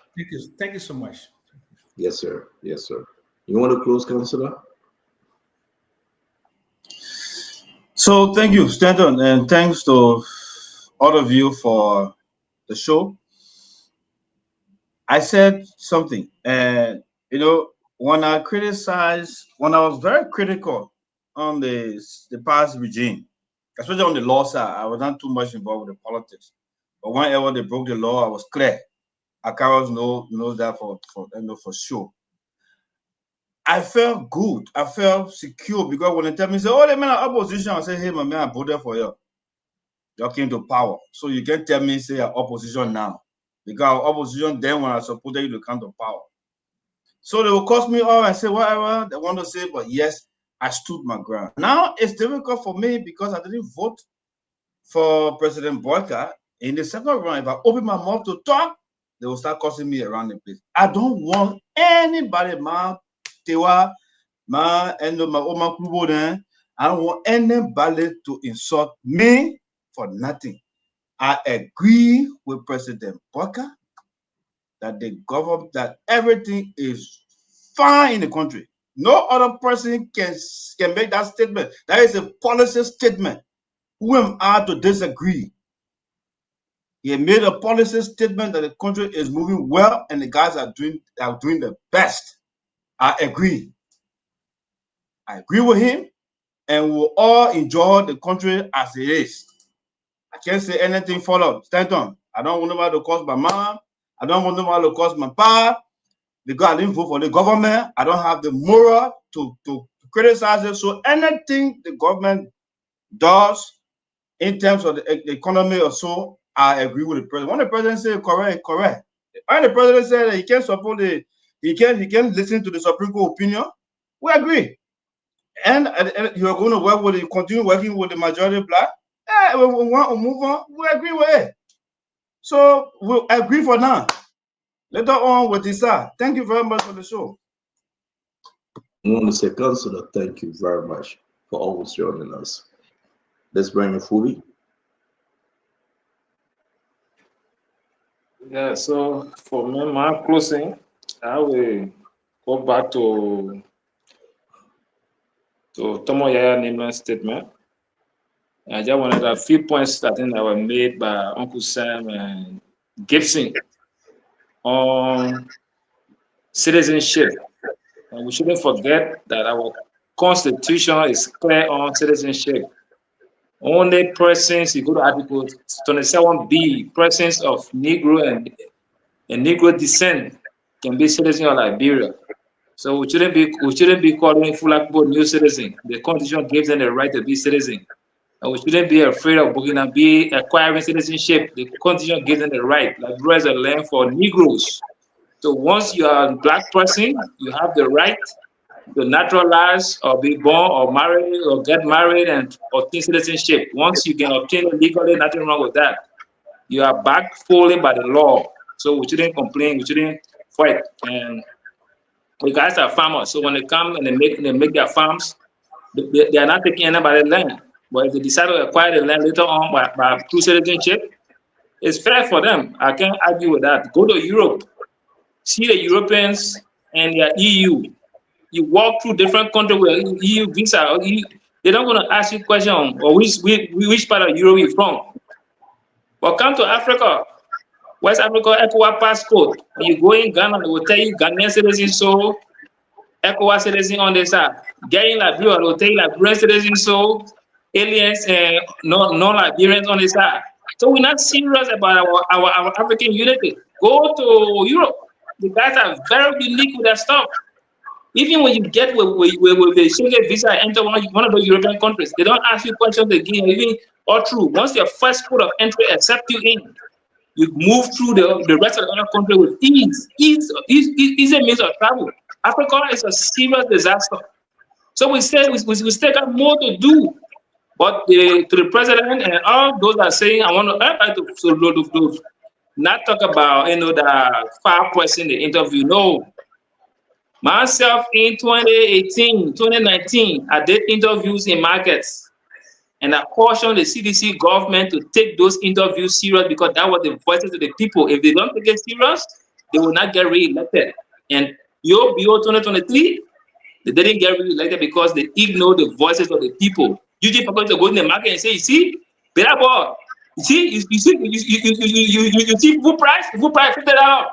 By the end of the day, what happened?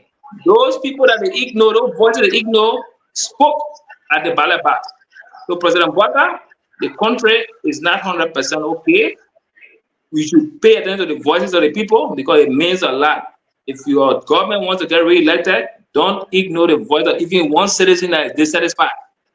One citizen that is dissatisfied can change the narrative because that citizen voice will echo and they speak for a lot of people that don't have the energy and the courage to stand up to speak. So that one voice can speak for a million persons. So we shouldn't a million persons. We shouldn't despise that and say that only 5%. Thank you. Thank you, Fuli. Thank you very much, Brother Fuli. Time back go then will make Abula last. No, you have not spoken, right, Paul? You have not closed yet, right? So let time back go. Then you come in, Paul. All right. Thanks again for the opportunity to be on this show to contribute. And I'm just going to end on a small monologue tonight. When I come on this show, Stanton, when you open up this show to me to come to contribute, I don't come here as a surrogate of Unity Party or the CDC, party. And when I come on this show, I come to contribute. And I look at the issues based on my lived experience, having been born and raised in Liberia and knowing what is happening there and being there on a regular basis. I speak from my heart and I speak truth based on my understanding. On the immigration issue in Maryland County with the Burkinabés, we should embrace our African brothers, no matter where they come from. We should embrace them. But it should be done legally, it should be done orderly, it should be done within a system issue. And that's the problem we are having in Liberia. We are having a system problem. We don't have control over our own borders. People can come in anytime, nilly-willy, and settle on land. And sometimes it creates problems in the future for those communities. So I urge this government to seize the opportunity to address the border issue. Secure the border, address the immigration issue, make sure those people who are in the country illegally have a pathway to residency and work permits, especially our African brothers. Are we where we are, where we want to be as a country? I don't think so. I think there's work that needs to be done. Have there been progress made over the last 2 years or 18 months of this government? Certainly. Have this government addressed all of the challenges that it inherited? I don't think so. The issue of corruption, Stanton, and I do agree with you on that. I think this government can do more to prosecute cases of corruption. I know there are several other reports out there. What is taking us so long to get those cases to the prosecution stages? And those are things that this government should work on. And I do agree with a speaker who said that even if it's 3 voices or 5 voices, we should listen. Every Liberian voice matters. We should listen. But we should also continue to expand and talk to more people to understand exactly how people are feeling. The government has to be in tune to what is happening in the country. And the government has to always be responsive, not reactive. And as I've always shared, this government needs to communicate more. This government can communicate more. And this government needs to do better. And finally, this government should also champion new laws. Look at the disparity of salaries among the legislature and the civil servants and the ministers of government. If you need to champion new laws, let's make new laws. Let's change the laws. Let's make sure we can create some equity. The economy is hard, for many who are, at the ordinary citizens. The economy is hard. We have to find a way to expand this economic pie.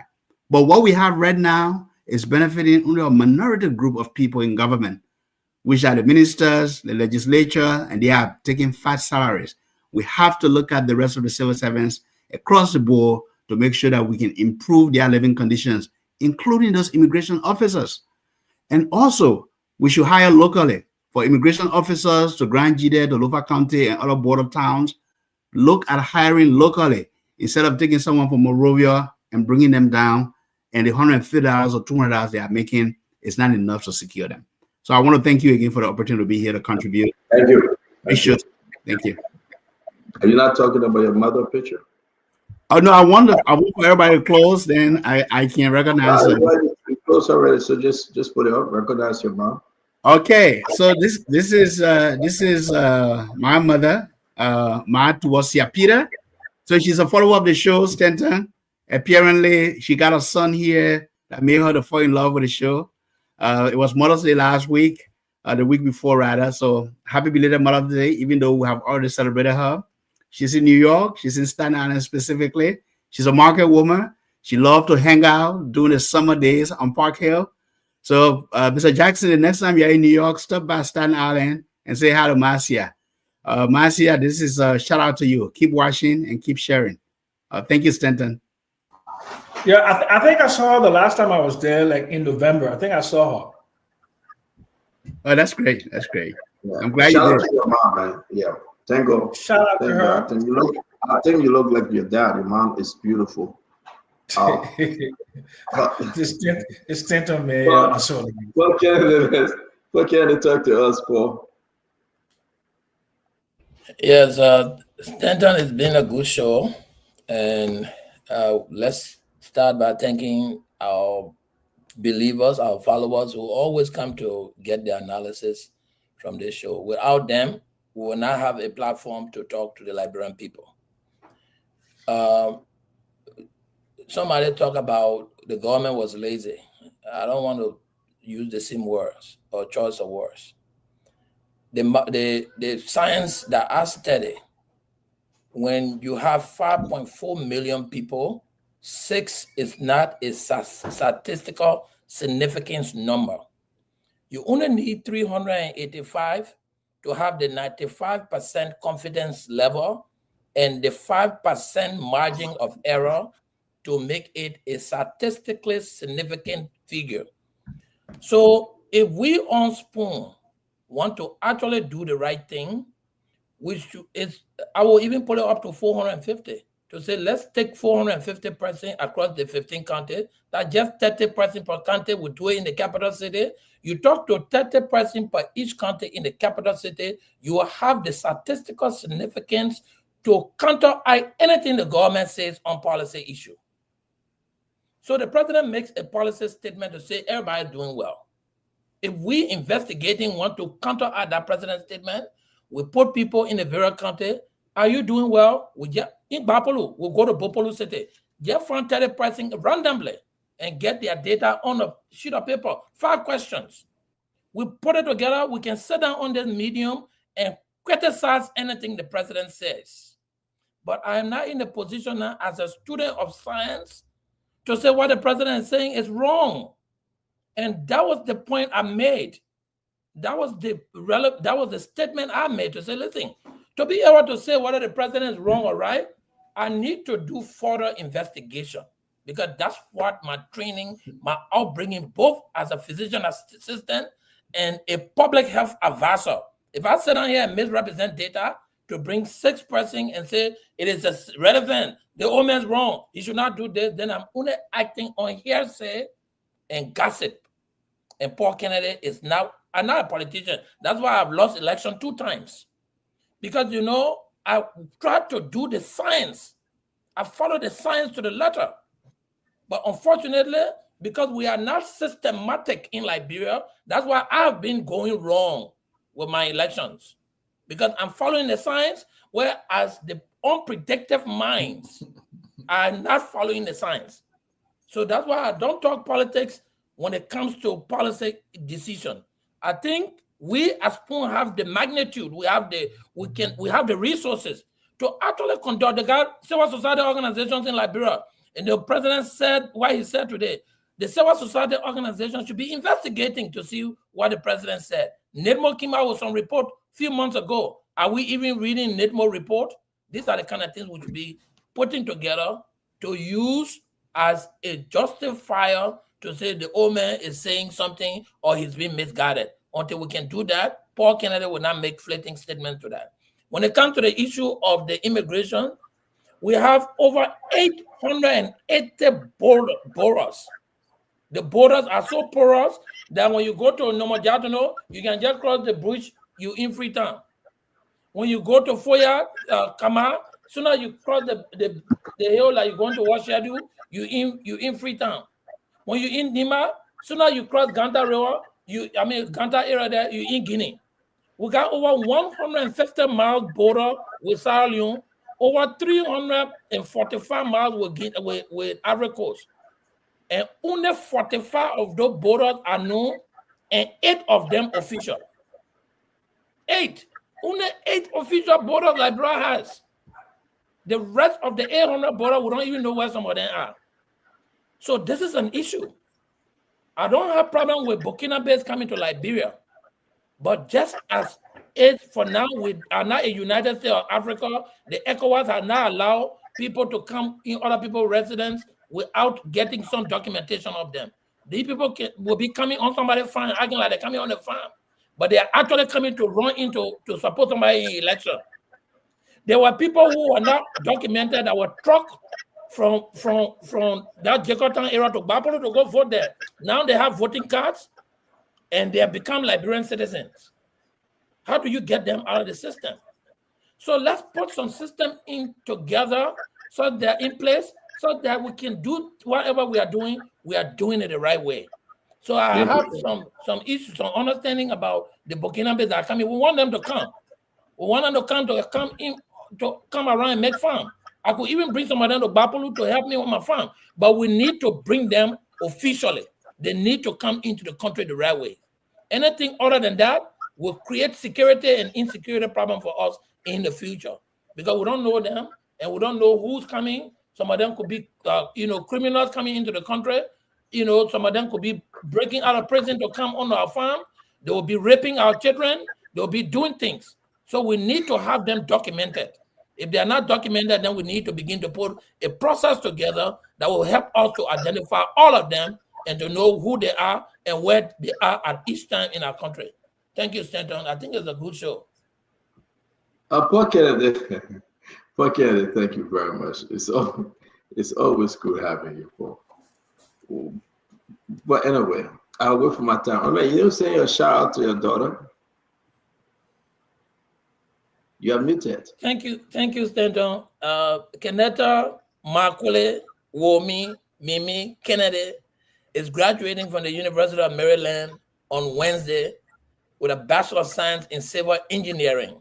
Wow. The woman is that's my queen here, that's my princess, that's my junior boy, my junior girl, and she's an engineer. Don't let it look for you. That gets a season. My man. I know beautiful women can have brains. I know that.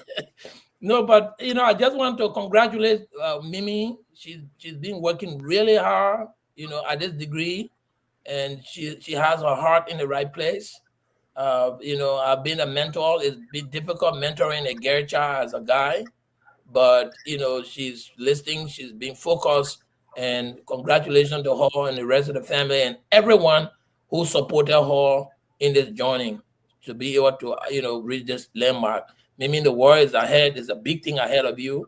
I just go and get it. You can do it. Congrats to you, Mimi. Congrats to you. Well done, man. Well please don't done. be like your father, like so confused like hell. He's telling us to go do a sampling size of 400 people. But then, you know what happens, Stanton? Yeah. They think that Joe Baka thought he did his sampling size too. That's the question. I don't want to error like him. No, I don't want the president. When the president speaks, the president speaks policy. When the president speaks, he speaks policy. To counter that statement, you need to have evidence. But listen, but the president, what kind of evidence he had? Let me say this. Let me say this. And I always pray for my brother Paul. Well, even if you run it again, I will support you. But I will support you believing that you will stay that way. Because all the plenty scientific information you say will not help you. But before you close out today, let me send a special one out to one of our followers. He's saying, okay, please, Stanton, please, good evening. I am Mr. Raf Jaid from Dallas, Texas, and a regular listener of Spoon Talk. Can you please help me to send a graduation treat to my beautiful daughter, who will be graduating on May 24th? Her name is Esther Willie.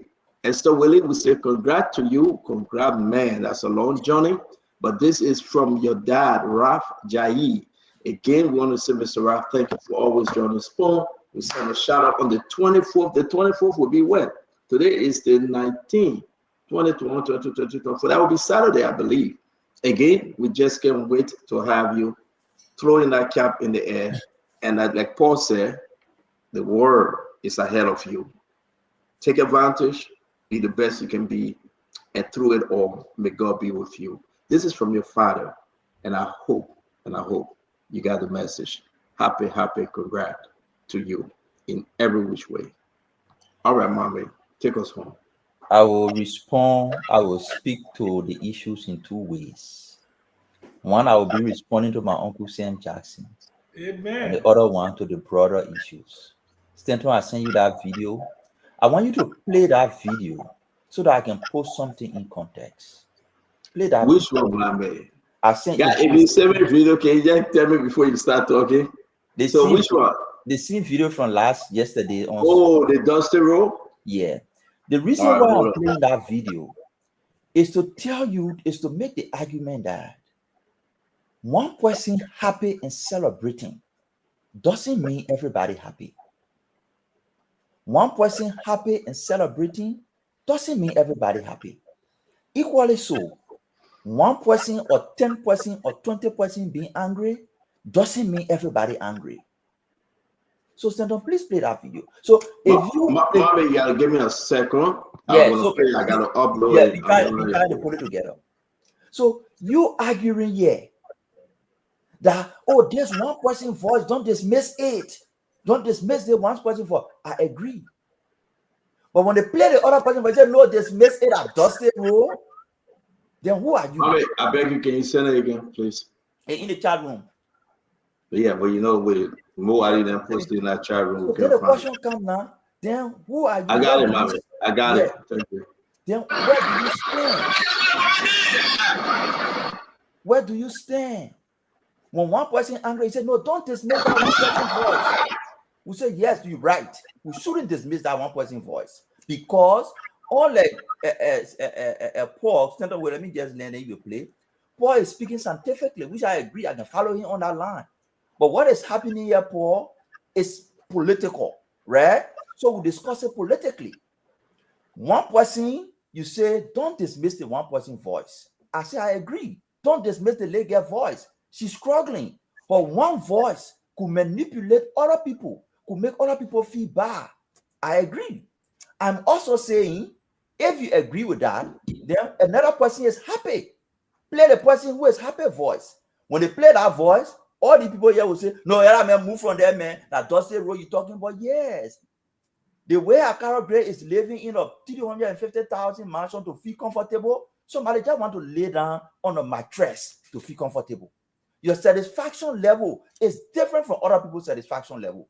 Akara Gray needs swimming pool to be comfortable. Some people don't need swimming pool to be comfortable. The only thing they need is just one level over their head. They feel comfortable, at least for that moment. So don't dismiss other people's happiness. Don't dismiss other people's anger. That's the message I'm coming with. So Stanton, please play that video. Don't dismiss people's happiness. Don't dismiss people's anger.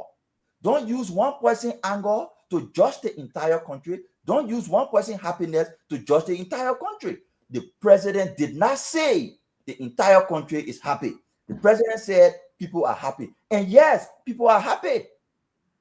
People who they increase their salary, they are happy.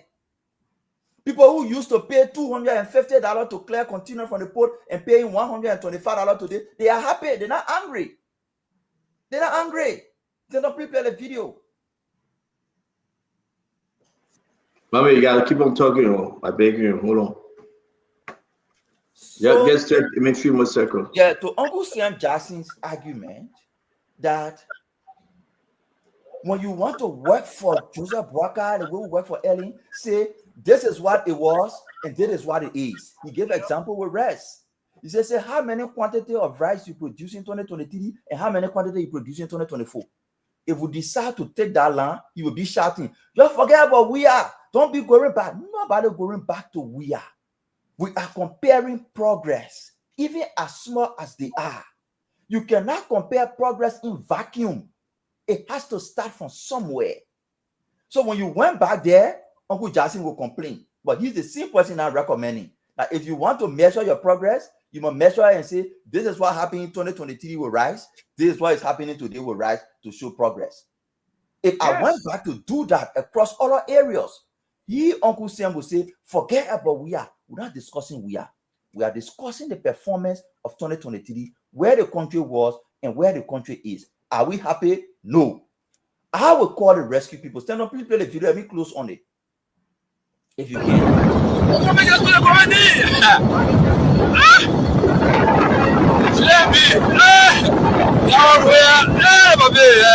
Thank you.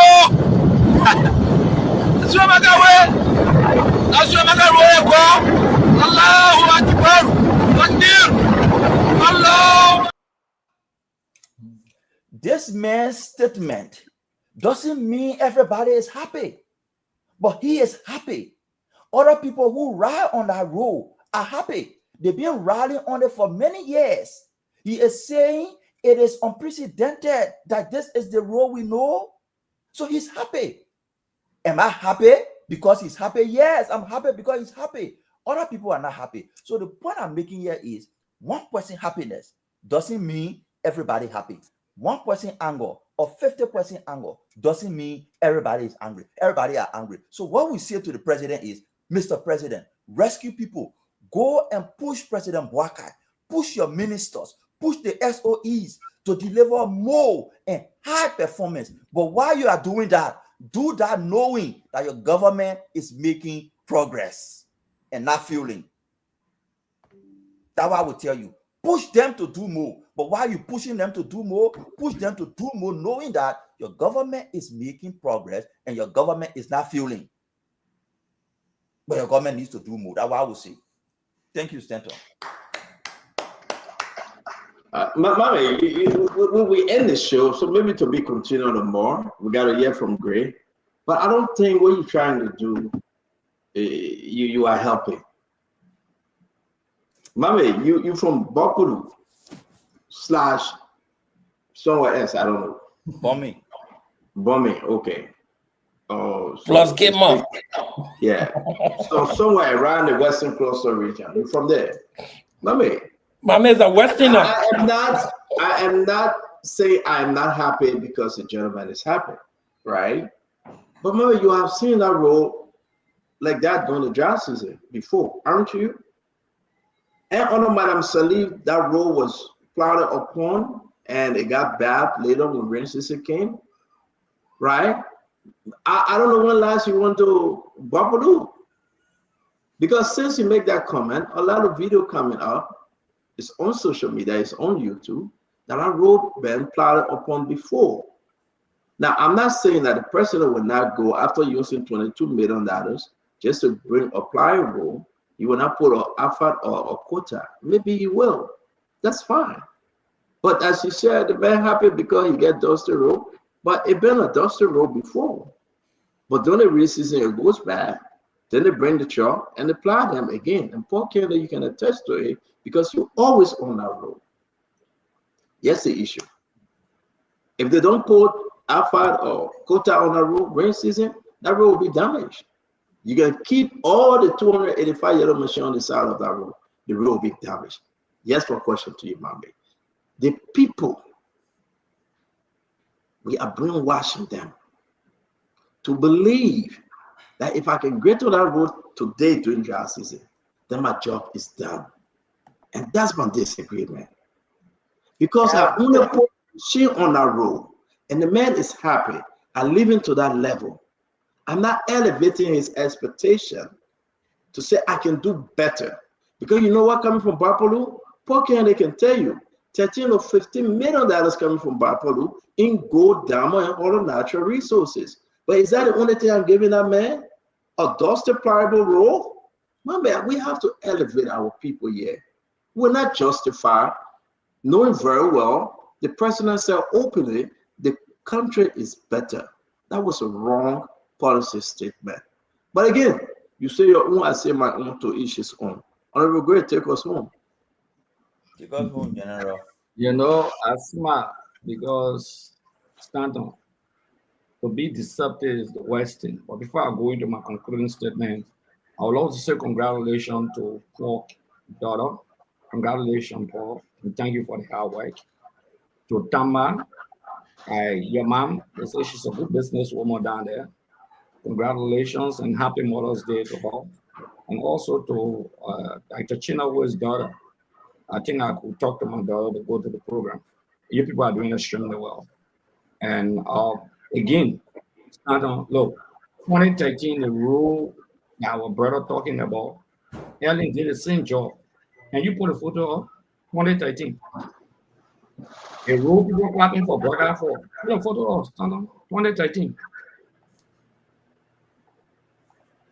The Babolu Road I was talking about, 2013. President Sadi did it. From 2013 to now, that calculate the years. But Boyka was Vice President of the Republic of Liberia. For 2013. Now only that. President Wiyakin did the same road, the same way. Huh? Yes. Not say hey, and I arguing Paul can tell you, don't yell. One kind of to just can't talk. No, we're not just talking. My man. Mama, you even get video of that road though. Yeah, wait, surely man, we dust the road. We talk. You see it? Our lawmaker by then. Okay, start on, please put a video down. I beg you, put out picture down. Start on, I beg you, put a picture down. Mommy, you're talking to a reservoir of legislative knowledge and senior government official. You're not just talking to ordinary person on the show. It's a privilege. Mommy, it's a privilege. Okay? So when we're talking about the governance structure of the country, and you raise the hope of the people, we hold you on the basis of your political manifesto. That's why people hold government on the commitments they made, their political manifesto. But every time people find an excuse route to make a faulted comparative analysis that we call non sequitur, a fallacious argument, okay, that is dangerous for invading the issues. It's dangerous for the fire marshal of any government. Whether great girl or swimming pool in your yard, whether great girl whom that call $500,000, it's not an issue. If great stole money prosecuting you in power, you have the authority. Why are you running away from your responsibility? You took an oath to uphold, protect, and defend the Constitution and all the laws of the Republic of Liberia. I'm not above the law. Mommy, you sat on this program. This is disgusting. You said this government is using the order to blackmail former official. You on public record yet? And I'm admitting that. No, hold on. Don't argue, my man. Wait, you're seeing talking. Okay. That's why you said it shows the ineptitude of the administration by your statement. If the government promised the Liberian people that President Boyka said, I know where they're getting the money from. They been right law, zero car. You play that video, start until you got it. Play it.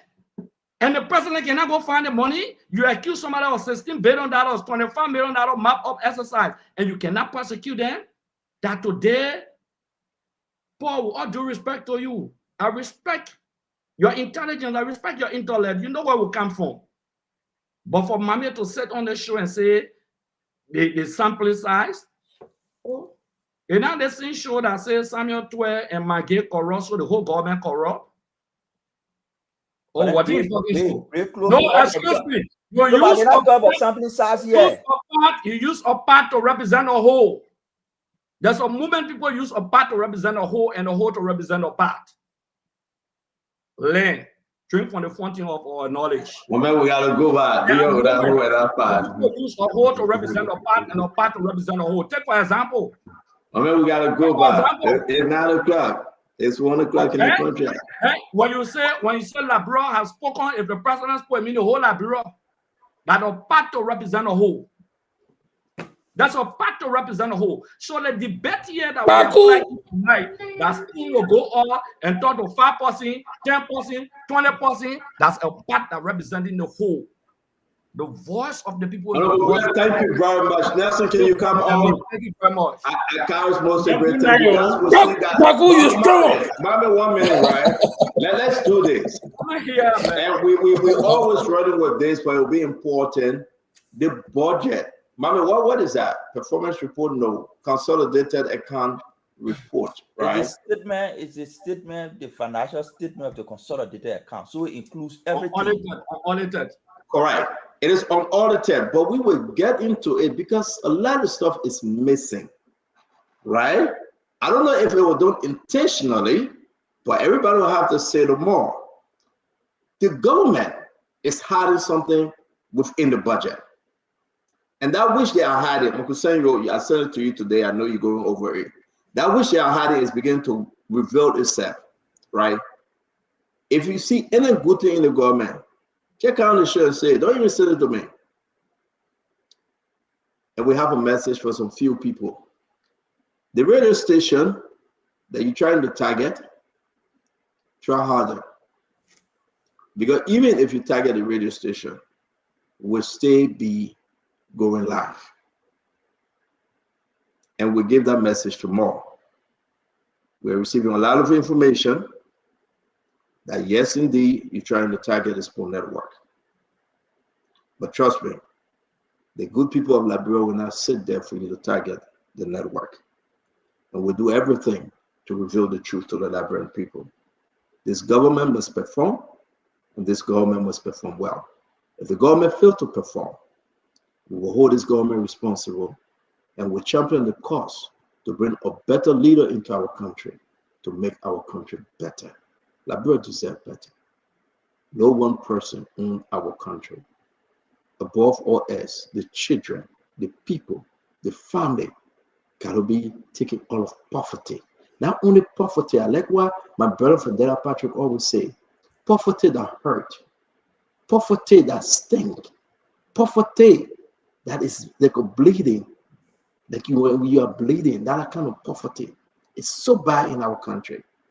If President Baka can do it, trust me, the Liberian people will find that leader to redeem them. And that's why we are not saying it will be CDC, because Joe, we have had his time, and Joe, we have messed up. May God bless you. May God keep you.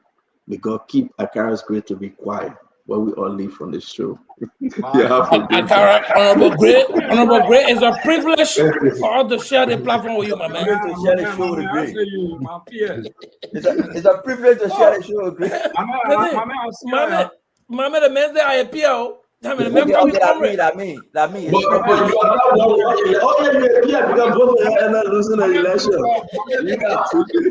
So, Stephen, you remember the text I sent you the other day? Which one? Well, I said, citizens like Gray shouldn't be using the show as a therapy session.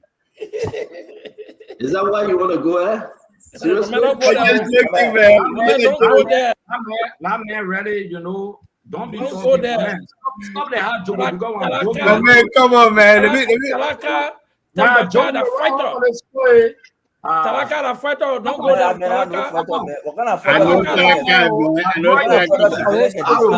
How will you say great fighter?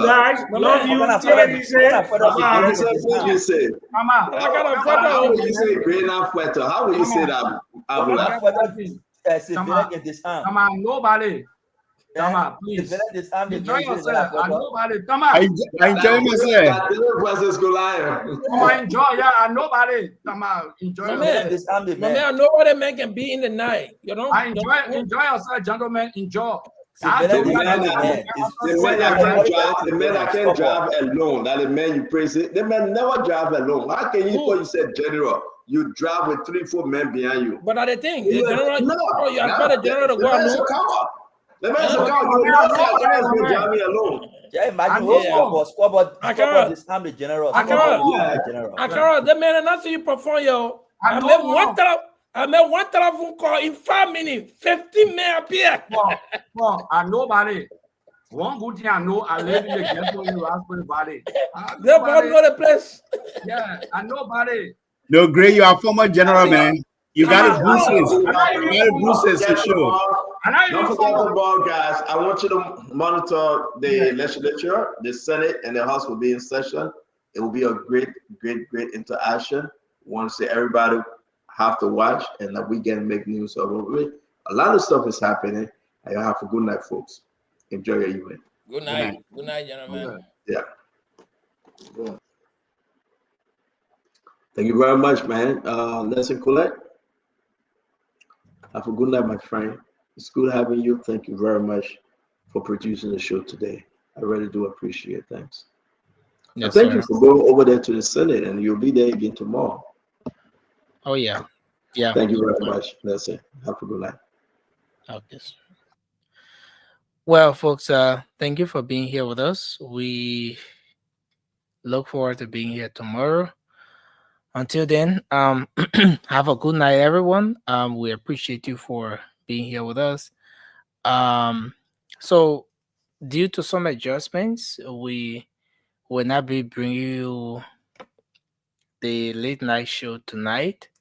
We will subsequently inform you of the adjustments we've made to the late night show time. But I want to appreciate all of you. Philip Bala, thank you for being on with us.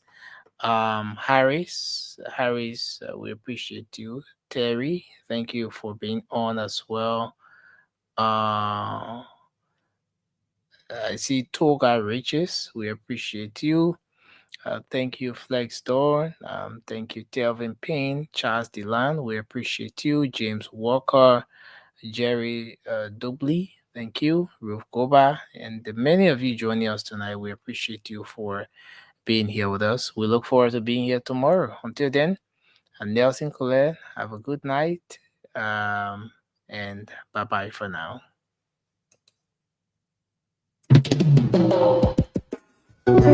Yes, sir. A special one with the CEO stand coming with the spoons. And your boy on the beat.